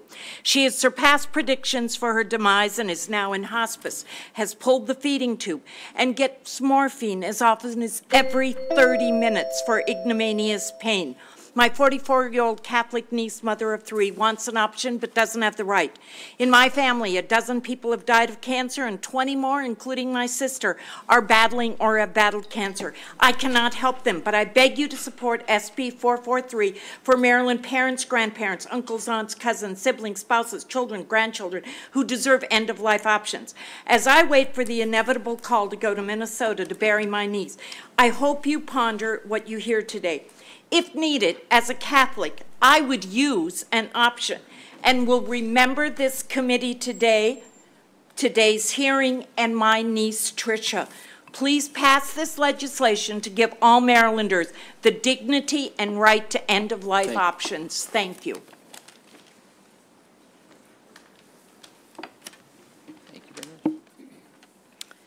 Hello, I'm Reverend Alexa Fraser, a minister and resident of Maryland. I first spoke to you all in 2015 to tell you about my father ending his life with a gun as he refused the pain, suffering, and loss of autonomy his advancing Parkinson's was causing him. I would not have chosen that end of life for him, but he spoke through his actions. He enacted his autonomy. I've returned over the years, as first I was diagnosed with cancer, thankfully now in remission, and as friends and congregants approached me to talk about how they might end their lives legally and with the support of their doctors. I've testified at one or the other of the hearings on this issue for 9 years. As has been said, all of us are one bad death from supporting this bill. My faith grounds itself in choice. I am here as a faith leader calling for you to support the faithful people who might want this choice. No one else will take it, just those who choose it. Thank you very much. Victor Tironi. I'm wearing this mask because I'm a cancer patient. I'm doing fine now, but at some point my treatment options will run out. The 6 months is for qualification for this thing, because it takes, with all of the safeguards that are built in, it takes time to get all of the approvals. If I find out I have 6 months prognosis, I'm not going to be taking this medication then. I will be taking it when I'm about to die. I want to die compos mentis. I want to be able to say goodbye to my family. I don't want to die like my father, who was in delirium, pretty much unable to speak. People should have the choice how to die. Someone wants to die that way, fine. Maybe I want to die in a way that I can say goodbye to my family. It's the loving way. And I think, hope the committee approves it. Thank you. Excellent. Questions from the committee? Thank you all very much for, Victor, it's good to see you. Good to see you. Thank you all for that. We'll now move on to the next panel. Donna, you're going to help us. Go ahead. Can you announce the names just so we know who's coming up? Next is Brenda Hernando, Dan Diaz, James Bird, and Richard Tremaine. And then if you could also announce your names before you testify, that'd be great too. Thank you all. And then can you please just adjust the mic so that she has an opportunity there you go. And we'll turn it on for her. Thanks. All right. If you're able to come up to the podium. Yep, thank you. Hello, I am Dr. Janice Bird, a board-certified obstetrician and gynecologist retired after 35 years of practice here in Annapolis. I strongly support this bill. As an OBGYN, I provided care to thousands of patients from cradle to grave. A small number of my patients had terminal ovarian cancer. When death was inevitable, they wanted a dignified, peaceful way to bring an end to their unrelenting pain and suffering. It is patronizing and wrong for opponents of this bill to believe they are justified in stopping this small number of patients from choosing to end their lives with peace and dignity. Physicians who choose to participate in medical aid in dying do not violate the modern Hippocratic oath. Medical aid in dying is ethical. It is compassionate. Each physician can choose to decline or to participate in treating these patients. Taking the prescribed medication is the patient's choice. I am one of many physicians who fully support this law that ensures patients have the legal process to choose a means to end their pain and suffering when their inevitable death is near. Patients are asking for this law. Thank you. We need and deserve this law. Thank you very much. Thank you.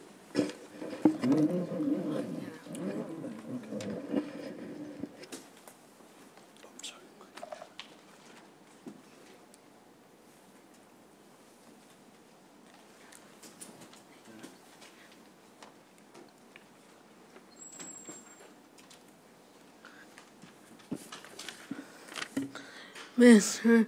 Chairman, I thank you in advance for your patience with me. I am here as a disabled Latina Jewish resident of Howard County. I'm here to ask you to pass this bill. I have primary lateral sclerosis. It is the less deadly cousin to ALS. My disease is not normally fatal, but there are side effects such as my lungs getting so tight that I could suffocate to death. many people in the disability community who oppose this legislation are often the loudest voices in the room. But I am here as a member of Us for Autonomy. We are a group of disabled advocates who we want equitable and in-life choices that include medical aid in dying. A poll that we commissioned last year showed that 79% of the disabled respondents wanted medical aid in dying for the terminally ill. That same poll found support across racial lines, across party lines, and across education attainment. I finished with a story from just this weekend.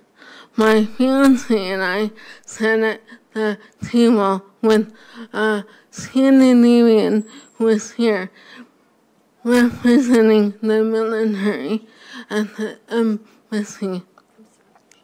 He told us the story of two of his friends, both of whom had been diagnosed with terminal cancer.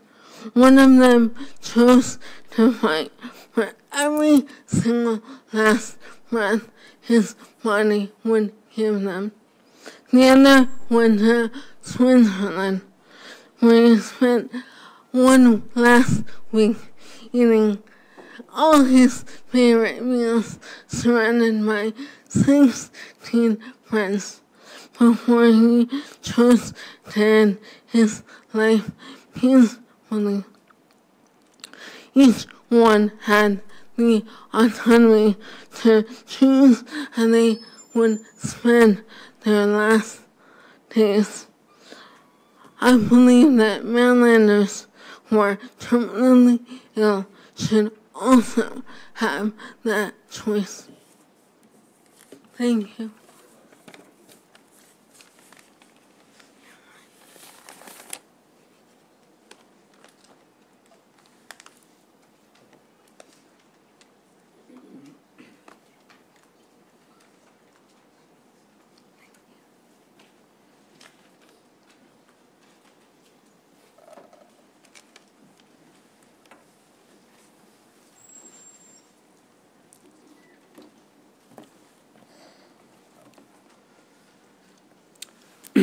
Good evening. My name is Dan Diaz, and I'm Brittany Menard's husband.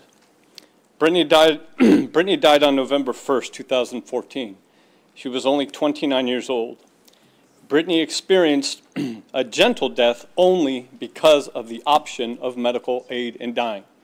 Yes, my wife utilized the very program that we are here discussing today. I'm testifying in support of SB 443.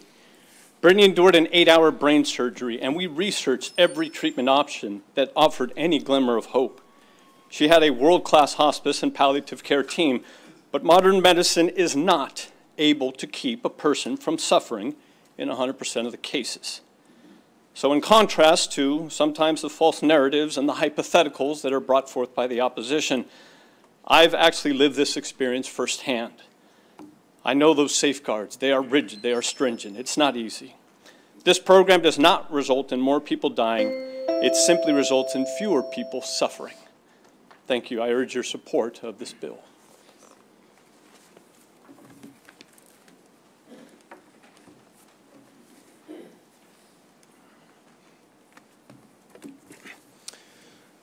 Good evening. Richard Edward Shermansky Jr. of Damascus, Maryland. Members of this esteemed committee, today I stand before you to discuss a matter of profound importance, the Honorable Elijah E. Cummings End-of-Life Option Act, also known as Senate Bill 0443. As both an advocate for this legislation and an attorney who has faced the challenges of a learning disability and ADHD, my journey has deeply shaped my perspective on autonomy, independence, and self-determination. This story takes on an added depth as an advocate of not only an attorney with disabilities, but as a father of a son with autism and serving proudly on the Montgomery County Commission for People with Disabilities. My experience on the commission has reinforced my commitment to disability rights advocacy and highlighted the interconnectedness of medical aid in dying and disability rights and the disability rights movement. The End of Life Option Act aligns with the principles of inclusivity, recognizes the diverse human experience shaping our society. It's not just a legal matter, but a profound reflection on humanity and values. In conclusion, I urge you to consider the significance of the End of Life Option Act, a testament to our commitment to autonomy, dignity, and the embrace of diversity. Thank you for your time and consideration. Thank you very much. We have a couple questions from the committee. We'll start off with Senator McKay. Thank you, Mr. Chairman. Dan, you and I got to meet each other in Indianapolis. Good to see you again. Yes, good to see you too. I think you were running out of time and you had a couple other things that you wanted to say. As a respect of being on different sides of this, I still want you to be able to express what you were going to finish to say, sir.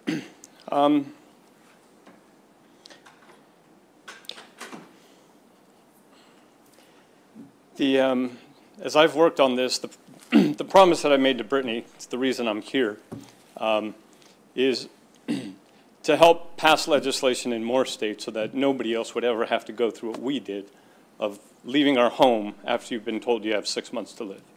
So here on the East Coast, living in Maryland, you'd have to go to D.C.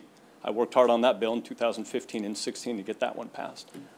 Vermont or Maine, New Jersey as well. So in keeping my promise to her, I just want to emphasize that this legislation truly is about choice. If somebody is opposed to it, they simply would never apply for it. It doesn't affect them at all. However, voting against this, you're condemning then Brittany to suffer whatever that brain tumor has in store for her. So, and I'll also just bring up, as a Catholic, I went to Catholic school, I was an altar boy, confirmation, the whole 9 yards. I have absolutely no issue reconciling my faith with the idea that Brittany was able to experience a gentle death. Love, compassion, empathy, that is the basis, that is the foundation of my faith. And this program simply allows that terminally ill individual to make the decisions that are in line with their own set of spiritual beliefs. So, thank you. I knew that was more. We had discussed that in Indianapolis, and respect to you and Brittany.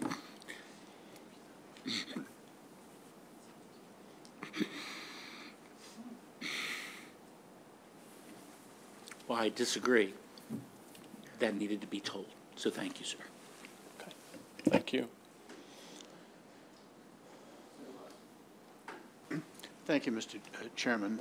Mr. Diaz, thank you so much for stopping by my office this morning. Our conversation meant a lot. Could you briefly explain your background? You've been an advocate for this since Brittany died. Before that, what did you do? I used to work. I used to work for Quaker Oats and Del Monte Foods. So I was 20 years in the consumer packaged goods industry. I handled the marketing funds for Quaker Oatmeal and Life Cereal and Captain Crunch and Rice-A-Roni. Those were my brands. So that's what I did. That's right. And then after Brittany died, recognizing that this was a bit more meaningful to me than selling another truckload of oatmeal, I decided, well, I'll now move to this nonprofit sector and keep my promise, and this is how I honor her. So this morning we talked about a couple of the objections that have been made by the opponents of the bill. Can we talk once again about just a couple of those? Sure. One of the objections is that if someone gets a fatal prescription but doesn't use it and dies naturally, and many people who get the fatal prescription do, in fact, die naturally. They don't use it. I think we agreed that most people don't go home and take it right away. They save it for a time where they think they really need it. That's right. So if they die without using it, there's the concern expressed that now you have something sitting in someone's home which could cause death. Yeah. What do you have to say to that? So, correct. So a few points there. First off, of all the data that we have from all the states, more than a third of the individuals who apply for, qualify, and receive the medication, more than a third die of their underlying disease without needing to use the medication. So for those individuals who still then have that medication that's there, just like any lethal drugs, of which we had plenty, this medication, hydromorphone, Dilaudid, this is 4 times stronger than morphine. This is sitting on the nightstand. If there's any nefarious activity, if somebody wanted to harm Brittany, there's not 2 physicians agreeing that she's terminally ill to qualify for this, that she's mentally competent. This is on the nightstand just because she was in pain. That's it. This is what somebody would use versus, in contrast, this program for the first time protects those most vulnerable because it forces this conversation. And in Maryland, where that conversation has to happen one-on-one, no other influence, where that physician gets the opportunity to ensure that patient is making these decisions on their own. But if there are medications, just like this one, by the way, this is my prescription. I don't want to freak out the audience, but this Dilaudid, I've had 2 back surgeries. This is 2 herniated discs in my back. This is a prescription that's in my name, but Brittany had a very similar one. And 50 of these pills would put me to sleep for good tonight. So that's another thing. I just want to stress that the importance of managing and protecting medications in the home. But recognize, and I'll challenge anybody here, think of the meds that you have in your own medicine cabinet. For when you get your wisdom teeth pulled, you have some OxyContin left over and whatever else. All of those need to be safeguarded. But the protocol with anything that is not used, and as the physician already mentioned, the medication that is now used, it's a mixture. There isn't any street value of those meds to be sold or anything because of the mixture. So just like in California, whether it's the sheriff, there's certain drugstores, the hospice care facility will take back the medications. So as far as the disposal of those, yes, those can all be turned back in, and those meds aren't going to be floating around posing a danger to anybody else. So I was just thinking, in my house, I have turpentine, I have gasoline to go in my lawnmower. There are lots of things. I have pills. Cleaning products under the sink. Pine salt looks a lot like apple juice to a little kid. And so, yes, all of those things can be lethal. Okay, let me ask you about another. The argument is that insurance companies, if this is passed, insurance companies will decline to provide coverage for other life-saving treatments and instead say, we will pay for the fatal prescription if you choose to avail yourself of this. And frequently the case of Barbara Wagner in Oregon has been cited. Now, as we talked this morning, you did some research into Barbara Wagner. Yeah, so the case of Barbara Wagner is that she was dying of cancer, and she had applied for a medication that was not approved for the specific case, disease that she had. And so her insurance denied that. But on that same letter, which they've now changed that form, on that same letter it said, you don't qualify for this or that medication is not appropriate. However, her insurance will cover hospice, palliative care, whatever other treatments are appropriate for that disease, and because she lives in Oregon, medical aid in dying. Well, then all of a sudden that got spun into, oh, the insurance is doing a bait and switch. They're saying, no, we're not going to pay for that, but here, just take these handful of pills and kill yourself. That is absolutely disingenuous. It is not true. I dove into the details of that. Barbara Wagner, the medication is Tarceva. Brittany used to make fun of me. I'm a bit of a data nerd, so I looked into this.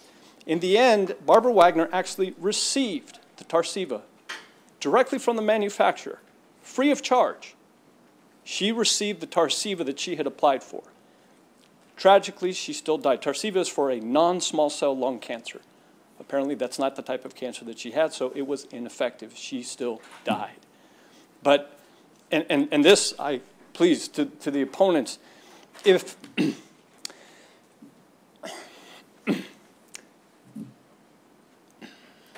the amount of attention that Brittany's case has gotten, my focus is singularly on the patient.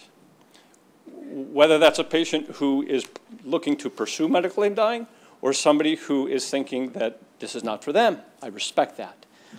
If there is ever a legitimate case of that bait and switch type thing, the number of media interviews that I've given include 60 Minutes, Oprah Winfrey, Katie Couric, CBS, NBC, Fox News in the morning when they do that whole split screen thing. I've given over 500 media interviews. Let me know. I will sing it from the mountaintops. I will call out the insurance company that attempts to do that.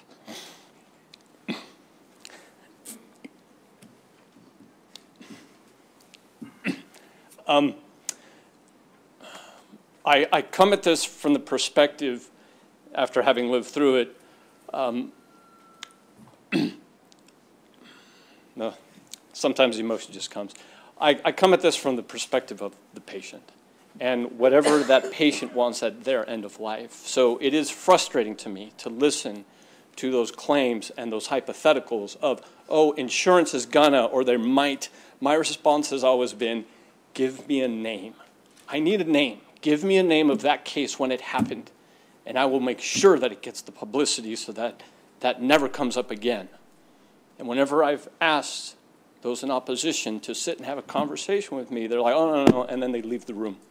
I'm like, oh, geez, that's frustrating. Let's work on this together. So, I appreciate your visit with me this morning. I appreciate your answers this evening. Thank you. Thank you. Further questions from the committee? All right, thanks. We deal with a lot of tough material in this committee, and this is among the most difficult that we deal with every year. And I just want to compliment the members, but more importantly, the witnesses that have come up and taken their time out of their day to come here and testify. It's tremendously meaningful, and really do appreciate you taking the time to share your thoughts and your background with us, so thank you. We'll now move on to the next panelist, Ms. Smith.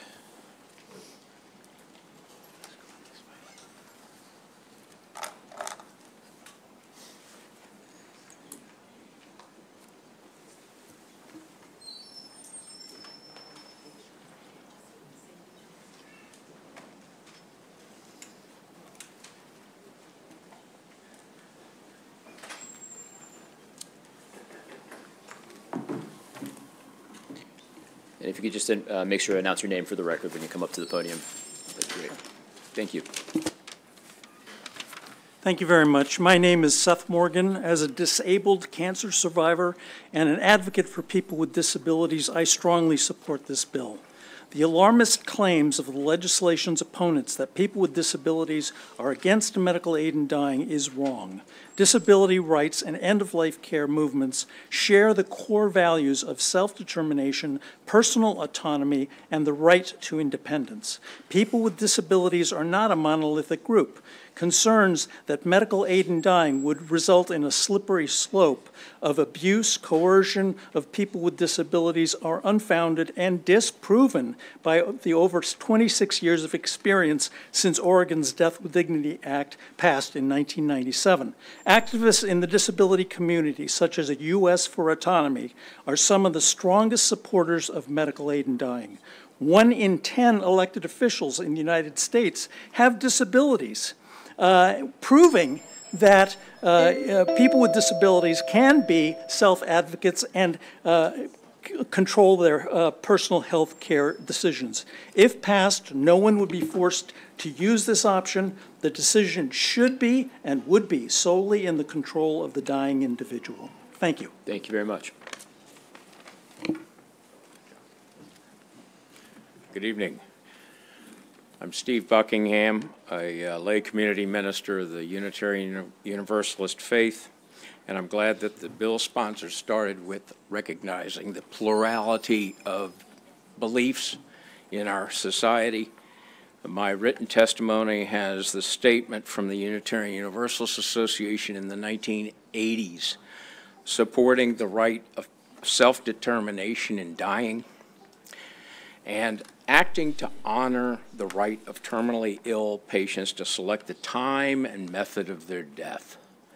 This is definitely a matter of personal right, but this bill has safeguards against abuses by those who would hasten death contrary to the individual's desire. And that's the key here, the individual's desire. We urge support. Oh, and as for the slippery slope, I could only see one result of that, and that would be that we would recognize people's right to make determinations about their own health. Thank you. Hi, good evening. Thank you very much to the committee for this opportunity to speak before you. My name is Elizabeth Wagline. I'm CEO of the Elizabeth Cooney Care Network. We're a 67-year-old home care company, one of the oldest in the country, delivering care to individuals at all stages of life, especially end of life. I'm also affiliated, I just want to remind the committee that also I'm part of United Seniors of Maryland since 2015, now 9 years. The United Seniors of Maryland, who has represented over 2 million seniors in Maryland, has been endorsing this. It's a nonpartisan, inclusive, grassroots organization that has been advocating this. They see it as healthcare access, the ability to talk to their physician in a legal way, to be able to think about and plan for their end stage of life. I was talking to one of my clients in Harford County. It was a doctor, and he had a nurse who said, I need to have access to care, to think about and talk about my care. Thank you. Excellent. Thank you very much. Questions from the committee? Seeing none, thank you all. Good to see you, Elizabeth. Nice to see you. Yes. We have 2 more, and then we have 3 online, so I don't know. I'm sorry. We have 2 more coming up, and then we have the 3 on Zoom. I don't know when. Yeah, we have that on Zoom. Who else is coming up? Thank you. Is Kimberly Callahan? She did already. Oh, she already did. Yeah, that's right. Excellent. My name is Wendell Thompson. I live in Charlestown Senior Living. My wife of 60 years died last year. She wanted to die. Her spirit had departed. She was in pain. Her memory failed her. She quit eating and drinking. Her last days were spent in our home, and morphine from hospice care meant that those days were days of silence. She didn't like silence. Under this bill, she could have been awake and present to us. We would sing our family goodbye hymn, blessed be the tie that binds. We would read some scripture. We could play songs that Carolyn used to sing. We would listen to Pomp and Circumstance, her only request for her memorial service. Would Carolyn have chosen this? Who knows? I think she would. Our son disagrees, but this was not an option for her. Your favorable vote on this bill will give me that option. Thank you.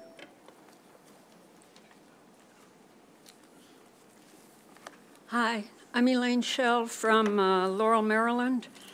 Back in 1996, my best friend had ovarian cancer, and she had 3 nasty surgeries, all kinds of chemo. Not fun.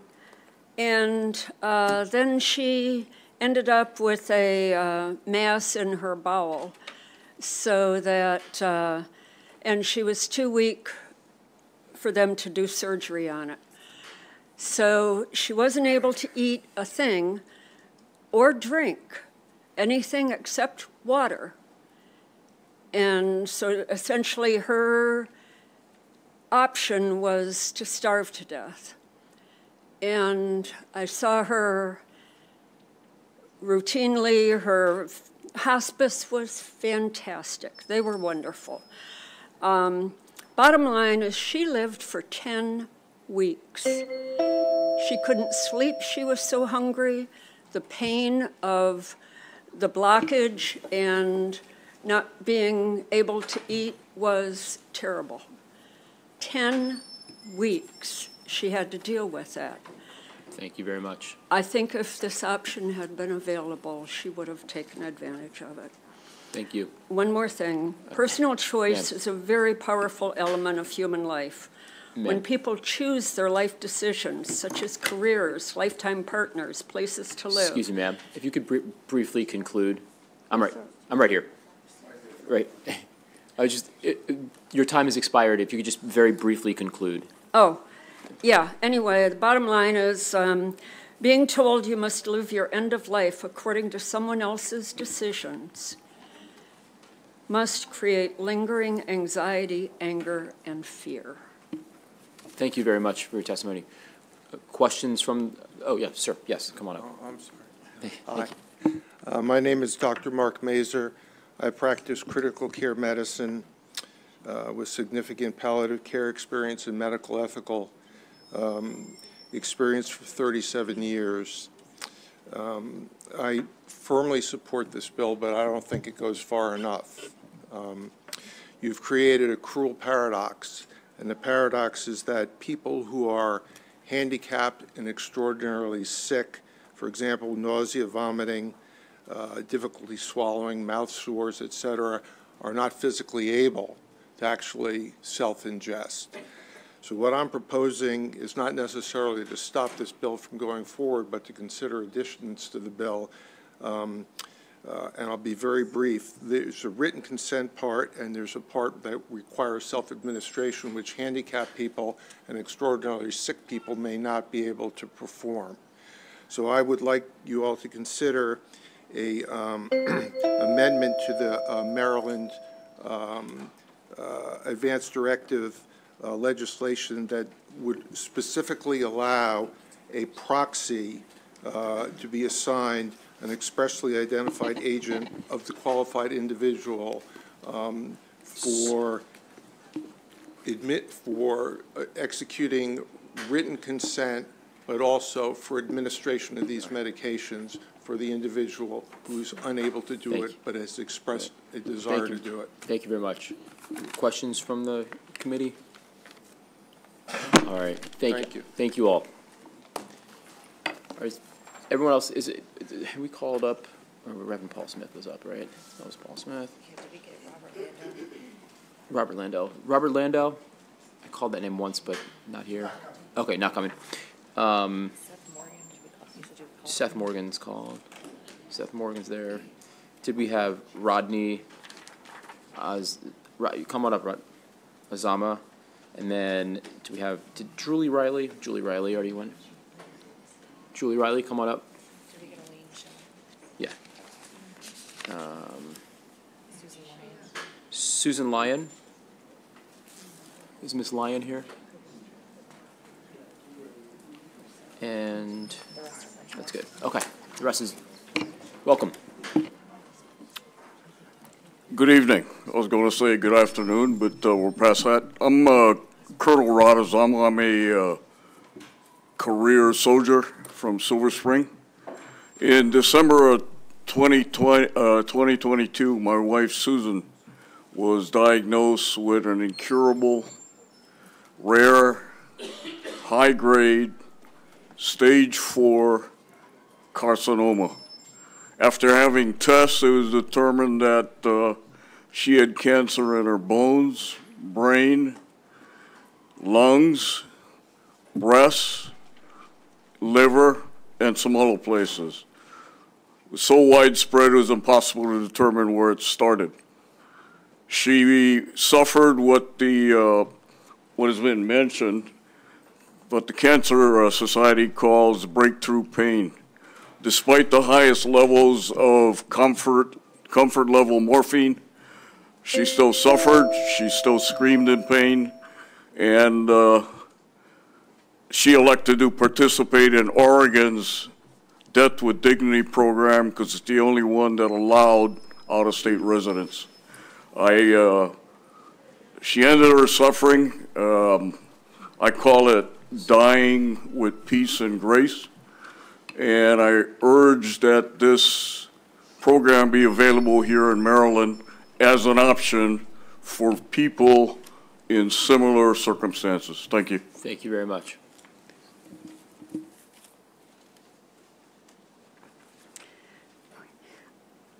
Good evening. My name is Julie Riley, and while I'm an attorney, I'm testifying today in support of this bill because I believe in it and because I may need it.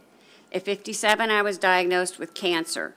Treatment was months of chemo, surgery, and radiation. It was long, harsh, and painful.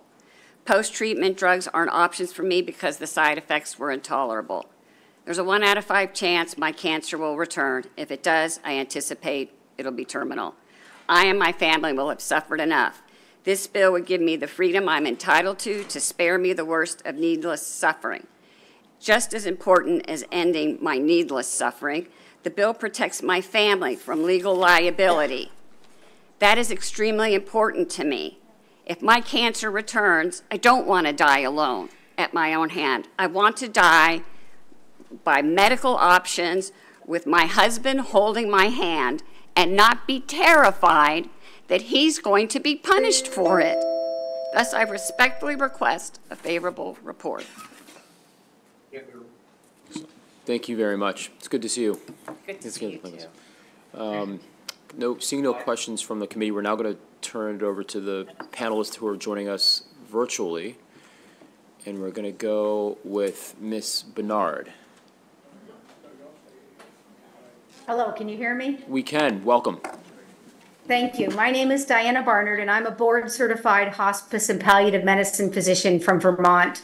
The most important thing I want for you all to keep in mind this evening, this law is about patients with unique, individual, and very personal ways in which they may suffer at the very end of their lives. We do not get to choose what illness will lead to the end of our lives, and we only get to die once. I really believe so strongly that we need many tools in our toolbox to address the many different ways in which people can suffer. Medical aid in dying is safe, reliable, voluntary, and it's patient-driven. It's one of many tools that the citizens of your state want in the toolbox. I can tell you with more than 10 years of experience in Vermont that the law can work well. Even with the best of hospice, it's not enough. Medical aid in dying offers a measure of control and comfort at a profoundly personal time without any effects on those for whom it would never be the right choice. Thank you very much. We have Reverend Diane Tautred. Unmute yourself. Unmute yourself again. All righty, here I am. There we are.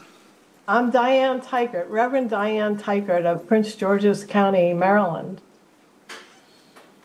I am a stroke survivor with hemiplegia and therefore use a mobility scooter, so I thank you for this chance via Zoom to testify before you. As a person with disabilities, I ask you to support Senate Bill 433.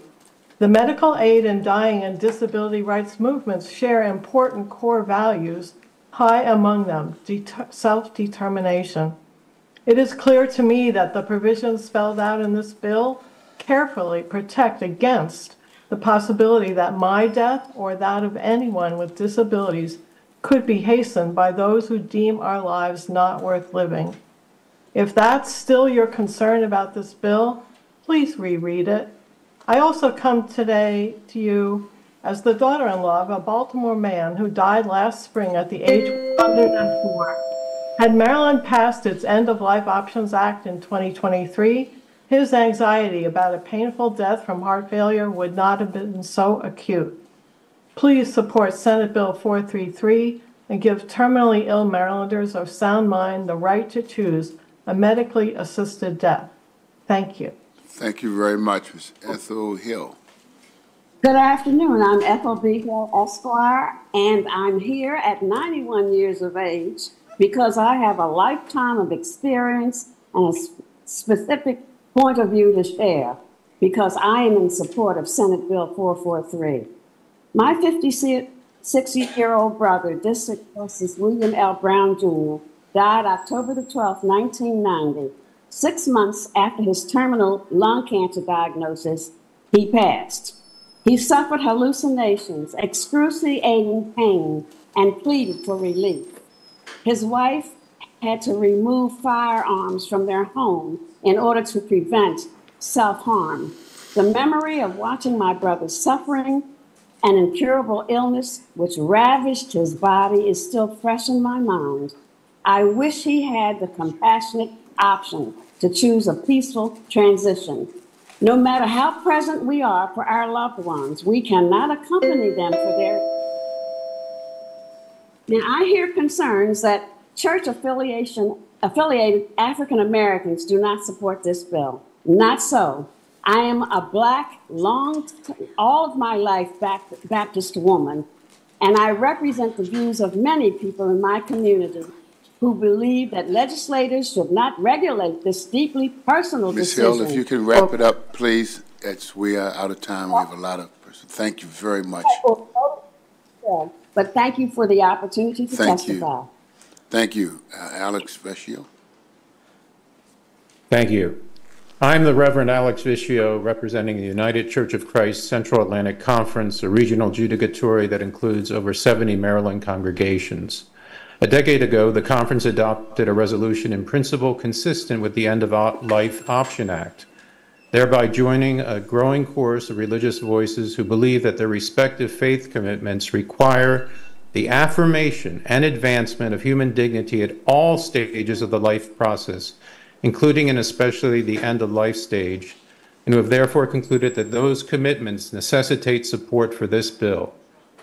Not only does its careful and comprehensive safeguards prevent the formation of any so-called slippery slope that might threaten our culture's respect for human life, but the bill's extension of the permissible range of options in desperate end-of-life circumstances indeed enhances rather than diminishes such respect. We therefore respectfully recommend a favorable report. Thank you.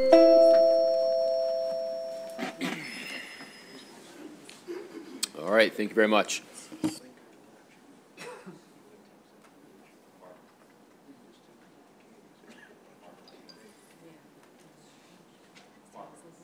Is Alex is next? All right, can you unmute Alex? I just went. Okay. Oh, you did? Yes. Jana? Ms. Parker? Jana, yes. Jana, yes. Hello, this is my second year testifying in support of this bill. I wanted to echo what Ms. Hill said. I'm a long-time African-American devout Christian, but I wanted to take some time to think about and speak on how Christianity has the tenets of free will, compassion, and empathy. And all of those things are within this particular bill in relation to someone's choice to end their life.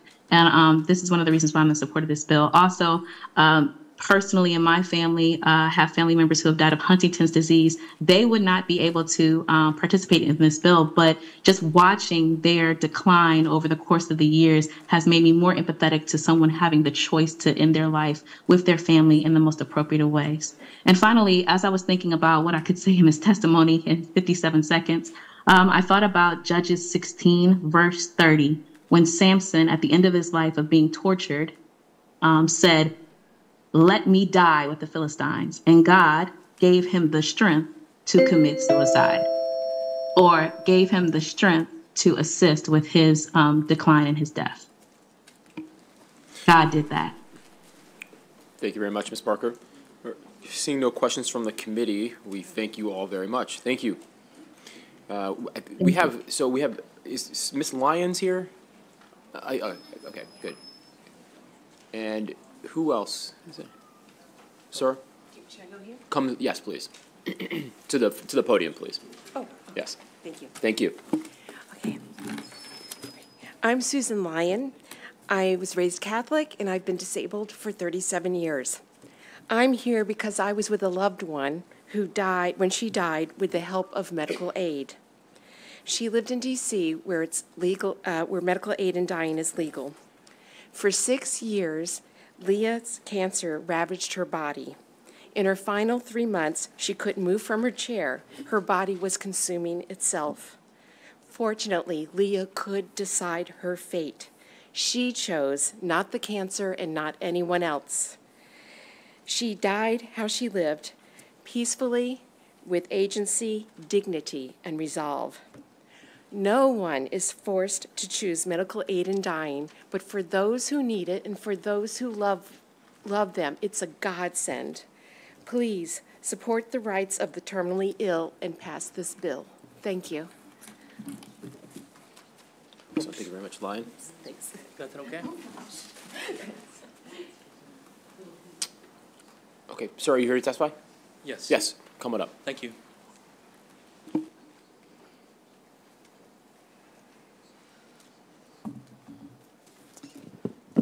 Hi, my name is Conrad Hurling, a former member of the Greenbelt City Council and a former chair of the city's Community Relations Advisory Board. I speak today in support of the legislation before this committee. It is clear to me, having gone through this type of scenario with my parents, one of my two sisters, as well as other relatives and friends, that the last thing spouses, partners, and children want to see is their loved one go through sustained pain or being kept alive through the tubes in their lungs when the rest of their body is not alive at all. 10 states and Washington, D.C. have enacted laws similar to the one before us, and all of them support this concept of death with dignity. I also call it death with decency. From journalist Diane Ream's book of 2016, On My Own, she writes about the struggle that her dying husband, John Ream, went through, and also she went through as well. She writes, I rage at a system that would not allow John to be helped towards his own death. He was a rational mind with no hope of recovery, knowing full well that the only way ahead was a slow downward slide, moving toward incapacity and even greater indignity. Here it makes sense in a full variety of ways to pass this legislation. We came so close to making it happen a few years ago, and I am positive that in our state that declares that we care for each other, that the bill before this committee should pass in this session.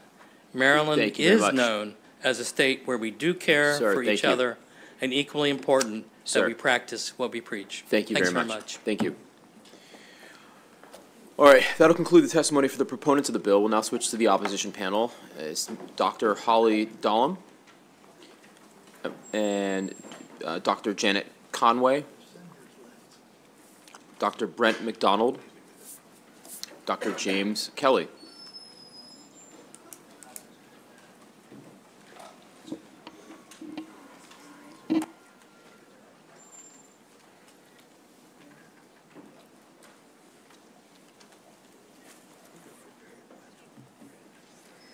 I'm Dr. Holly Dahlman.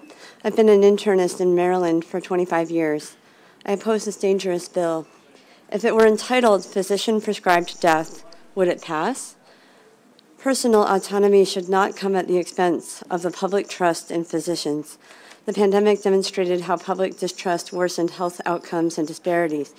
Proponents will argue there's no evidence of coercion or harm to the vulnerable. However, secrecy is built into this bill. Health insurance denials presently keep patients in mind from taking necessary medications. This is no time for the low-cost death option.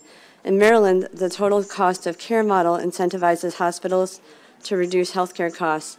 ACOs also pay practices like mine shared savings bonus to reduce health expenditures. To permit medically prescribed death would be to open the way to an entirely unmanageable set of financial conflicts of interest for health insurance companies, hospitals, and medical practices.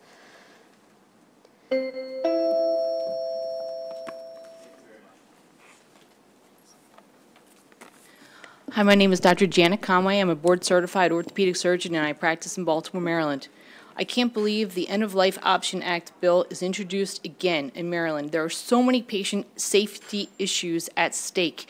There are no protections for the patient against coercion by others, no protections against neglect in treating and diagnosing depression, and no protection against inaccurate diagnoses of terminal illnesses.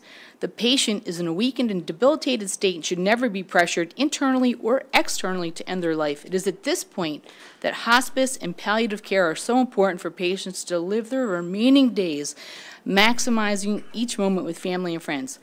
My mom died when I was 24 from ovarian cancer. Every day we had with her was precious, and at the end of her life, her exact words were, "I feel like I'm leaving the party early." We did our best to make her every second with us count. As a physician, it is my job to protect patients. No doctor is a death expert. Asking a physician to assist in suicide is like asking the bus driver to run over the school children he was entrusted to protect. Life is fragile. A doctor's job is to ensure patient protection and physical well-being. We should be extinguishing suffering and pain, not life. Please reject this bill. Thank you very much. Good evening. It's been a long day for you guys. I'm Dr. James Kelly. I am a Maryland physician and a psychiatrist. I'm here speaking on behalf of the nationwide Association of American Physicians and Surgeons. I work with an incarcerated population in Maryland for many years. Maryland has outlawed the death penalty because it was so horrendous, even for violent murderers. In essence, this bill will reestablish a death penalty for law-abiding citizens. It will authorize the use of very similar drugs that are used to kill people who are sentenced to death. The incarcerated are one of the most vulnerable populations in the state. They have less choices. They have less control over their health care options. It will always be everywhere, regardless of what you're told, to be more profitable to deny care, to substitute care denial for death by suicide. This bill will actually lead to denying of care, most likely in the vulnerable populations, particularly incarcerated individuals, is my great concern. Please have an unfavorable report. Thank you. Thank you very much. Questions for the committee? All right, seeing none, thank you all very much. Thank you for being here. Did Dr. Brent McDonald, did I get Dr. Brent McDonald? Okay. Christine Siebert, Nancy Weissman, and Dr. Daniel Somasi. And let's see, one more. Kathleen O'Neill. Is Kathleen O'Neill here? Miss O'Neill. All right, whoever would like to go first. Start down there, Daniel.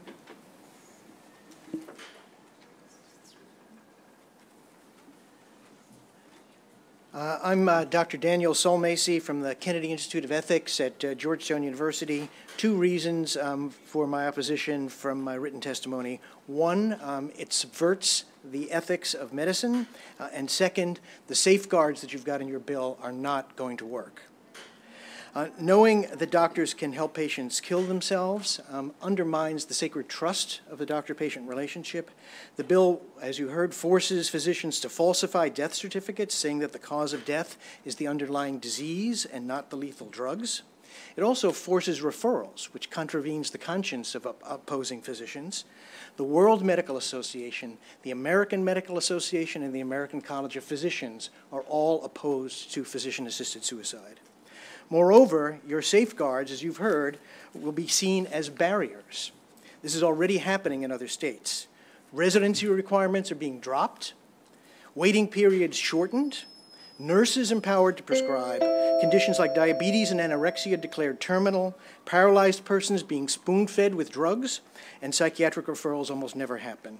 The law subverts medical ethics, and you've been duped, I think, if you believe your safeguards are secure. The law is uncontrollable. If you want to help dying people improve hospice, don't let them kill themselves. Thank you. Thank you very much.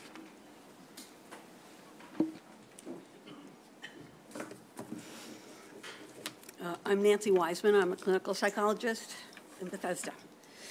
I have 4 reasons why this bill should not be passed. 1, it has nothing to do with choice or autonomy.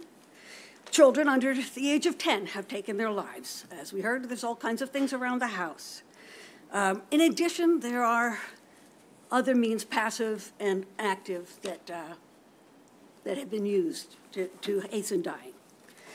It has everything to do with recruiting accomplices, and that is a social disaster. It endangers public health and safety by removing a social and psychological barrier to killing. And it opens a Pandora's box of murder and suicide, which we have already seen. This is socially sanctioned killing by the most historically trusted profession, medicine. You can call it medical killing instead of assisted suicide. It corrupts medicine and endangers patients. It is incoherent to charge doctors to, on the one hand, heal, and on the other hand, to save life. Here are some titles of essays. Will you forgive me for saving you? That was one. We didn't save his life, we did better. It erodes trust in the public. I have one other question. Ms. Weissman. Sorry, it's Brittany Maynard. Her husband was here. This is from the book Modern Dying. Just a few days before Brittany Maynard died, it seemed like she had a change of heart. In a video released October 29th, 2014, Ms. Weissman. She said, I laugh, I smile with my family and friends enough that it doesn't seem like the right time. Sorry. I only, just out of fairness for everyone else, I know it's tough. Okay. Yes, please. Thank you.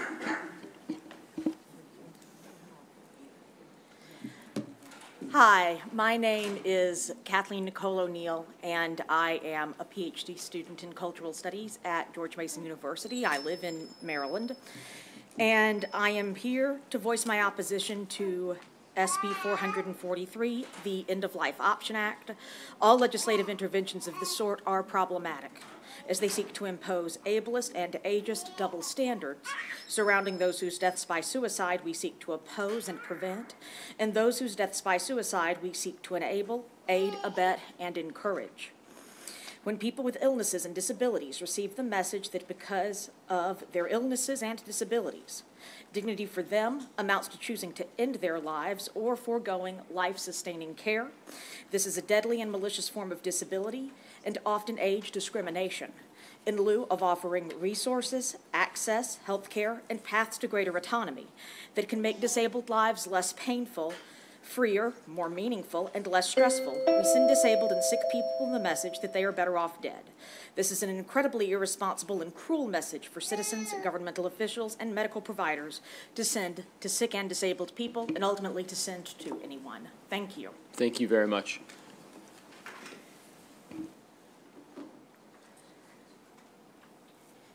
Hi, thank you for being here. I'm Christine Seibert, a Maryland pharmacist. Assisted suicide is not health care, and this is suicide because when you end your life on your own terms, it's suicide. There are 4 problems I'm going to talk about. I talked about many in my testimony, but missing conscience protections for pharmacists. Number 2, drug diversion potential does exist. Drug dealers are pretty good chemists. A lot of the scripts are not used in Oregon. It was 43%. There's no tracking mechanism, and there's no ID required to pick up the script. This is also illegal human experimentation. I coordinate drug studies. If I did these kind of experimental therapies on people and didn't give a proper consent and didn't do proper follow-up like happens here, the FDA would shut us down for not following good clinical practices. Finally, autonomy is a red herring. People want the right to die, and I understand that suffering is something no one wants to face. That option exists now because no one has to continue care they don't want. But they want to control the day and time that they die, and they do that by getting doctors and pharmacists to participate to make it seem okay. Please reject this non-compassionate medicine and vote unfavorable. Thank you. Excellent. Thank you very much. All right, questions from the committee? Seeing none, thank you all very much for hanging in there with us. Thank you. All right, is Nicole LeBlanc? Michael Bergoli? Ian McIntosh? Oh, hey, how are you? Is Dr. Annette Hansen here? Can I go? Sure, just one moment, one more. Just gonna get a couple more folks up there. Is Dr. Brian Zemitsky here?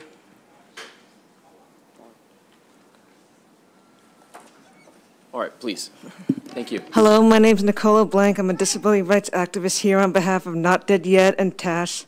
I'm on the autism spectrum. I'm here to ask that you strongly oppose doctor-assisted suicide. This legislation concerns me because of the message it sends to people with disabilities. On a personal level, I have a cousin who committed suicide who was a cancer survivor as a kid.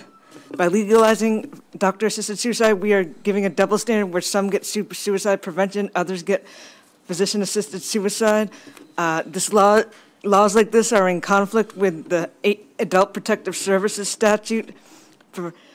And as we've seen with the COVID-19 pandemic, medical professionals tend to misjudge the quality of life of people with disabilities and vulnerable populations. Also, people with autism, there's a high rate of suicide, as I'm also autistic. According to the data, studies show up to 66% of autistic adults have thought about taking their own lives. An alarming 35% have attempted suicide. Majority of them don't have high IQs. We need investment in, palliative care and universal health care and long-term care. Being disabled, growing old should not be a burden. Thank you. Thank you very much. Thank you.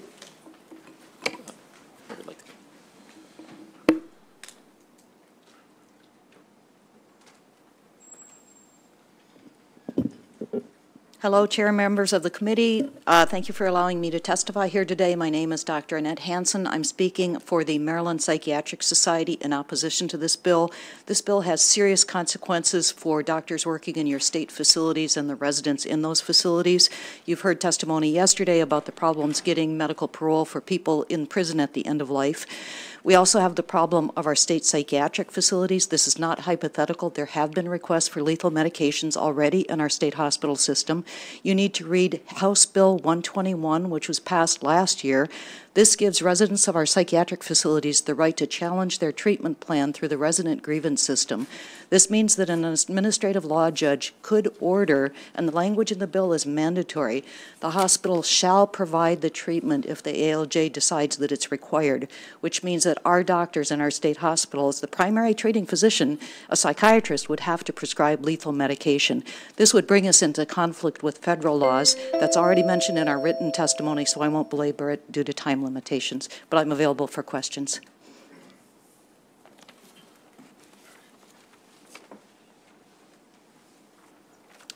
Good evening, Chairman and members of the committee. My name is Dr. Brian Zimnitsky. I'm speaking on behalf of the Maryland Psychiatric Society in opposition to passage of this bill. As the bill is written, there is a lack of safeguards, particularly to those with mental illness and potentially those with cognitive difficulties. It does not require a psychiatric evaluation of the individual requesting to end their life. This is only something that happens if there is a request by one of the two consulting physicians. I believe that it's important to conduct a comprehensive evaluation to evaluate for the decision-making capacity of the individual, whether they have delirium, dementia, or they are suffering from if there is undue influence. Additionally, many mental health conditions such as depression may present with suicidal ideation as well, and it's important to evaluate for those. And additionally, this is not without precedent in terms of having evaluations. Individuals with heart and lung transplants often have to have a psychiatric evaluation as part of the process. Thank you.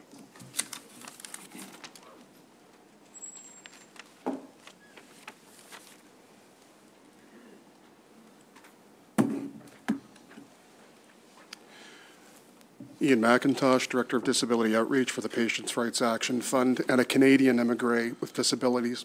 And you should find this bill unfavorable because apples to apples, proponents' national campaign absolutely mirrors the Canadian statutory map, and the prudent result is approximately 60,000 dead Canadians and counting between 2016 and 2023, since we were first betrayed by similar initial promises offered by proponents.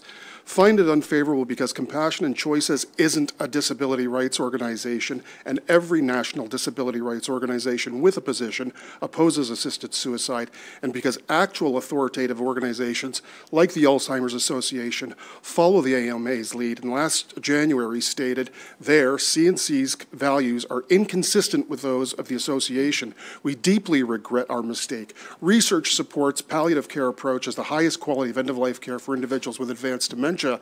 Find the bill unfavorable because the information provided by proponents is unreliable. Proponent furnished polls predictably claim 70% support amongst all groups, including black and brown communities, but those polls don't reconcile actual participation numbers, like in D.C., where 45% of the population is black, but 22 out of 24 people that, of the assisted suicide victims were white. Fact check, 1% is not the same as 70%. Excellent. Yesterday in Maryland Thank you, Matters, sir. in American Medical's article, this is important. Sir, This is important. Sir, He said, I I know in the it's all black important. community we're still fighting Sir. to live. We don't get adequate Please health conclude outcomes to your begin with, so it's hard to say, okay, let me offer you this option Sir. when you haven't been given the support Sir. you need to live. Thank you very much. Precisely. Thank you very much. You know, it's tough on the, I know it's tough with that minute. All right. Questions from the committee? Seeing none, thank you all very much for being here. All right, is Brian Zemitsky here? That was you. There you go. Sorry. Dr. Palmer. Is Deborah Brocado here?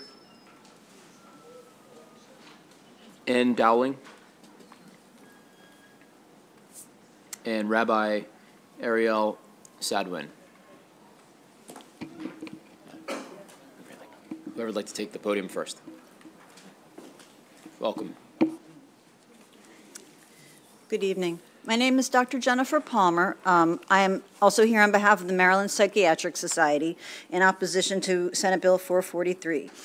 This bill raises some serious practical questions for me as a private practice psychiatrist. I treat many patients who are at risk for suicide for various reasons, and it is not clear from this bill what would happen in certain situations. So, for instance,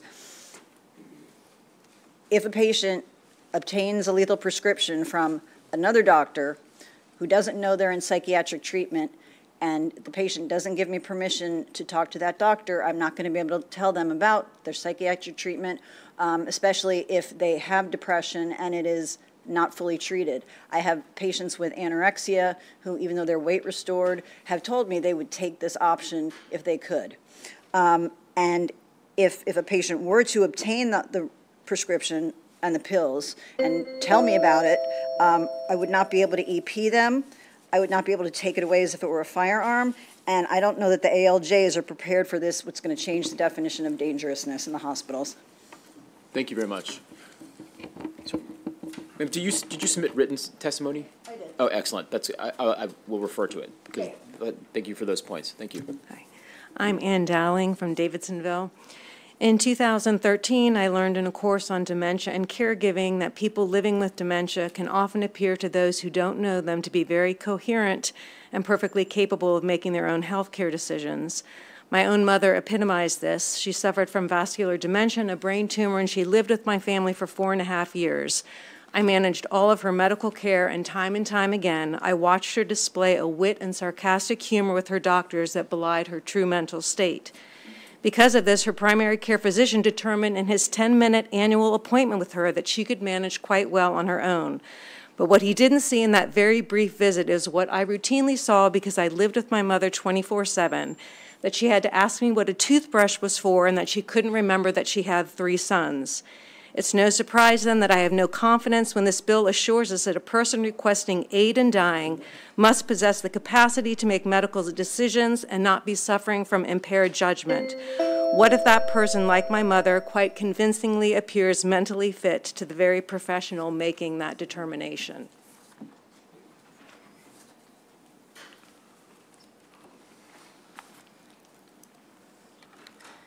Good evening. I'm Deborah Brocado, and I ask you to oppose Senate Bill 443. My father killed himself due to depression and alcoholism. Our family was in so much pain that each of us thought about suicide ourselves, so there is a connection. Fortunately, it went no further. Suicide is not a cure for depression or alcoholism. Suicide leads to more suicide. If you want more suicide, vote in favor of this bill.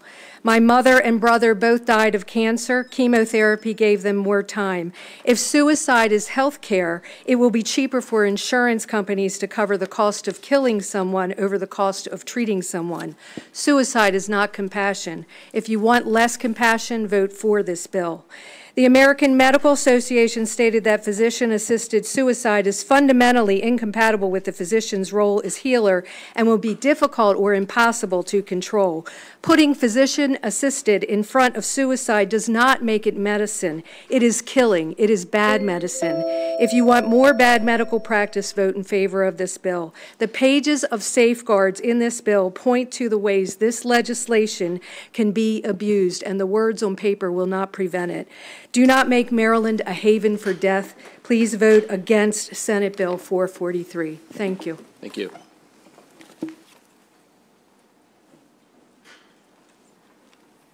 Good evening, Mr. Chair, members of the committee. My name, for the record, is Rabbi Ariel Sadram, the Executive Director of Agudath Israel Maryland, Regional Office for Agudath Israel America.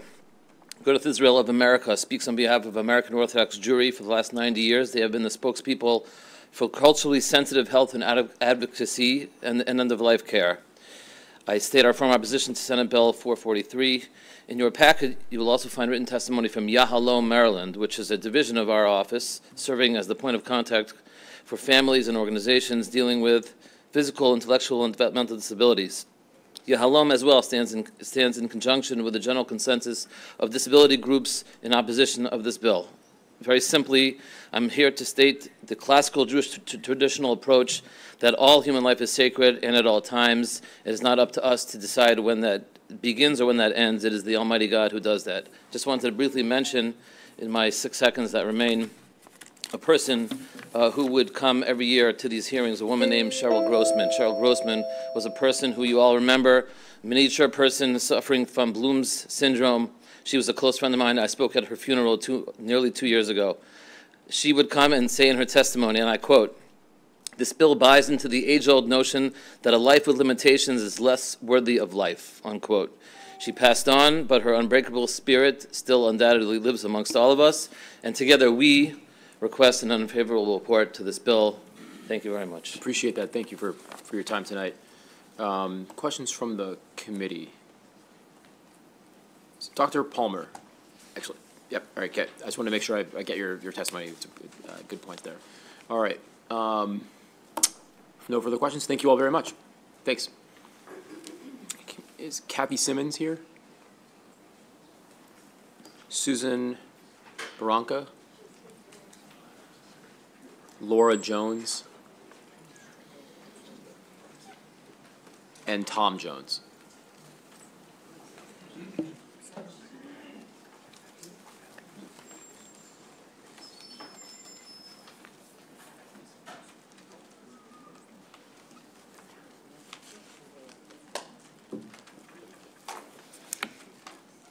Good evening. I'm Susan Marble Barranca. I'm an attorney. I'm also a PhD, former associate professor of ethics, including medical ethics. I also used to work here at the Senate, which is why I might look a little familiar to you. I left about 2 sessions ago to care for my husband, who died about 3 months ago from Lewy body disease. I come here to testify in opposition to this bill with 2 reasons that I don't think have gotten that much attention, although I have heard some mention this evening of the disparate racial aspects that come into this bill. And there, in my written testimony, I've cited to several studies that talk about that. The second one is the effect of redefined words on informed consent. And looking at some of the language that you see in there, things like medication, which is generally understood to be something that would help prolong or help restore to health. Aid in dying is used instead of suicide or just death. The other thing is a prescription, which is generally, again, something that is prescribed by a doctor. In my written testimony, I actually put in there whether or not a person would actually consent to sign the form in there if it were to say something like, I request poison to end my life, and say that they're fully informed of the nature of the poison to be dispensed to enable them to do so. Thank you. Thank you very much. Susan, sorry for your loss. Thanks. Thank you. It's good to see you. Hi, my name's Laura Jones, and I think I've given you so much information that you should never want to pass this. I know you called it into question, Senator West, with the proponents, but I just want to say that when someone believes there's no longer a reason to live, society has a mandate to protect them from committing suicide. We will all be weak and vulnerable when we become sick. Our law should not offer us a way to kill ourselves as a treatment for our illness. It will force us all to decide if we should end our life or continue to be a burden on those who care for us. In Oregon, 48% of the people choose to end their life because they felt like a burden. No one should feel compelled to die for the sake of others.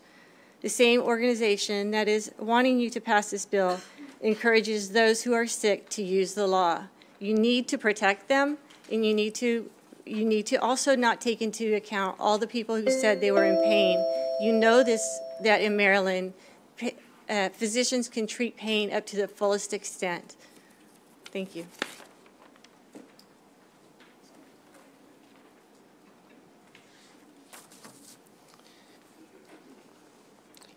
Thank you. My name is Tom Jones. I oppose SB 443 because of its impact on suicide rates. I've had a parent and a child who have suffered from mental illness and suicidality, both of them. I find this bill terrifying. There are multiple peer-reviewed studies that show that this law will increase suicide rates. These studies show a 6% increase in suicide rates, 13% if you just focus on women alone. There's also a misconception that there are no records of abuse of this law. My written testimony references 2 articles that identified 20 cases of abuse of the law, ranging from possible murder and real estate fraud to providing lethal prescriptions to people with long histories of dementia and suicidality. These 20 cases have come to light despite the former Director of Health of Oregon stating her department was not resourced or required to enforce the law, and the Portland Tribune writing, all precautions built into the Death with Dignity Act are for naught. Imagine how many more cases there would be if the safeguards in this bill were enforceable. Senators, thank you very much. Thank you very much. Thank you all for hanging in there with us tonight. Questions from the committee? Yes, with Senator James. I just didn't, your name is Tom Jones? It's Tom Jones. And who do you represent? Well, my wife and I represent ourselves. We started, here, let me go up to that. I just want, I'm just trying to find your testimony. If it's missing, I just want to make sure I can Yeah. locate it later, that's all. Yeah, so it's Tom Jones. Okay. There's 4 references in there. My wife and I are private citizens. However, we've been testifying against this law for 8 years now, 9 years. You referenced some Right. reports, Right. so I want to make sure I can find your Yep. testimony. So is your name, is it just like letterhead? It's Tom Jones. Also, as part of our, going against this bill, we have our own nonprofit called the Dignity Mandate. Is that what the letterhead is? The Dignity Mandate, no, the dignitymandate.org is our website. It contains a lot of data, fully resourced, showing the economics behind assisted suicide, fact-checking some of the claims by the proponents of this bill, a number of different resources there. Everything we have, fully resourced, so you can go, you can see nothing we say is taken out of context. Thank you. Just want to be able to find that information later. Thank you. Chairman. All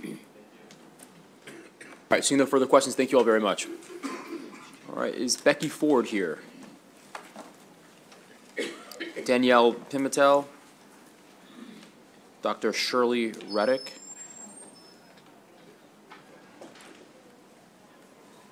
Dr. Frank Arlinghaus?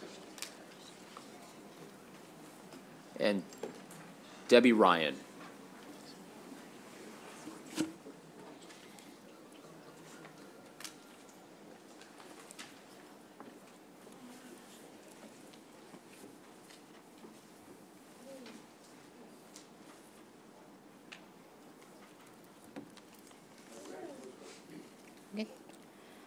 Thank you, Mr. Chairman, members of the committee.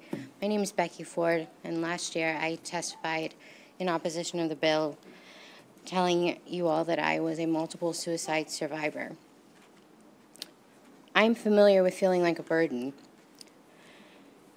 Before I was ever opposed to this bill, in 2016, I was handed a pamphlet by a therapist I was seeing at the time. I was not in a dark state. But because he knew my diagnosis was chronic, he explained I'd never get better. The pamphlet had the face of Brittany Maynard and her husband, who was just here, who I ran into in the hallway, so I was a little beside myself. Who was a young woman with terminal illness who the press followed as she went to Oregon for physician-assisted suicide. This expert told me that this is what I should choose. So, this bill is nothing but a burden for someone like me who has right now 3 invisible chronic illnesses. And I strongly oppose this bill, and I ask you to please not pass it, because I believe that those who hold office should be standing up for the vulnerable patients like myself and sending out a message of resiliency and hope, not one of burden, shaming, and death. Thank you. Thank you very much.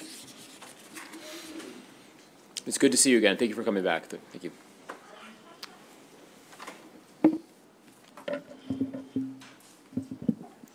Good evening. My name is Danielle Pimentel, Policy Counsel with Americans United for Life, and I urge your opposition of this bill.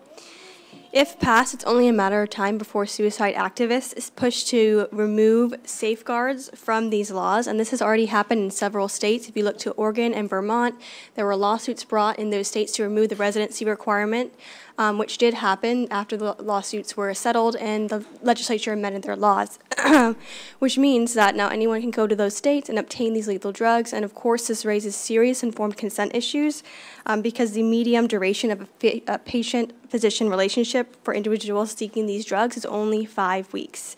California also faced a lawsuit where suicide activists argue that the state must allow for active euthanasia for persons with disabilities that cannot self-administer the drugs, and there are several other instances of the attempts to remove these safeguards. So this bill is only the first step to expand this practice, harmful practice, but it will not be the last. Physician-assisted suicide, as you've heard, I see I'm almost up, is not health care, and it strips vulnerable persons from authentic choice near the end of their lives. I've also submitted written testimony where I lay out numerous abuses of these laws. Thank you so much for your time tonight.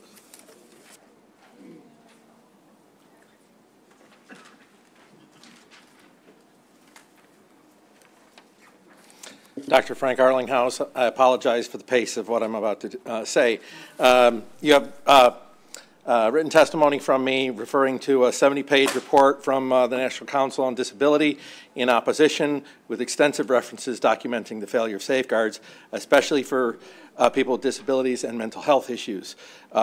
In particular, a British Medical Journal study of Oregon patients showed nearly half present for depressive or anxiety disorders, and yet 1% get referred.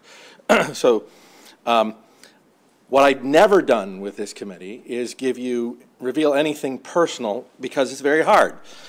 Because for the last 4 years, I've dealt with a suicidal teenage daughter who, because of this and the messaging sent by this, asks why she's not allowed to kill herself. She sees this going on in other places. Our teenagers pay attention to what we send. I also have an older son who suffers from depression and considers himself at risk for the same reasons that the Joneses lay out. Thank you for your patience. I hope you get an opportunity to look at my written testimony. Hi, my name is Debbie Ryan. I'm a nurse practitioner from Garrett Park in Montgomery County. I just want to say that SB 443 represents the absolute antithesis of what it means to be a nurse. Nurses become nurses to heal, to care, and to be compassionate. Compassionate Choices has hijacked this term. To be compassionate means to suffer with. They don't sit with the patient when they die. They don't hold their hand when they die. Nurses hold people's hands when they die. Senator Waldstreicher talked about conscience, but unfortunately there are no conscience protections written into this law for nurses.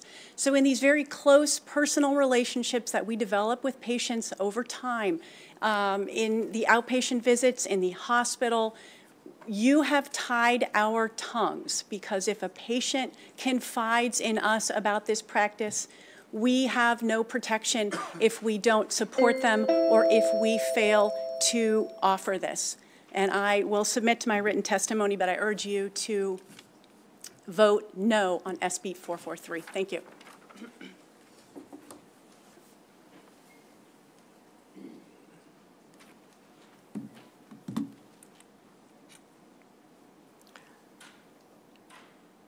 Thank you, members of the committee. I'm Dr. Shirley Ruddock from Columbia, Maryland. I am a pediatrician and pediatric hematologist, oncologist, and medical educator of some 40 years' experience, speaking for myself today, testifying in opposition to SB 0443. This bill is state-sanctioned assisted suicide.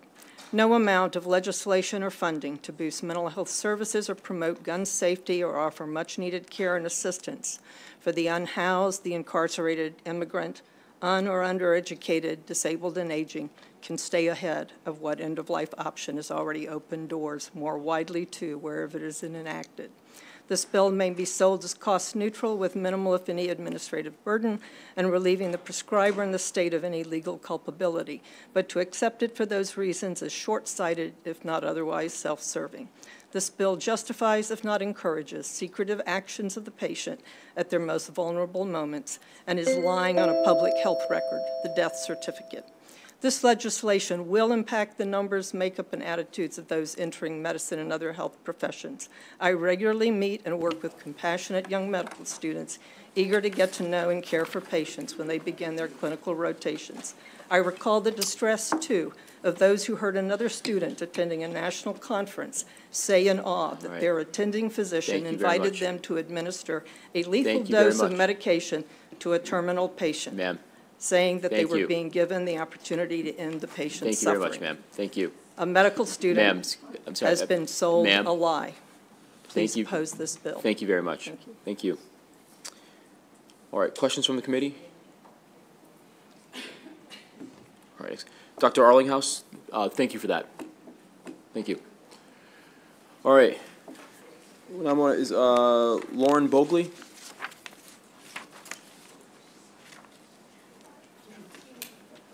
Ann Eric, sorry if I mispronounced that. Dr. Joe Marine. Jonathan Alexander.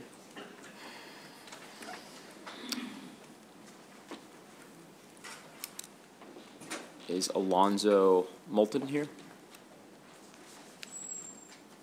Alonzo Moulton. George Gano.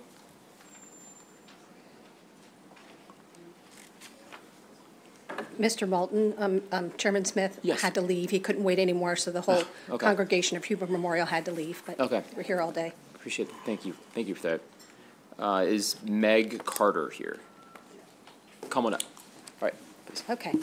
Thank you, Chairman Smith and members of the committee. I'm Laura Bogley, Executive Director of Maryland Right to Life. I know that most of you have already made up your minds about this bill, assisted suicide. We've been here with you year over year. Many of you believe that the warnings by opponents today are mere conjecture. I'm here to testify that something that begins as safe, legal, and rare, over time becomes a monopoly of the pro-death providers over legitimate health care. The state will become a state sponsor of killing using taxpayer funds to prop up the pro-death industry. And years from now, when you're at the end of your own lives, the state may deny you access to life-saving alternatives to death. This travesty has already happened in the state of Maryland. The only difference is which vulnerable population of human beings are being exterminated in the name of choice. We urge your unfavorable report. Thank you.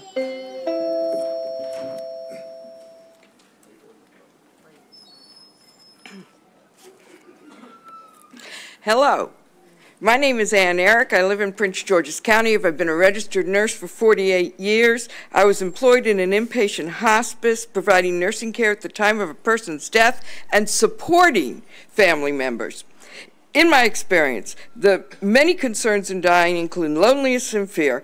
I oppose a bill to permit assisted suicide because these two concerns are most caringly addressed in hospice and palliative care. The pain, relieving pain, the fear of losing the quality of your life and life itself. In hospice and palliative care, a team of chaplains, nurses, social workers, and doctors professionally and caringly bring closure to a person's life and support the loved ones.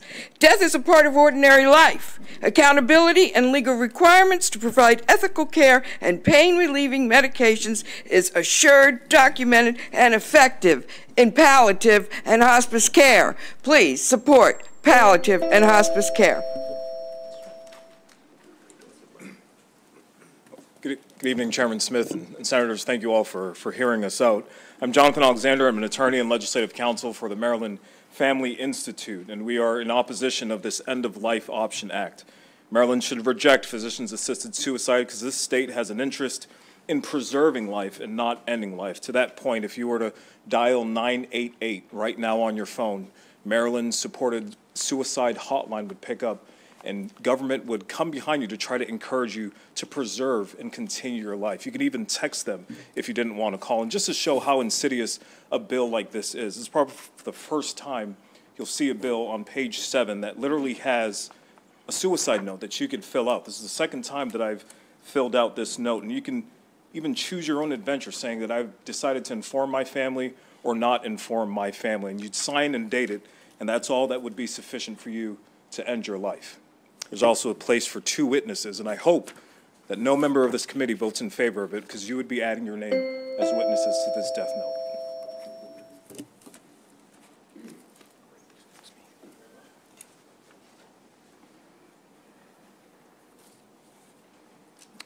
Thank you, Mr. Chairman and members of the committee.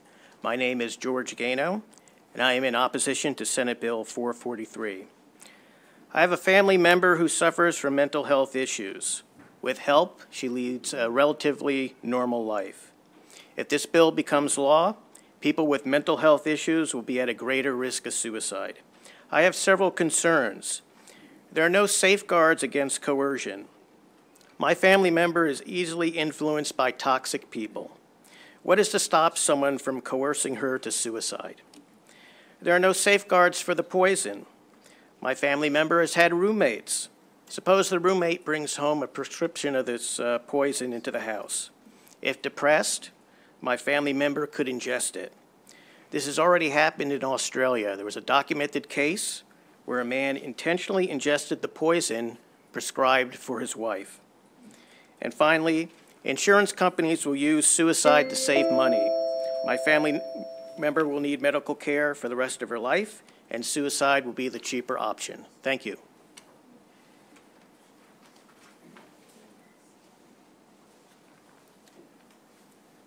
My name is Meg Carter. I'm a cancer survivor, a disability advocate, and a caregiver for someone with disabilities.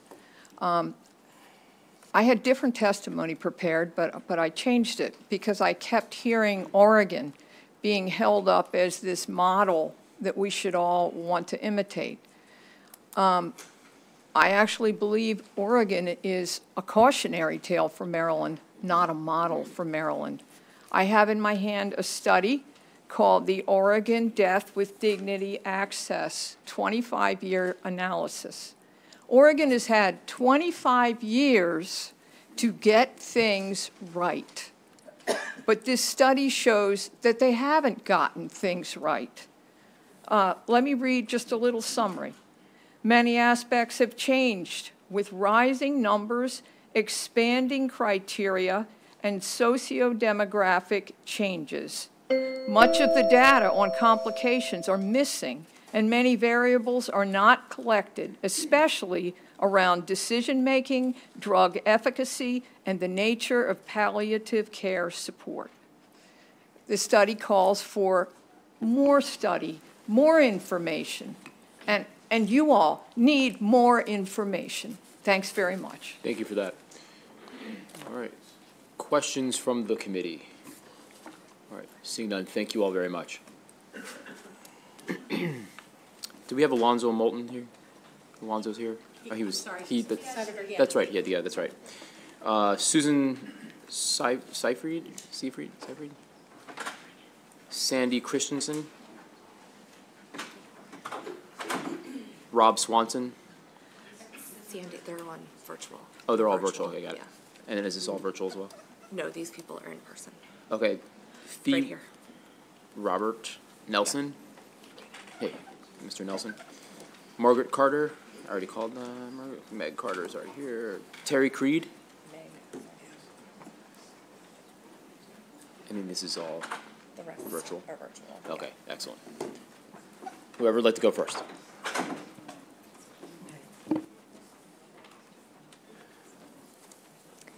I'm Susan Seyfried from Arnold. The pending End-of-Life Option Act is causing a lot of anxiety among senior citizens. Many of us feel like we're the target, and it's scary. We've always trusted our doctors for help and support. If the legislation passes, they'll be able to write prescriptions for poisons designed to kill us, poisons that weren't made for this purpose and haven't been tested for this purpose. At the same time, we're afraid of being denied the medicines and the health care that we need. There's also been talk among us that we could be coerced in a very vulnerable time to commit suicide and that nobody would know since no witnesses need to be present as to what goes down at the last minute of our life. The legislation speaks of compassion, but we're not feeling the love. We're feeling expendable. A dear friend of mine committed suicide a few years ago. She didn't need a law to do so. My wish for her is that it could have been prevented. And my wish for those people who are considering it as a possible option for themselves would receive the care and the help and assistance they need rather than the encouragement to carry it out. I urge you to vote no to this legislation.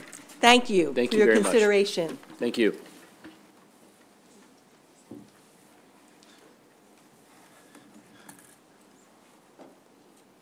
Thank you so much for letting me come today. My name is Pastor Michael Creed, Terry Michael Creed, and I pastor a church in Clinton, Maryland, Independent Baptist Church.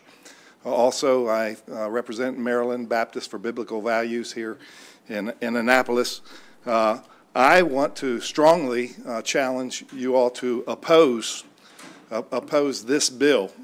I am a pastor, and really the only thing I know is God's Word, and God's Word says that God is the one that breathed into us the breath of life, and God knows the last day that we'll take our last breath and we'll step into eternity. And we need to be coherent of that. I understand in the Bible in Genesis 9 and verse 56, taking a man's life will bring God's judgment, and I don't want God's judgment on the state of Maryland. We don't need to be in the business of taking people's lives or passing bills that move in that direction.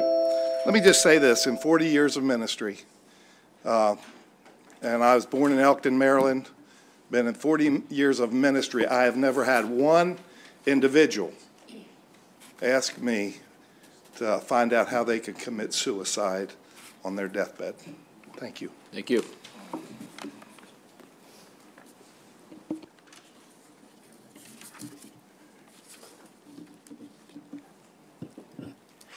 My name is Robert Nelson, Vice Chair of the Board of Trustees at Living Word International Christian Church in Silver Spring.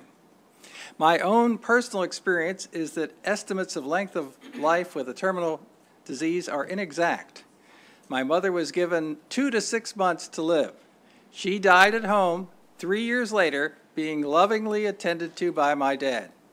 In 2013, my wife of 42 years was diagnosed with an aggressive cancer, and I was present when she died very peacefully with palliative care in the hospital.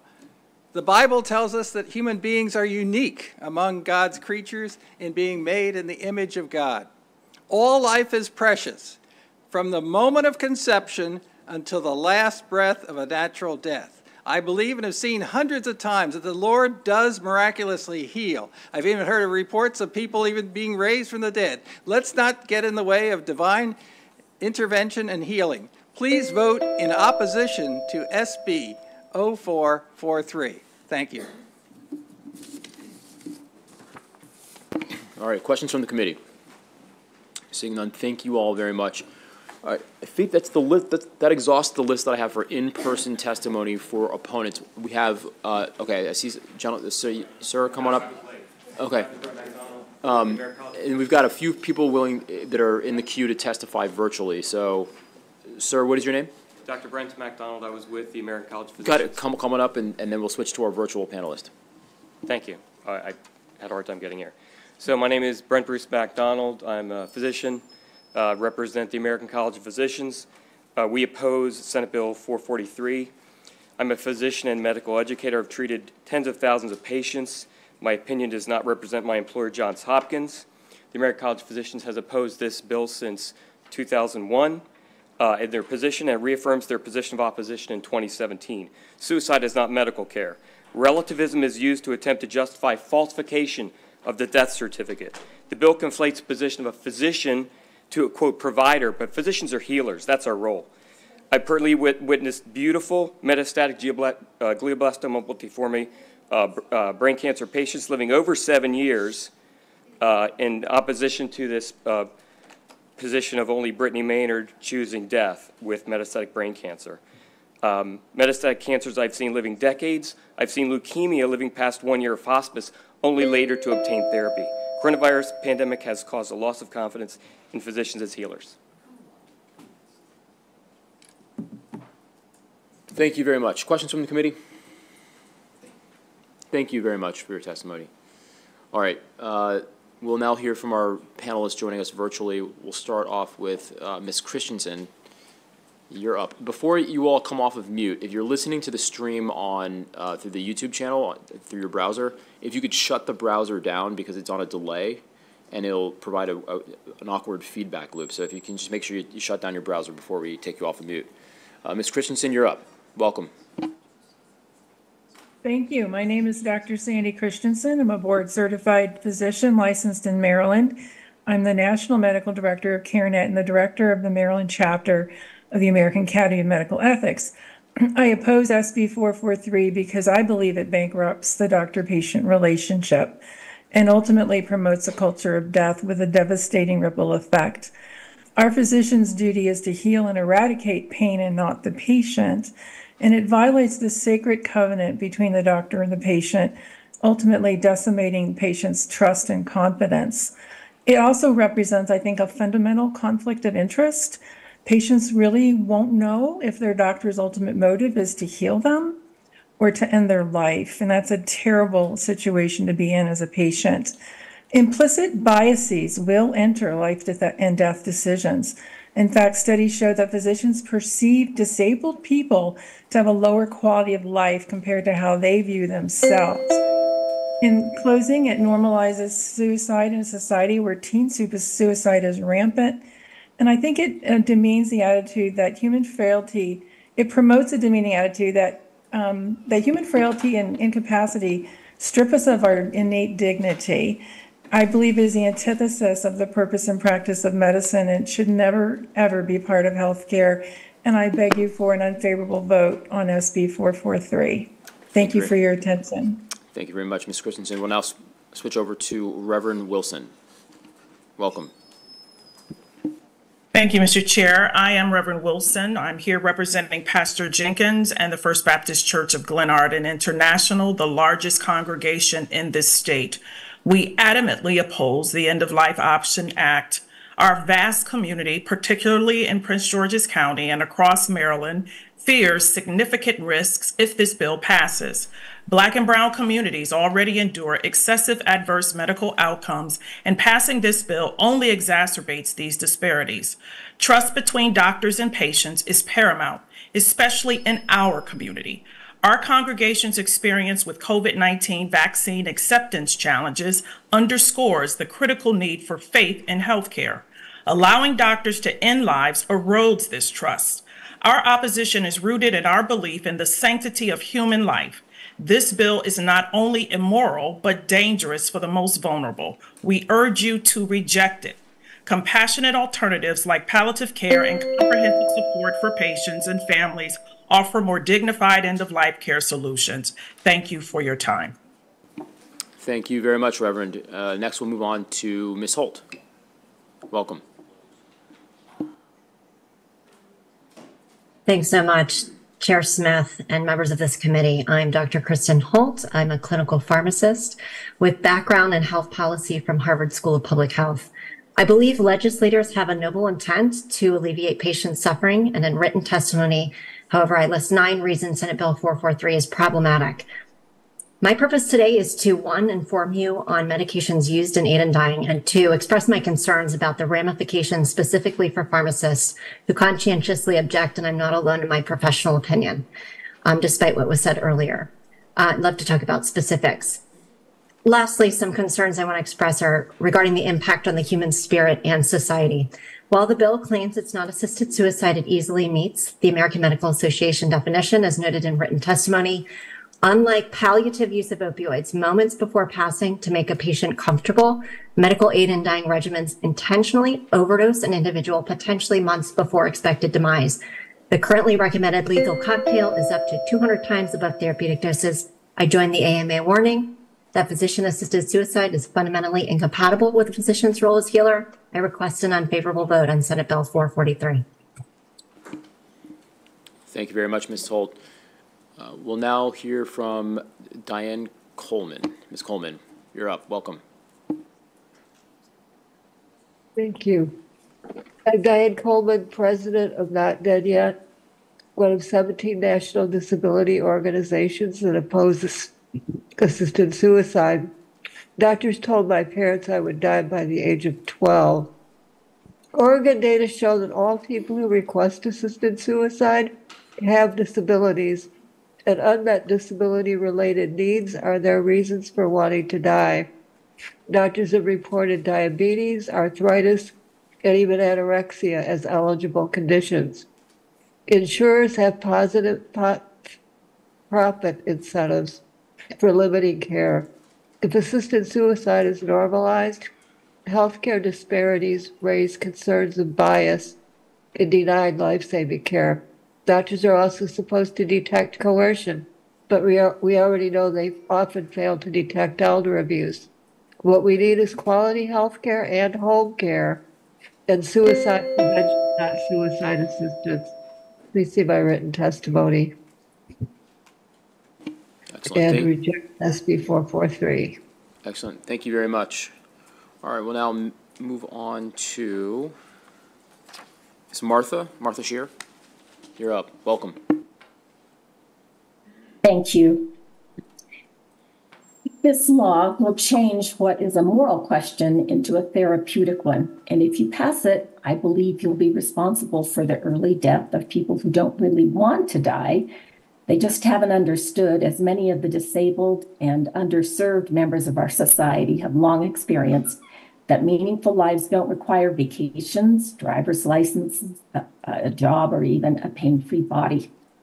We can see this happening in Oregon, where each year since it was passed, since death with dignity was passed, more people have availed themselves to medical aid in dying.